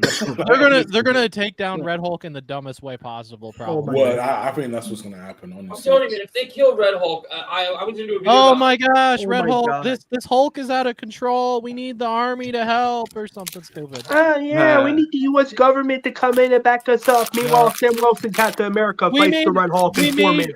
We made a serum a needle that you're gonna poke him with, and it's gonna work, and he's gonna become human again. Oh heck no! If he died, then that'll be stupid. He appeared, then he died. No. Yeah, that's what I'm saying. They have to really think about this, man. This is what I'm saying. This is why I think Superman will actually probably box office nicely because all this stuff like Thunderbolts might do well, but again, like Thunderbolts is a film that people are not sure of. Captain America, we've heard too many reshoots and whatnot, so we don't know now. Now we're just like, well. I mean, I'll be honest. And I'm going to be real, and people might not like this. I think Marvel's going to struggle all the way till Avengers. Yeah, I think that's Daredevil, and that's going to be fantastic, and then nothing is ever going to live up to it. And then you're going to get Fantastic Four, and it might be good. If maybe we do Galactus right, maybe it's awesome. But if they do their typical Marvel trope of always killing their villains, because something I know with Thunderbolts, you guys know the roster of Thunderbolts in the comics. You know what I think is absolutely fucked? Red Hulk. This should not be the team for the first outing of Thunderbolts. Where the fuck is Zemo? Exactly. Where's the Abomination? Where's Zemo? Most importantly, where is why bring back the chick from Ant-Man and the Wasp that's so forgettable? And I think they recasted her. Why bring her back? No, they didn't do a recast on Ghost. They just brought her back. Ghost and Taskmaster are guaranteed to die in the first 5 minutes of this movie. Because it's like, is this movie just gonna end up being a Suicide Squad situation again? Basically, they're not. From what it sounds like, basically, but I don't know, man. I feel like I'll do you one better. When is Zemo? Oh God, you're doing the Infinity War joke, James. Yeah, if I was redoing the Thunderbolts team, I would have Zemo in there. I would have the Abomination in there. Yeah. I would definitely have like different characters in there. Like Bucky, no. Bucky shouldn't be in the Thunderbolts. That's a good team. That's a good strong team. Yeah. Why am I gonna have Bucky in the Thunderbolts when number one, that makes no sense. Red Guardian being in the Thunderbolts makes no sense. I tell you why Bucky makes sense. It's because the audience knows that character versus a lot of the other ones. Because there's a lot of audience that only watched up to Endgame and didn't watch any of the Phase 4, Phase 5 stuff. Yeah. That's why he's in there. So basically, they're just having him in there just for fan service. They also put Bucky pretty much, yeah. Well, welcome. That's pretty much what that's pretty much what every company does. The reason but I'm like, okay, if you're gonna do something for fan service, fan service is everything to them. It doesn't matter. It doesn't matter. The reason why they put Bucky in there is because of the fact that if you guys don't know, if you know the original Thunderbolts roster from the comics, Punisher is technically a member of the Thunderbolts. That's why in Marvel Rivals. Yeah, technically he is. Because they couldn't get Punisher probably because they're just now introducing him in Born Again, which is what I would prefer. I personally don't want John Bernthal's Punisher in the rest of the PG-13 MCU. I'd rather keep him in the Marvel Knights category of like doing bloody shit and fucking people up like the way that they're doing it in Daredevil. I wouldn't cross paths with these characters. The tones don't clash too much with the internal stuff that we're getting in the Daredevil and the other shows back to Disney Plus that are gonna come out now after. Because the Midnight Suns will happen when the Blade movie, if it ever happens, which I don't know, because it's still a mystery. Oh, that film. I don't even know anymore on that. Considering we're getting the next 2 Avengers movies coming up and stuff, there's no point because after Secret Wars, everything's gonna be rebooted anyway, basically. So we're gonna the focus is gonna be X-Men after Secret Wars. Yeah, and Midnight, and I don't know when Midnight Suns is coming out. I think it's coming out after Secret Wars or just before. I'm not too sure. I think the only but this is what I'm saying. They need a Blade to be in Midnight Suns. That's the thing. The only actors. The only actors they're going to keep. If you're going to do Blade for Midnight Suns and you want to do something, how about you just fucking scrap everything you did with Mahershala Ali, because that's not happening, and just fucking get Wesley Snipes you had back in Deadpool and Wolverine and have him lead the fucking Midnight Suns. Because at least people are doing shit. Honestly, we're not doing nothing. And it's a shame because I wanted to see Mahershala Ali do what... It's like, I wanted to see him shine too, but they keep like delaying. He keeps delaying all this and that. Like, I don't understand how the first script originally was like, oh, it's going to be about 3 women. Blade's going to show up like 3/4 of the way of the movie. What? That makes no sense. It's ridiculous. It's like, I don't know how this... A Blade movie should write itself. I don't get how they're not... Vampire more. That's all you need. That's what I'm saying. It doesn't need to be major. A Blade film could get some vampires and some good music, and we're good to go, or something like. You can write with music, vampires. Just say screw it and let Wesley Snipes write the dang script. Yeah, it works. Yeah. Honestly, Wesley Snipes writes the script. He stars in it, and it's like Ryan Reynolds said. Yeah, good idea, D-Man. Good idea. Do Blade like Old Man Logan, where like it's like Old Man Blade, just like people are coming for him and just tearing up people. And Hugh Jackman's gonna end up playing Old Man Logan, like in a full movie. At this point, they're already planning him. Like they're not gonna recast Wolverine right now because even after Secret Wars, he's gonna still be Wolverine. He will be, absolutely. My theory is like after Secret Wars, kind of like the way Days of Future Past ended, it's gonna be something similar to that. But the only ones you're still gonna have Spider-Man still, you're gonna have Deadpool still, you're still gonna have Wolverine. Those three actors will still be around. All the rest, pretty much all the rest, I think will be done. I think the majority of all the rest will be gone. You know what's weird? Because in Deadpool and Wolverine, like Henry Cavill actually plays off a good he does type of Wolverine. So it's like for me, I'm thinking this could be the replacement if you play your cards right. It'd be great, but I think they'll probably cast someone younger, like in their 30s. Yeah. Like Hugh Jackman, when he was cast, he was in his early 30s. Yeah, true. I mean, that's just what I see. Could do something like that. I think realistically, the number one thing they have to do is get someone with the X-Men stuff. They definitely got to get people they trust. Yeah, they know are good. They can do side stuff with other characters that aren't X-Men, but I think it's a good idea after Secret Wars to just focus on X-Men related stuff. Go by the X-Men 97 cartoon. Do stories similar to that. Do Apocalypse right. Build up to Apocalypse correctly and make it awesome. Yeah, I think that's what people do. Because I think, like, I don't know if this is your opinion, but did you watch X-Men 97 season 1? Yeah. Yeah, I watched that. Yeah, really good. X-Men 97 season 1 was better than almost every single Marvel project that they put out in the last 2 years, which I think is crazy.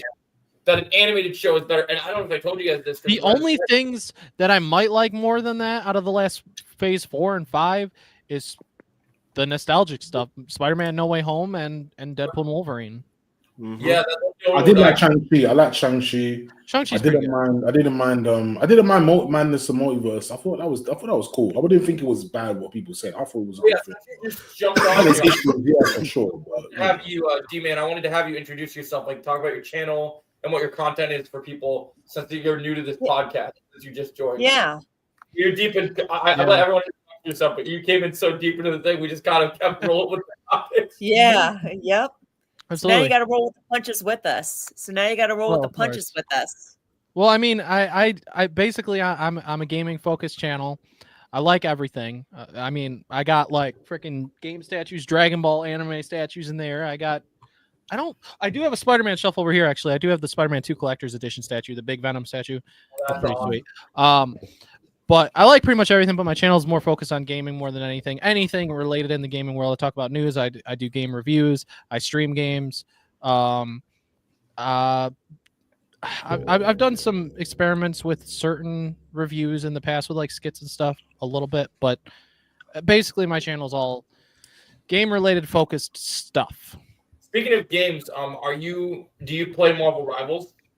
A little bit here or there. Little bit. Podcast, we are thinking about getting our Discord. We have our Discord chat. How we talk to each other on voice chat instead of having a place to party people that have different consoles. So we might be thinking of that after this podcast. Because I know we talked about we wanted to play Marvel Rivals together. So the next topic I wanted to touch on with you guys was I actually, as a YouTuber myself, I sometimes get access to exclusive scoops. And really, on the topic of Superman, I had heard earlier before this podcast that the Lantern Show, they're getting ready to film the Lantern Show, and apparently, that would be awesome. Chosen, I would love to have that happen. I hope we get another trailer. March, because that would be amazing. But I had heard that, so first Retro Lad touched in the chat that the costume designer for The Last of Us will be the costume designer for Lanterns. And I think that's pretty cool because Lanterns is sounding like it's going to be a great show. Cool.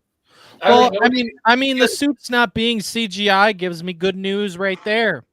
And you want CG mixed in a little bit, but like full CG, good lord, no. Full CG, bro. You guys want to know something even crazier about that? Speaking of the Lantern Show, I don't know if Retro I told you this. I have a claim to fame moment. I actually predicted who was going to be Jon Stewart Green Lantern. Yeah. So I'm going to tell you this. So I watched this movie over the summer on Netflix called Rebel Ridge, right? And I watched this movie, and I'm like, oh my god, this guy is Jon Stewart. The military background, the attitude, the strong leader, like martial arts skills, all this stuff in here just made sense, right? So I watched Rebel Ridge. After I watched Rebel Ridge, probably about August, I think that's when I watched it. I made 2 videos. I made my review for the movie, and I started dropping hints that this was the guy. And then I made a whole video on my channel about this is the fan, like, because fan castings are either hit or miss. Either it happens or it doesn't happen, right? So like, okay, I'll take my shot at the fan casting video. I made my fan casting video. 2 days after the fan casting video, the casting gets announced, and it ends up being Aaron Pierre, who played the lead actor in Rebel Ridge. And I was like, shit, wow, how did I get that right? That was kind of crazy. So I'm pretty invested in this Lantern Show. Yeah, a lot of people don't like him though for some reason. I don't know why. I will say when it comes to DC, and I've told Retro Lad this, like, I'm openly optimistic for Superman, but I don't. When it comes to DC, I just stopped caring. Like it's rebooted now. I mean Marvel in a way too, in some ways, but at least with Marvel, I'm like, okay, RDJ's coming back as Doom. That's interesting. They got my interest. Okay, we still got our Spider-Man. Blah blah blah. We got the Russos back. Yes, thank you. And I think if I had to guess, I'm being dead serious. Chris Evans is going to be in Avengers Doomsday. Chris Evans is going to be in Secret Wars. He's on an Andrew Garfield. He's on an Andrew Garfield. I already made a video confirming that he's in Doomsday. So right. Because like I did, so like a lot of the sources, like where the reports, when I hear something from like Deadline or any of these other like reporters, it's pretty legit. So I'm like, bro, the problem, D-Man, is that the DCEU was a mess. Yeah, it was a big mess. It was a big mess right after they didn't know what to do after Man of Steel. You didn't want to do a Batman movie. You decided to make him fight Superman and bring Wonder Woman into the same movie. Yeah, I definitely. You got people excited, but your movie called Batman versus Superman didn't even make $1 billion. You have the 2 biggest characters in fiction almost. Basically, and D-Man, Retro Lad, I definitely agree. Yeah, that was definitely a problem. I agree with you. I think that was one of the biggest characters, and those 2 characters clashing didn't bring money together, and I think that sucks. And the only and I would be concerned about Doomsday and Secret Wars because of Phase 4 and 5, but I'm not because RDJ being back. They'll probably have Chris Evans in the trailer, I imagine. They're gonna hit us with the nostalgic string. Secret Wars is probably when they're not gonna give us everything in Doomsday in the trailers, maybe not even the movie. But we're gonna get Tobey Maguire back. We're gonna get Andrew Garfield back. We're gonna get Hugh Jackman in there. We're gonna get Deadpool in there. Like everybody's gonna be in these Avengers movies because, and it's gonna get crazy. It's gonna get nuts. So my thing with Doomsday is I think Doomsday is more about the old Avengers as villains versus the new Avengers as heroes. And because the new Avengers aren't as interesting, I think they're going to get clapped. It makes me wonder. I don't know everything with Doom, but I know he's worse than Thanos and what he can do. But is he going to like travel through the multiverse to get like different versions of the Avengers from the main timeline? Yeah, like so as villains and stuff? Because that would be sick. Yeah, that's what I think he's doing. I'm going to do a video about that today, actually. I think he's going to be doing Doom. Is going to be like, so we'll have our main Peter. I think because, it's RDJ playing Doom, he's going to convince Peter that he's Tony Stark as a different, like, entity. See, this is the kind of stuff that's going to, if you put just, like, a little tease in the first trailer of, like, Peter seeing him as Doom or something, just a little tease of that in the first teaser, just something like that, your movie's gonna instantly make $1 billion. Why? Yep. Because RDJ being back in general, but like him and then seeing that interaction, even just like a little tease or something, they gotta nail the trailers. They have the trailers. You know what I think the trailers should do, that they should make it different than the other Avengers. I know a lot of people would like to know who the Avengers would be like. What I would do if I was marketing these trailers, don't show the team of Avengers. Focus all the trailers on the narrative of, like, I wouldn't show the other characters that we know are in it. Like, maybe they put Chris Evans in the trailer because they can get away with it. But what I would do is, like, the first trailer you put out, like the first teaser, focus it on that this is just Doctor Doom's movie, like entering. Isn't that kind of what they did with Infinity War? Well, kinda. Yeah, not entirely. They were showing the characters, but Thanos was like talking the whole trailer. Like, it's called Doomsday, so like maybe have little snippets in there where like you're seeing them build up, like give RDJ this ominous villain monologue, and maybe have like, I wouldn't have seen him fighting the other heroes because you don't want to spoil the movie, but like maybe we see in the trailers, every trailer he's building up his team. So like we know they announced that we know these characters are in the movie, right? So maybe it's like we see a scene of RDJ's Doom with the mask on talking to Chris Evans, but Chris Evans is wearing, like, maybe say he's, for villain wise, you know your comics, I believe he'll play the villain known as Hydra Cap. So maybe him, because the flip is that instead of being Captain America, he'll be evil. It's gonna be crazy. And we gotta get our original Hulk back too. I don't know. Yeah, I don't know what they're gonna do, but we need Hulk back, like the real, legit Hulk that everybody's been waiting to see again. If you show him, I think genuinely, I think not the teaser, but like one of the trailers, give us a tease of Hulk's back, like or something. Yeah, I think we'll get Maestro Hulk as a part of the evil team. Because I think that he would be a version that would be that you could manipulate him to be evil, because he had his intelligence, but also was also powerful. Oh, no worries, Guardian. So I feel like that's something they could push the narrative on, is have that, and then like they do something with Hawkeye where Jeremy Renner comes back, and then he was maybe like. Now the question is, I mean, I think Doom will probably win in the first movie, but we have Spider-Man 4 between those movies. We didn't have that with the last two Avengers movies. So how is that all going to tie in? Are we getting the black suit before Secret Wars after Doomsday? Are we getting Venom? How is this all going to like? How is it all going to? I think it's been confirmed because the black suit is confirmed. Because obviously, I don't know. Despite how bad Venom 3 was, they're still trying to find a picture way to get No into the picture for Spider-Man 4 apparently, but I'm not too sure yet how that's gonna work. But the black suit is confirmed. Yeah, I don't know how that's gonna work either. I mean, Venom coming back is definitely a good thing because we were talking about Venom. I wonder if it's going to be the Venom that we know or not, though. I mean, it could be. I don't know, because they'd have to use his voice too. Like they don't have to use him specifically. They can use someone else as Venom. It might not necessarily be the Venom that we know, but even so, Venom is probably the most dangerous character that on Spider-Man. I do think just because the Sony universe is done doesn't mean they're done with like that iteration of Venom. I think that iteration, right? But we were talking about this earlier, before you came on. Why Venom is so dangerous is because he's the only one that can psychologically break Peter.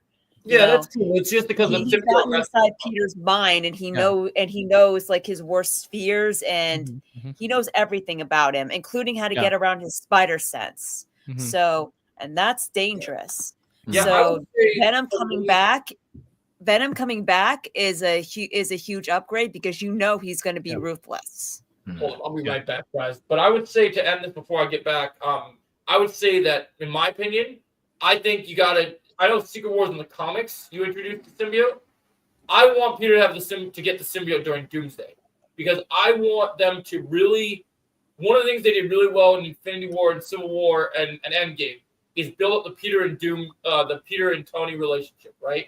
Yeah. If you want to really drive, because a lot of people are convinced that Peter's going to lead the Avengers, which could happen for a little bit in or one of the versions of the teams in Doomsday against Doom. I think it's actually going to be flipped. I think Peter's going to get persuaded to join Doom. With Venom, that'd be cool. Yeah, so I think he's the symbiote, and that drives him closer to because I think Doom's going to manipulate Peter and kind of be like, oh yeah, he's going to take his mask and be like, hey, look, I look like Iron Man. You see me? I'm Tony Stark. You see this? Like, this is who I am. And then he's like, oh, I'm alive. I survived with some. This also makes me wonder what they're going to do with Spider-Man 4. How, what all characters are going to be. I'll be right back, and we'll get into that because I have some thoughts on it. What all characters are going to be in Spider-Man 4? Because, Dr. Doom might also be in Spider-Man 4, but we got to know, okay, but who's the villain here? How's this going to... We got to know. How's the story going to progress? Because you're going to tie Doomsday in with Spider-Man 4 and then Spider-Man 4 in with the next Avengers movie. You don't want to bring in too many characters from Doomsday into Spider-Man 4, or else it's not a Spider-Man movie anymore. Yeah. He's the focus. Yeah. I'm interested I'm interested because obviously, if it is that's going to be in Spider-Man 4, I do feel like that. No, you're right.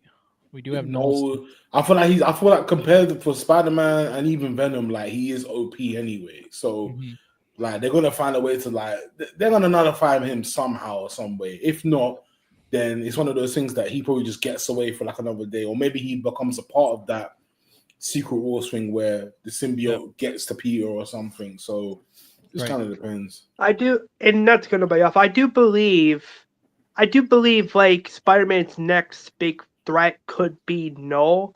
Yeah. And the reason I say that is because there was rumors saying that Marvel's Spider-Man 4 could be a mix of both street level and multiverse style.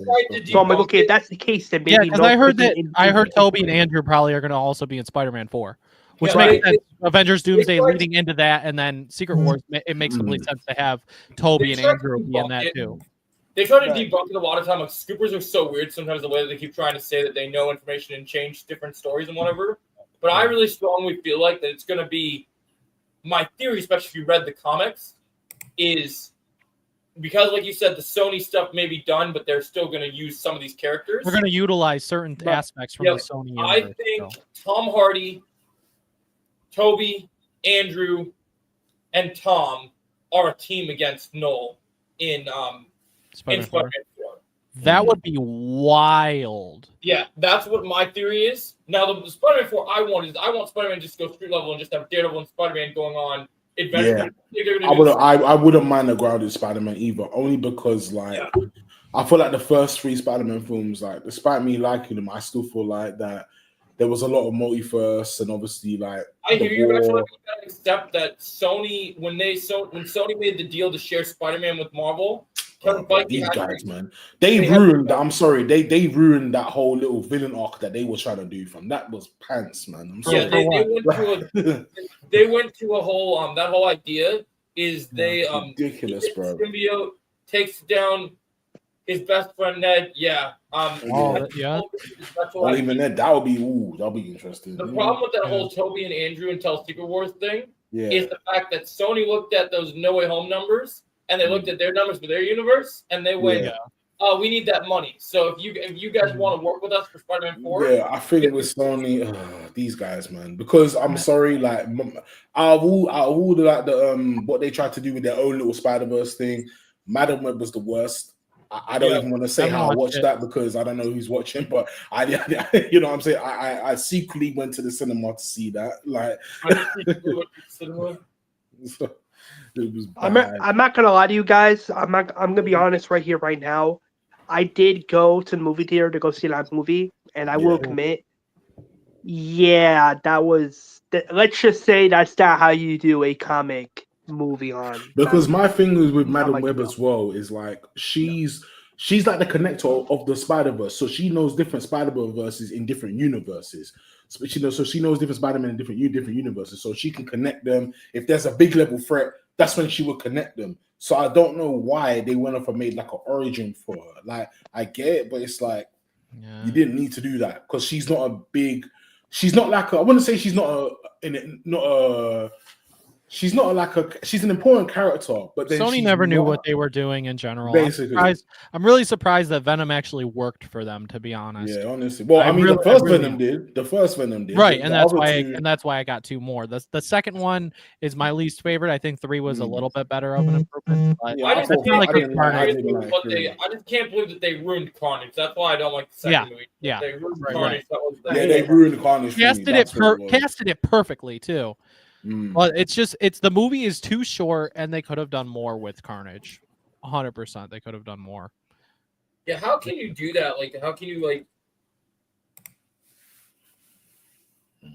Oh, interesting. We just got news that I just got notified by the Beyond Reporter and Deadline that Daredevil Born Again is confirmed to be a direct sequel to the Netflix version of Born Again. Oh, good. Yeah, that makes complete sense. That they made She-Hulk irrelevant. Joe, we got another impersonator in the chat. Someone's impersonating. I'm getting rid of this moron. I knew he was going to come and do that. Oh wow! Am I not surprised? Another stupid impersonator. We get this all the time. No, but yeah. So I feel like I find that interesting, but it does make sense considering because one of my other big topics I was going to address with the Lanterns thing was not only the costume designer thing, but also the fact that apparently I think his name is Phil Sylvia. He basically did stunt choreography for Daredevil, Punisher, the Batman Arkham games, and he did the stunt work for the Deadpool movies, right? Okay. And he apparently, I read a post that there was this whole thing going on the internet about basically apparently Kevin Feige is not nice to comic book creators that made like the characters. Of course. Yeah. That's the video I sent it to you on Insta. Apparently, I guess the other day I heard that a while ago at Deadpool and Wolverine's after party, he kicked him out of like the after party event or whatever. And what? Yeah, which I think was super messed up considering you need to respect these creators with what they created. These characters. Yeah, well, you can't just kick them out, man. That's silly. Yeah, you can't just do that.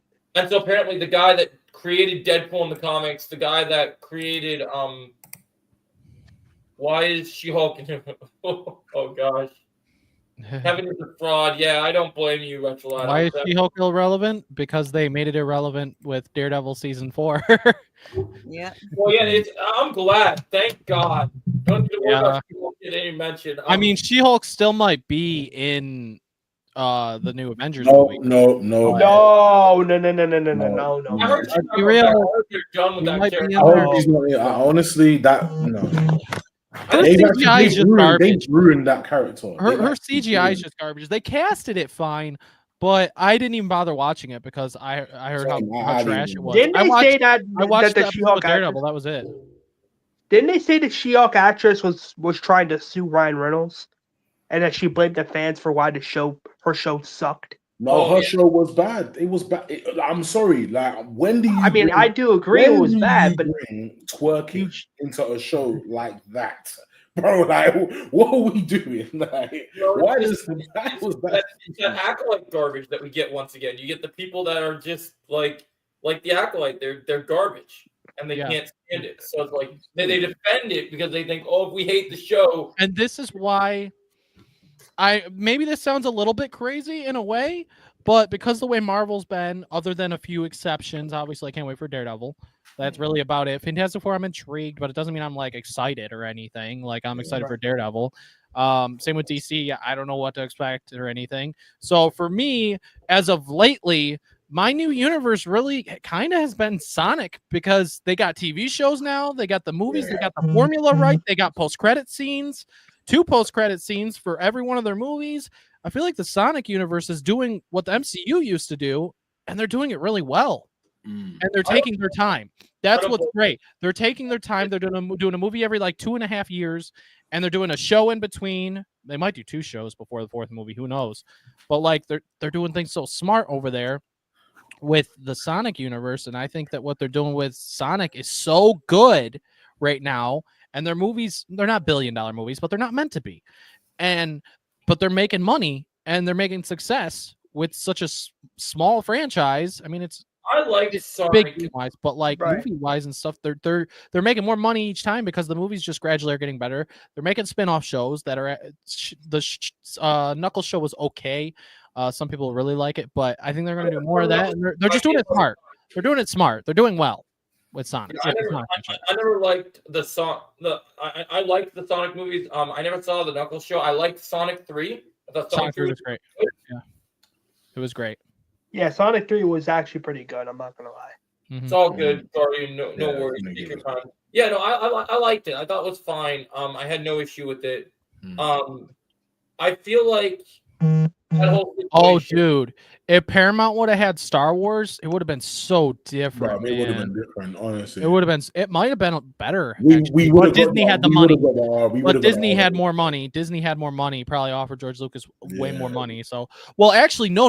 The reason why he actually sold Star Wars to them, I think it was because he seen what they were doing with Marvel, and he was impressed with what they were doing with Marvel, and he liked what they were doing with Marvel, and that made him think, well, if I want to sell this, I should probably sell it to them, because what I see with Marvel that they're doing is really, really good. At the time, back in 2012 or whenever he sold it exactly. I realized too, which sucks. Yeah. They looked at what they've done and said, oh, they can handle this, and then it made a huge mistake. No, it would have been crazy. I mean. He realized that too. I know dang well that George Lucas was probably a little bummed about it, but he was like, "Well, I got my money, so." This is on the controversial side, but I was going to be honest with you guys. I don't know if you know about this. Do you guys know that even though Disney's still making projects with Star Wars, there's been, you know how Dave Filoni and other people like Jon Favreau have kept in touch with George Lucas? Yeah. I've actually been told that there are times, especially after the sequels, that there was in the contract that when they did not use George's stuff for the sequels, George wrote in things in the contract that like they wouldn't get rights to, so that basically every time Lucas has, like, I know he worked on Andor and he worked on a couple other projects, that he's been buying back little pieces of the company, like the share, in little bits. So I wonder, because he wouldn't do it himself, but if he's able to get enough majority back, I wonder if that could be something that could happen. Maybe he sells to Paramount, and maybe we could get Star Wars saved or something. That'd be great. Yeah. That'd be wild. Because the thing is with Paramount as well, they would give us R-rated stuff as well. Like, because I think Old Republic needs to be R-rated. I think an R-rated Mace Windu show would be sick. I think that'd be awesome. So yeah, I agree. There's opportunities. I know the guy that played Jar Jar Binks, that played that Jedi in The Mandalorian, is talking about doing a John Wick level rated R movie where he goes and like fights like people who come after him during Order 66. I thought sounded awesome. Yeah, I love the idea of Mace Windu coming back, because we know he's not dead. But it's like with Disney, it's not. I don't know, man. Really. I mean, again, like I stated before, I just don't have faith in Disney Star Wars anymore. We're talking about when Disney doesn't have Star Wars. We need to prepare ourselves for the future that Disney can use it. Because if they keep fucking shit up, eventually they're not going to make any money. Like, it's already come to the point where there's people like, let's look at the proof, right? After the Acolyte, so many people turned away from Star Wars, and if you look at the numbers, Skeleton Crew was a genuine good show. People heard a new Star Wars show was coming out, had no desire to watch it. Yeah, I had no desire. Neither did I. I didn't even watch the Skeleton Crew, because why am I going to watch a show with nobodies? I don't care anymore. I stopped caring now. Like, I watched Ahsoka because she's my favorite character. I don't hate the show, but I don't love it, you know? But I don't hate it. Like, some people think it's awful. I don't think it's awful. I just think it could have been a little better. But Anakin was in it too, so it was like, obviously, you know, I had to watch it with Anakin in there, so it was freaking cool stuff. Like, his scenes were phenomenal. They were amazing. I was like, yo, they could do a season 2 and have his ghost train with her. Like, it'd be amazing. But the story would have to be right, and I don't think they're going to do another season at this point. Because I don't think so. Yeah. The Mandoverse is going to be dead after the movie. If the movie, I don't even know if the movie's going to make money. If it's gonna like succeed at this point. Yeah. Also, if they have like say if like not to put anybody off, like if they do like say if they do like the Star Wars Heir to the Empire movie, like say if they do that movie with like Luke and Anakin and maybe with some other characters, how do we know fans are gonna show up for that? Yeah. Exactly. When they already know full well Disney Star Wars isn't doing good right now. It's not doing good. Look at the Acolyte. Look at Skeleton Crew. Look at some of the stuff they did with Ahsoka and Obi-Wan Kenobi show. It's not good. We haven't had a movie in years. If they want to fix that movie, the only way to fix that movie is to give us good Thrawn, and they didn't write him well in season 1, so they better fix that shit. Right, they have to. If they're not, because here's the thing, Joe. If they're not going to fix it, what the heck? That movie is literally the opportunity to make Thrawn Thanos for Star Wars. Like, right? If they don't do that, they're fucked. Because Thrawn has to be. I like what Retro said here about Henry Cavill for an Old Republic show as a Jedi or Sith would be dope. I guarantee he wouldn't be involved unless he's not with Disney though, because Disney. Exactly. Because that's why he left The Witcher, because the writers didn't agree because they didn't want to go with the books and the source material. He knows his stuff. Henry Cavill is one of the biggest nerds in Hollywood. Like, the dude is freaking awesome. He knows his stuff. Everything he's a fan of, he knows his stuff. He knows what he's being a part of. If he wants to make something, he's going to help lead that project. He's not a tool. He's not a tool. He's not someone that you can just control because we're gonna change this and then you can still do that. And it's I fully believe that he is one of the good people in Hollywood that cares about what he does. Is not like all about just the money. He wants the stuff. He's passionate about what he does. That's true, 100%. Like, I'm not even really into Warhammer, but I will probably watch whatever he's cooking up right now because Henry is a huge fan and knows what he's doing. I think they're going to service Warhammer for everyone. So even people that didn't play the games and like for everybody. Find a way to. I feel like down the line I might play that newest game. That newest game looked pretty good. A lot of people said it was great. It's on a good deal right now. I thought it was for a while. I might buy it. It looked fun. I never got into Warhammer. I don't know what it was. Right. What I think was really interesting with Cavill, I think a lot of people don't give him enough credit for. There was a rumor for a while. I don't know if you know about this, but did you know Kathleen was actually trying to stop his Warhammer project from happening because they were trying to be in the Rey movie? I'm sorry, what? What? So also, Rey movie, get that out of here. No, Hold on. Let me get this straight, Joe. So Kathleen Kennedy tried to prevent his Warhammer film from coming out. Are you kidding me? It's gonna be a show, not a movie. But yeah. And do you know the reason why he didn't want why she tried to prevent it? Yeah. Why? She was trying to get Henry Cavill to join her shitty ass universe because she's worried that if Henry Cavill powers into this Warhammer thing, that Star Wars gets replaced. Yeah, well, I'm not. Well, can you blame him? And can you blame this? What they, bro? No, I'm sorry. Like, no, Kathleen needs to shut the fuck up, bro. This is what I'm saying. Kathleen Kennedy, like, she needs to stop. She needs to stop. She needs to stop because the thing is now, like, I feel like if in terms of the shows and whatever that's come out, right? Yeah. If they didn't come out in such climactic order, it would. I don't know if it would have been differently or if the fans would have received it differently. You know what I think is what's gonna be hilarious on that topic? You know what's gonna be absolutely hilarious when people talk about most anticipated Star Wars projects? Star Wars Theory, a fan who has lots of money to create Star Wars projects. Yeah. His Star Wars film that he's gonna have out in the next year. Yeah, he's gonna bury every single Disney Star Wars project in the ground. No matter what they put into it. You know what it is? I feel like a lot of YouTube channels already. It sucks because I remember when Force Awakens came out, man, and I actually loved that movie. Yes, I still don't hate it. I still don't hate it. It's like kind of, in a way, it's a guilty pleasure. They played it safe.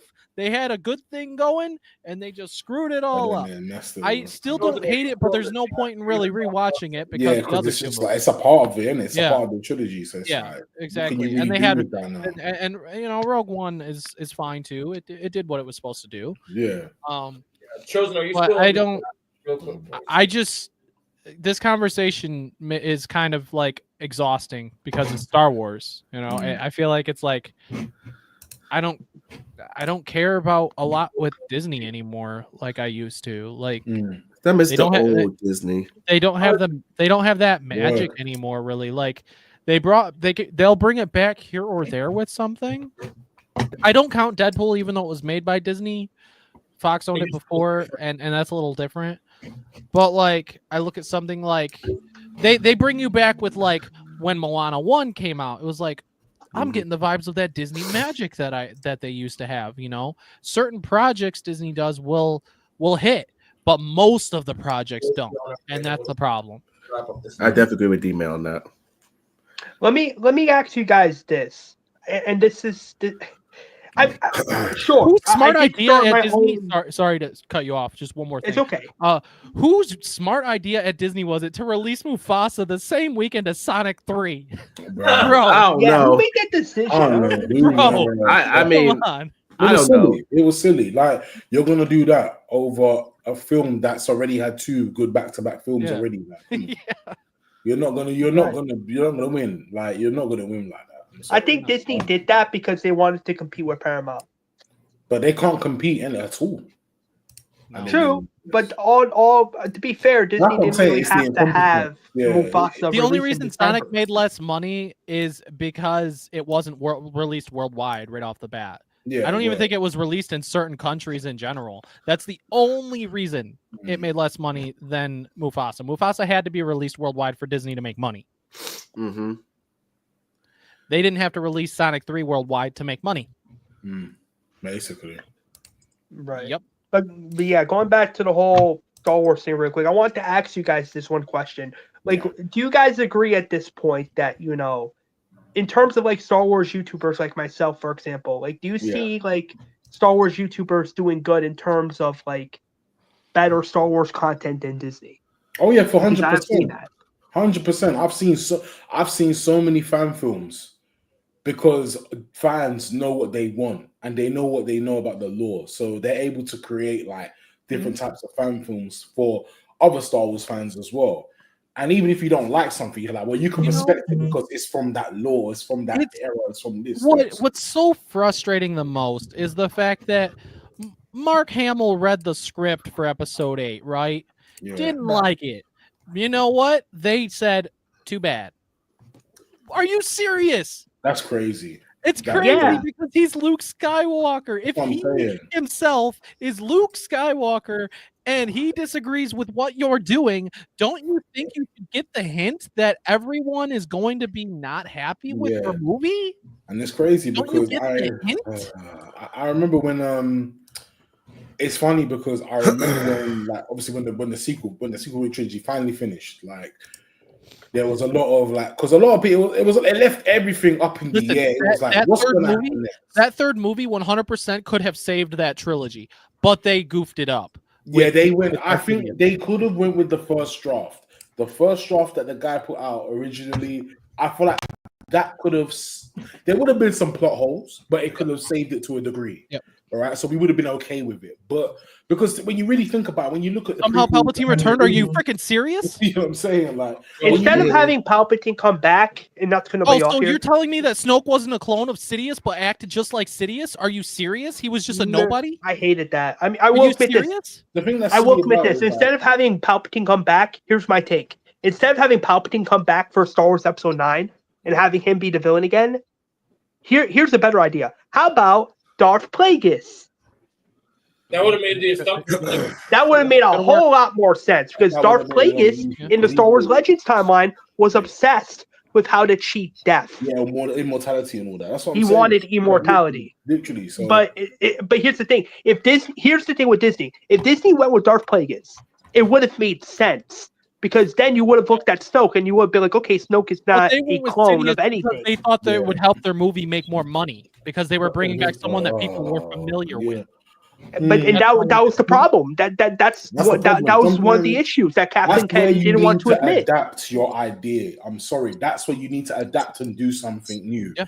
And I feel like the first draft they originally had was the new idea that should have went through with. They should have went through with that first draft. And the thing is and this is why when you look at the original trilogy, J.J. Abrams for the full trilogy, because it would have been completely coherent, consistent. Yeah, it would have been consistent. And then Abrams didn't know what to do, and so he just did what he did. He did what he did. Because when I look at because this is why Marvel's bringing back the Russos. This is exactly why, because their movies all are good and they all succeed, and you want people to get excited. You want these things to actually be good and done right. I love every Avengers movie that is made. Age of Ultron may be the like worst of the four, but man, is it still a fun movie. Yeah, and I need these next two Avengers movies to be so good and so fun to where I come out of that theater and I'm like, bro, Spider-Man 4 right now. Give it to me right now. Next year, I can't wait for Secret Wars. Let's freaking go. This is what I need from Marvel next year, man.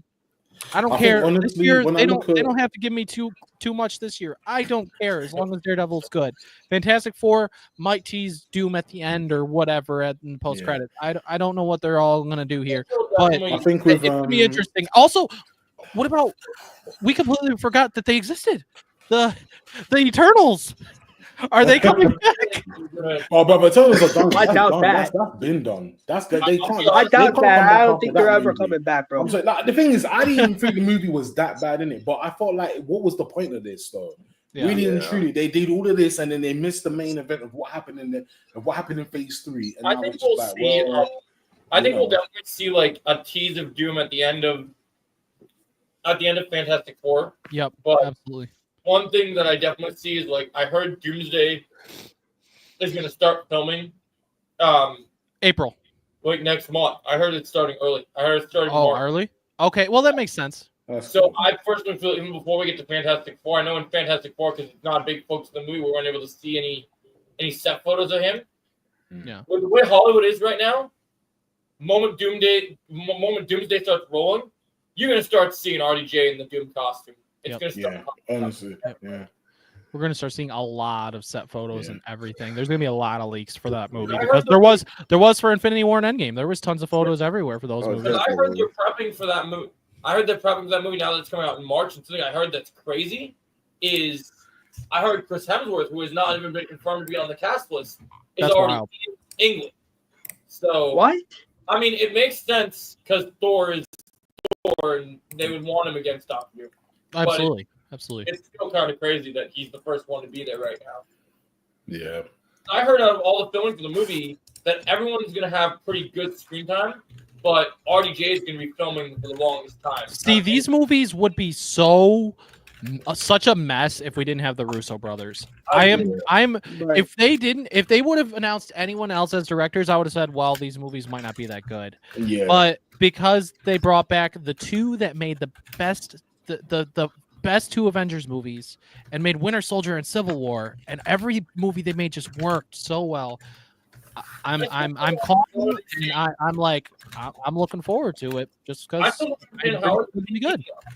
How are you making this? I'm going to wrap up soon because I know that Retro Lab was waiting for us. This stream is going on for 4 hours, so we'll wrap up this topic and then we'll go over and see him because I know he's waiting for us. But what I wanted to say is like what I don't understand is when they just said they were doing another Captain America movie, they keep saying, "Oh, it's going to be like this Brave New World in 2 days." Like it was gonna have the same tone as Winter Soldier, right? But if you're doing a new Captain America movie, why didn't you bring on the Russos to at least come and write it, or hell, even fire the director him right story? Yeah, and I really don't know what to expect from the post credits for Cap 4. I don't know what to expect. Probably another movie. I heard a rumor on YouTube that says like, oh, the post-credit scene for Captain America: Brave New World has something to do with Nick Fury meeting with Sam Wilson in regards to like forming a new Avengers team. I think I could see that. Like setting him up with as Captain America, they're going to set him up with how to kind of be like Age of Ultron, where you saw in Age of Ultron where his team. I think we might see new Avengers, or maybe they show the new team what it looks like. Yeah. And just kind of be like, oh yeah, we got to have our Avengers because we have our villains. We might as well have our Avengers. So yeah, I think that's where they're going. But I think so. I believe. Let me check Retrolab real quick. I know we didn't touch on Cobra Kai, Joe. So we'll talk about it on our when we're playing Marvel Rivals again. I want to talk with you, Chris. Yeah, cool. Yeah, I'm about to help out Marvel Rivals as well.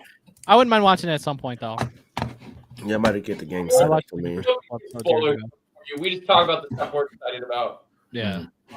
We won't spoil any previous stuff. We're just talking about what we have predicted. It's funny. I could have met the main cast of that last year. No, 2 years ago in 2023. The three main guys were all at Comic-Con, but wasn't a huge fan. So my brother's a huge fan. He loves Cobra Kai. So I'll watch it.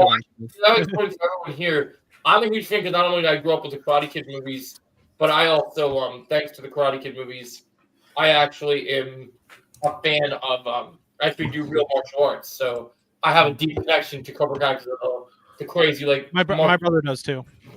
Oh, yeah. What kind of martial arts does he do? I don't even know, dude.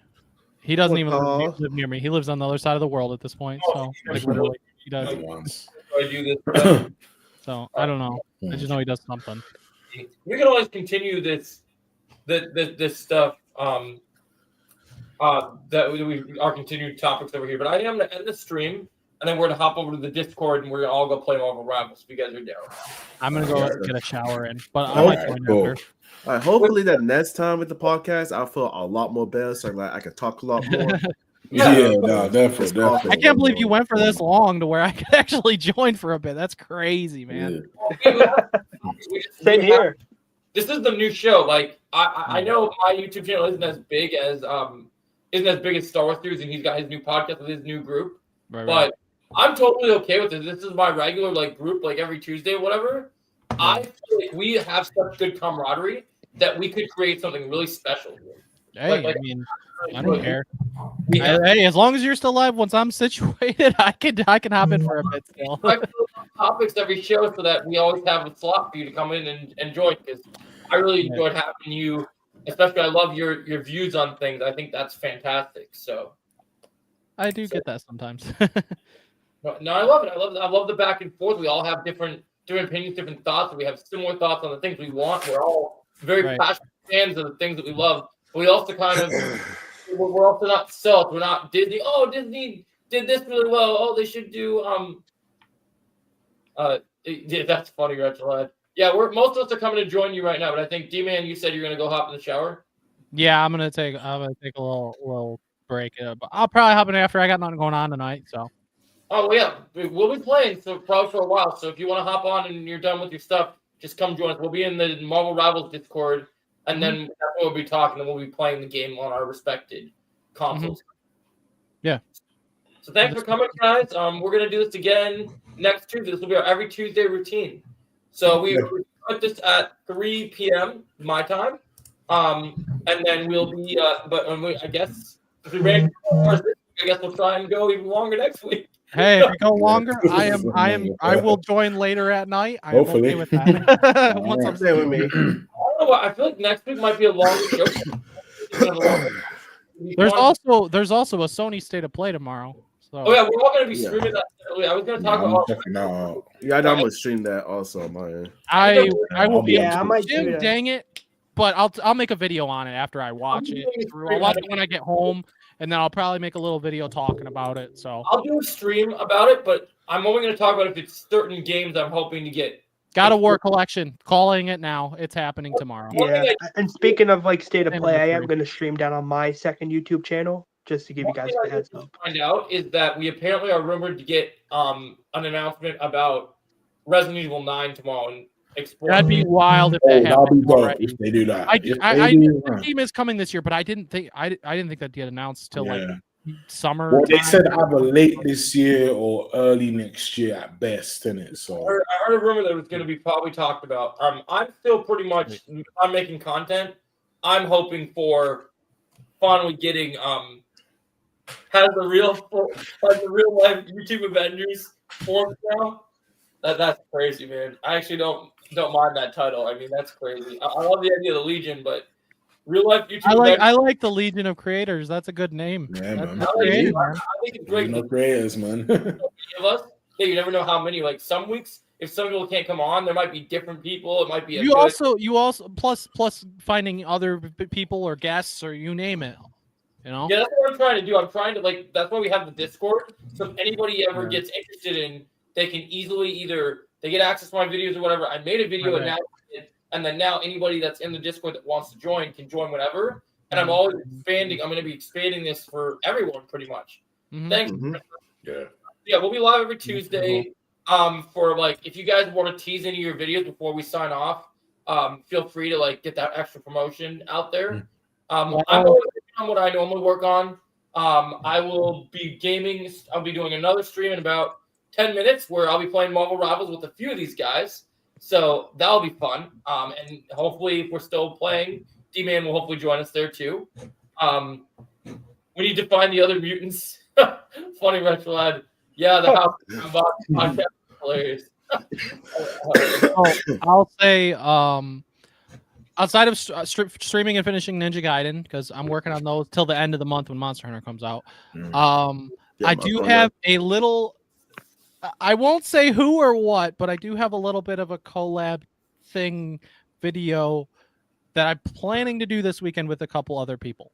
A surprise, okay. Oh, interesting. Yeah, it is. Yeah, it obviously it's gaming related, but I do have something. It's a very good conversation that I've been wanting to have with a couple specific creators, and I don't want to say who it is or what we're going to be discussing, but yes, I will be doing a collab video that I'm hoping to do this weekend. I can't wait to see. I'm working on. I might be with a couple different Cobra Kai content creators tomorrow because I know one of my buddies, Cobra Kai Karate and Cobra Kai Zone, are doing a live, and I might go over to their stream and do some countdown stuff to get ready because I took off Thursday and Friday, so I'm gonna stay up till probably 6 a.m.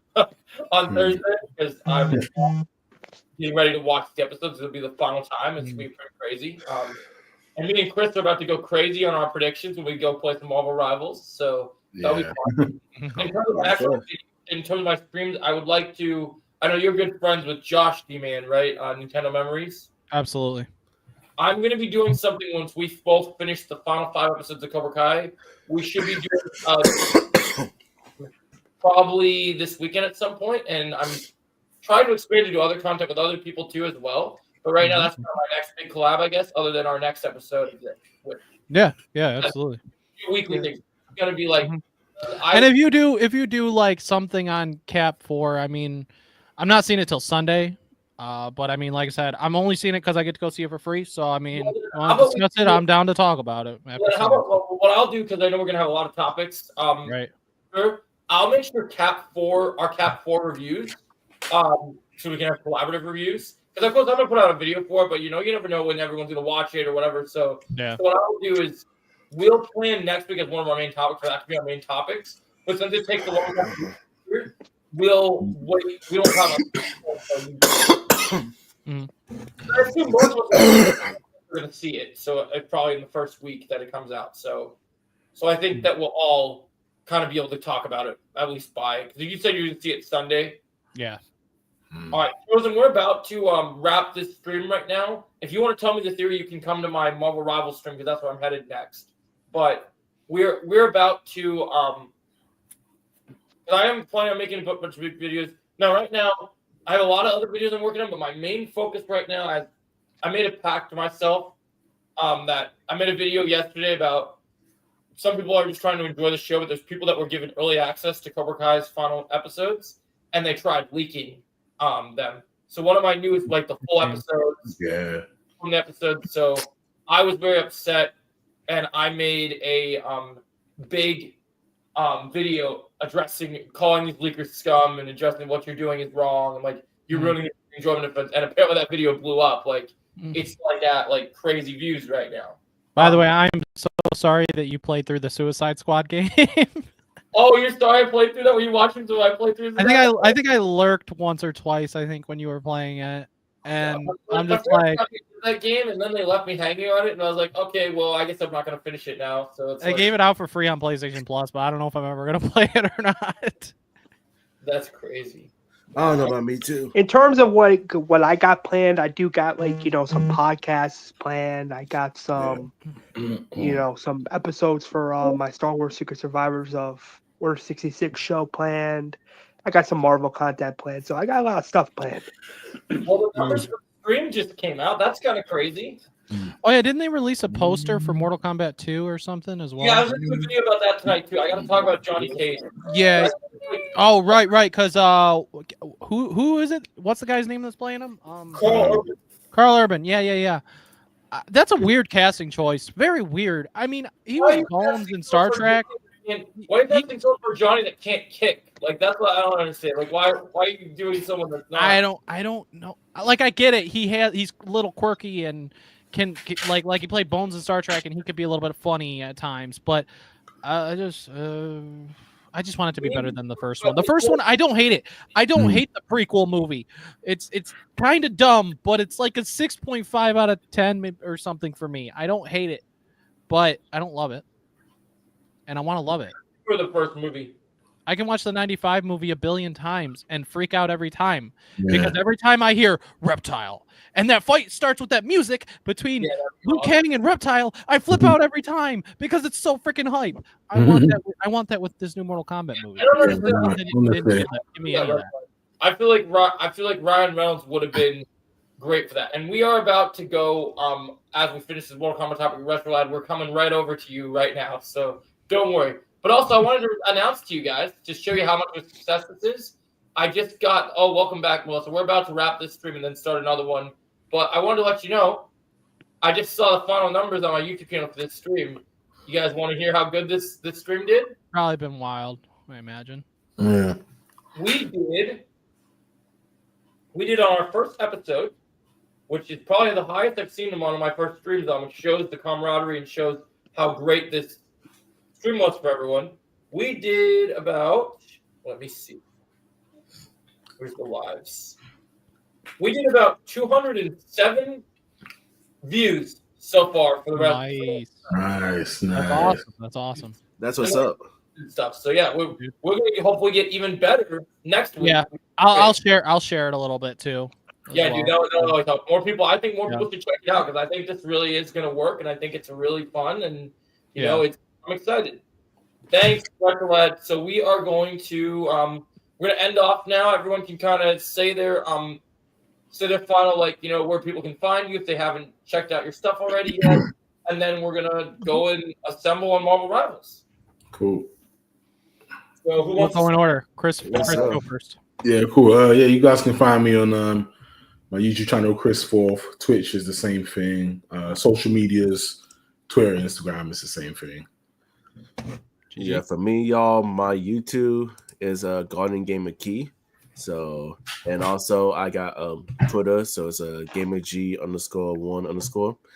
And yeah. Yeah, where you guys can find me on my YouTube channel, anything Star Wars or Marvel. You guys can also follow me on my second Insta, which is Walker Dead Anything. And then you guys can also find my main YouTube channel. And if you want to support me or my second YouTube channel, you can check out some of my videos on stuff I've already covered, giving my honest thoughts and opinions on some of my gaming streams. So if you guys want to check that out, go ahead. And if you guys want to subscribe to me or anyone else here, please do so. We're trying to reach our next milestones. So yeah, definitely help us all out. That's definitely something that we would prefer for sure. But that's gonna be it for us, guys. Hey, I didn't say anything. Oh, sorry. Hey, at least he make food and done a few. Yeah, I mean, I'm on YouTube, Instagram, and Twitter. I don't use Twitter very much, but I am on all three, and fairly decently active. But we just recently hit 1.1K, so thank you for anybody who comes and hangs out at streams or whatever, and then yeah, streams. Lots of. I'm just trying to get. I'm trying to hit the watch time hours. I see you definitely got monetized in some kind of way, Yoda Joe. That's awesome. Yeah, I tell you, hitting them watch time hours is so dang hard to do. Tell me about it. Yeah, it's ridiculous. You gotta stream content. You gotta stream as much as possible. Plus, you gotta make videos at the same time. It's like, where do I find the time for everything to be able to do all Can I this give you a cheat share? to hit that Right? You want to know a cheat code to hit that watch time really easily? YouTube Shorts.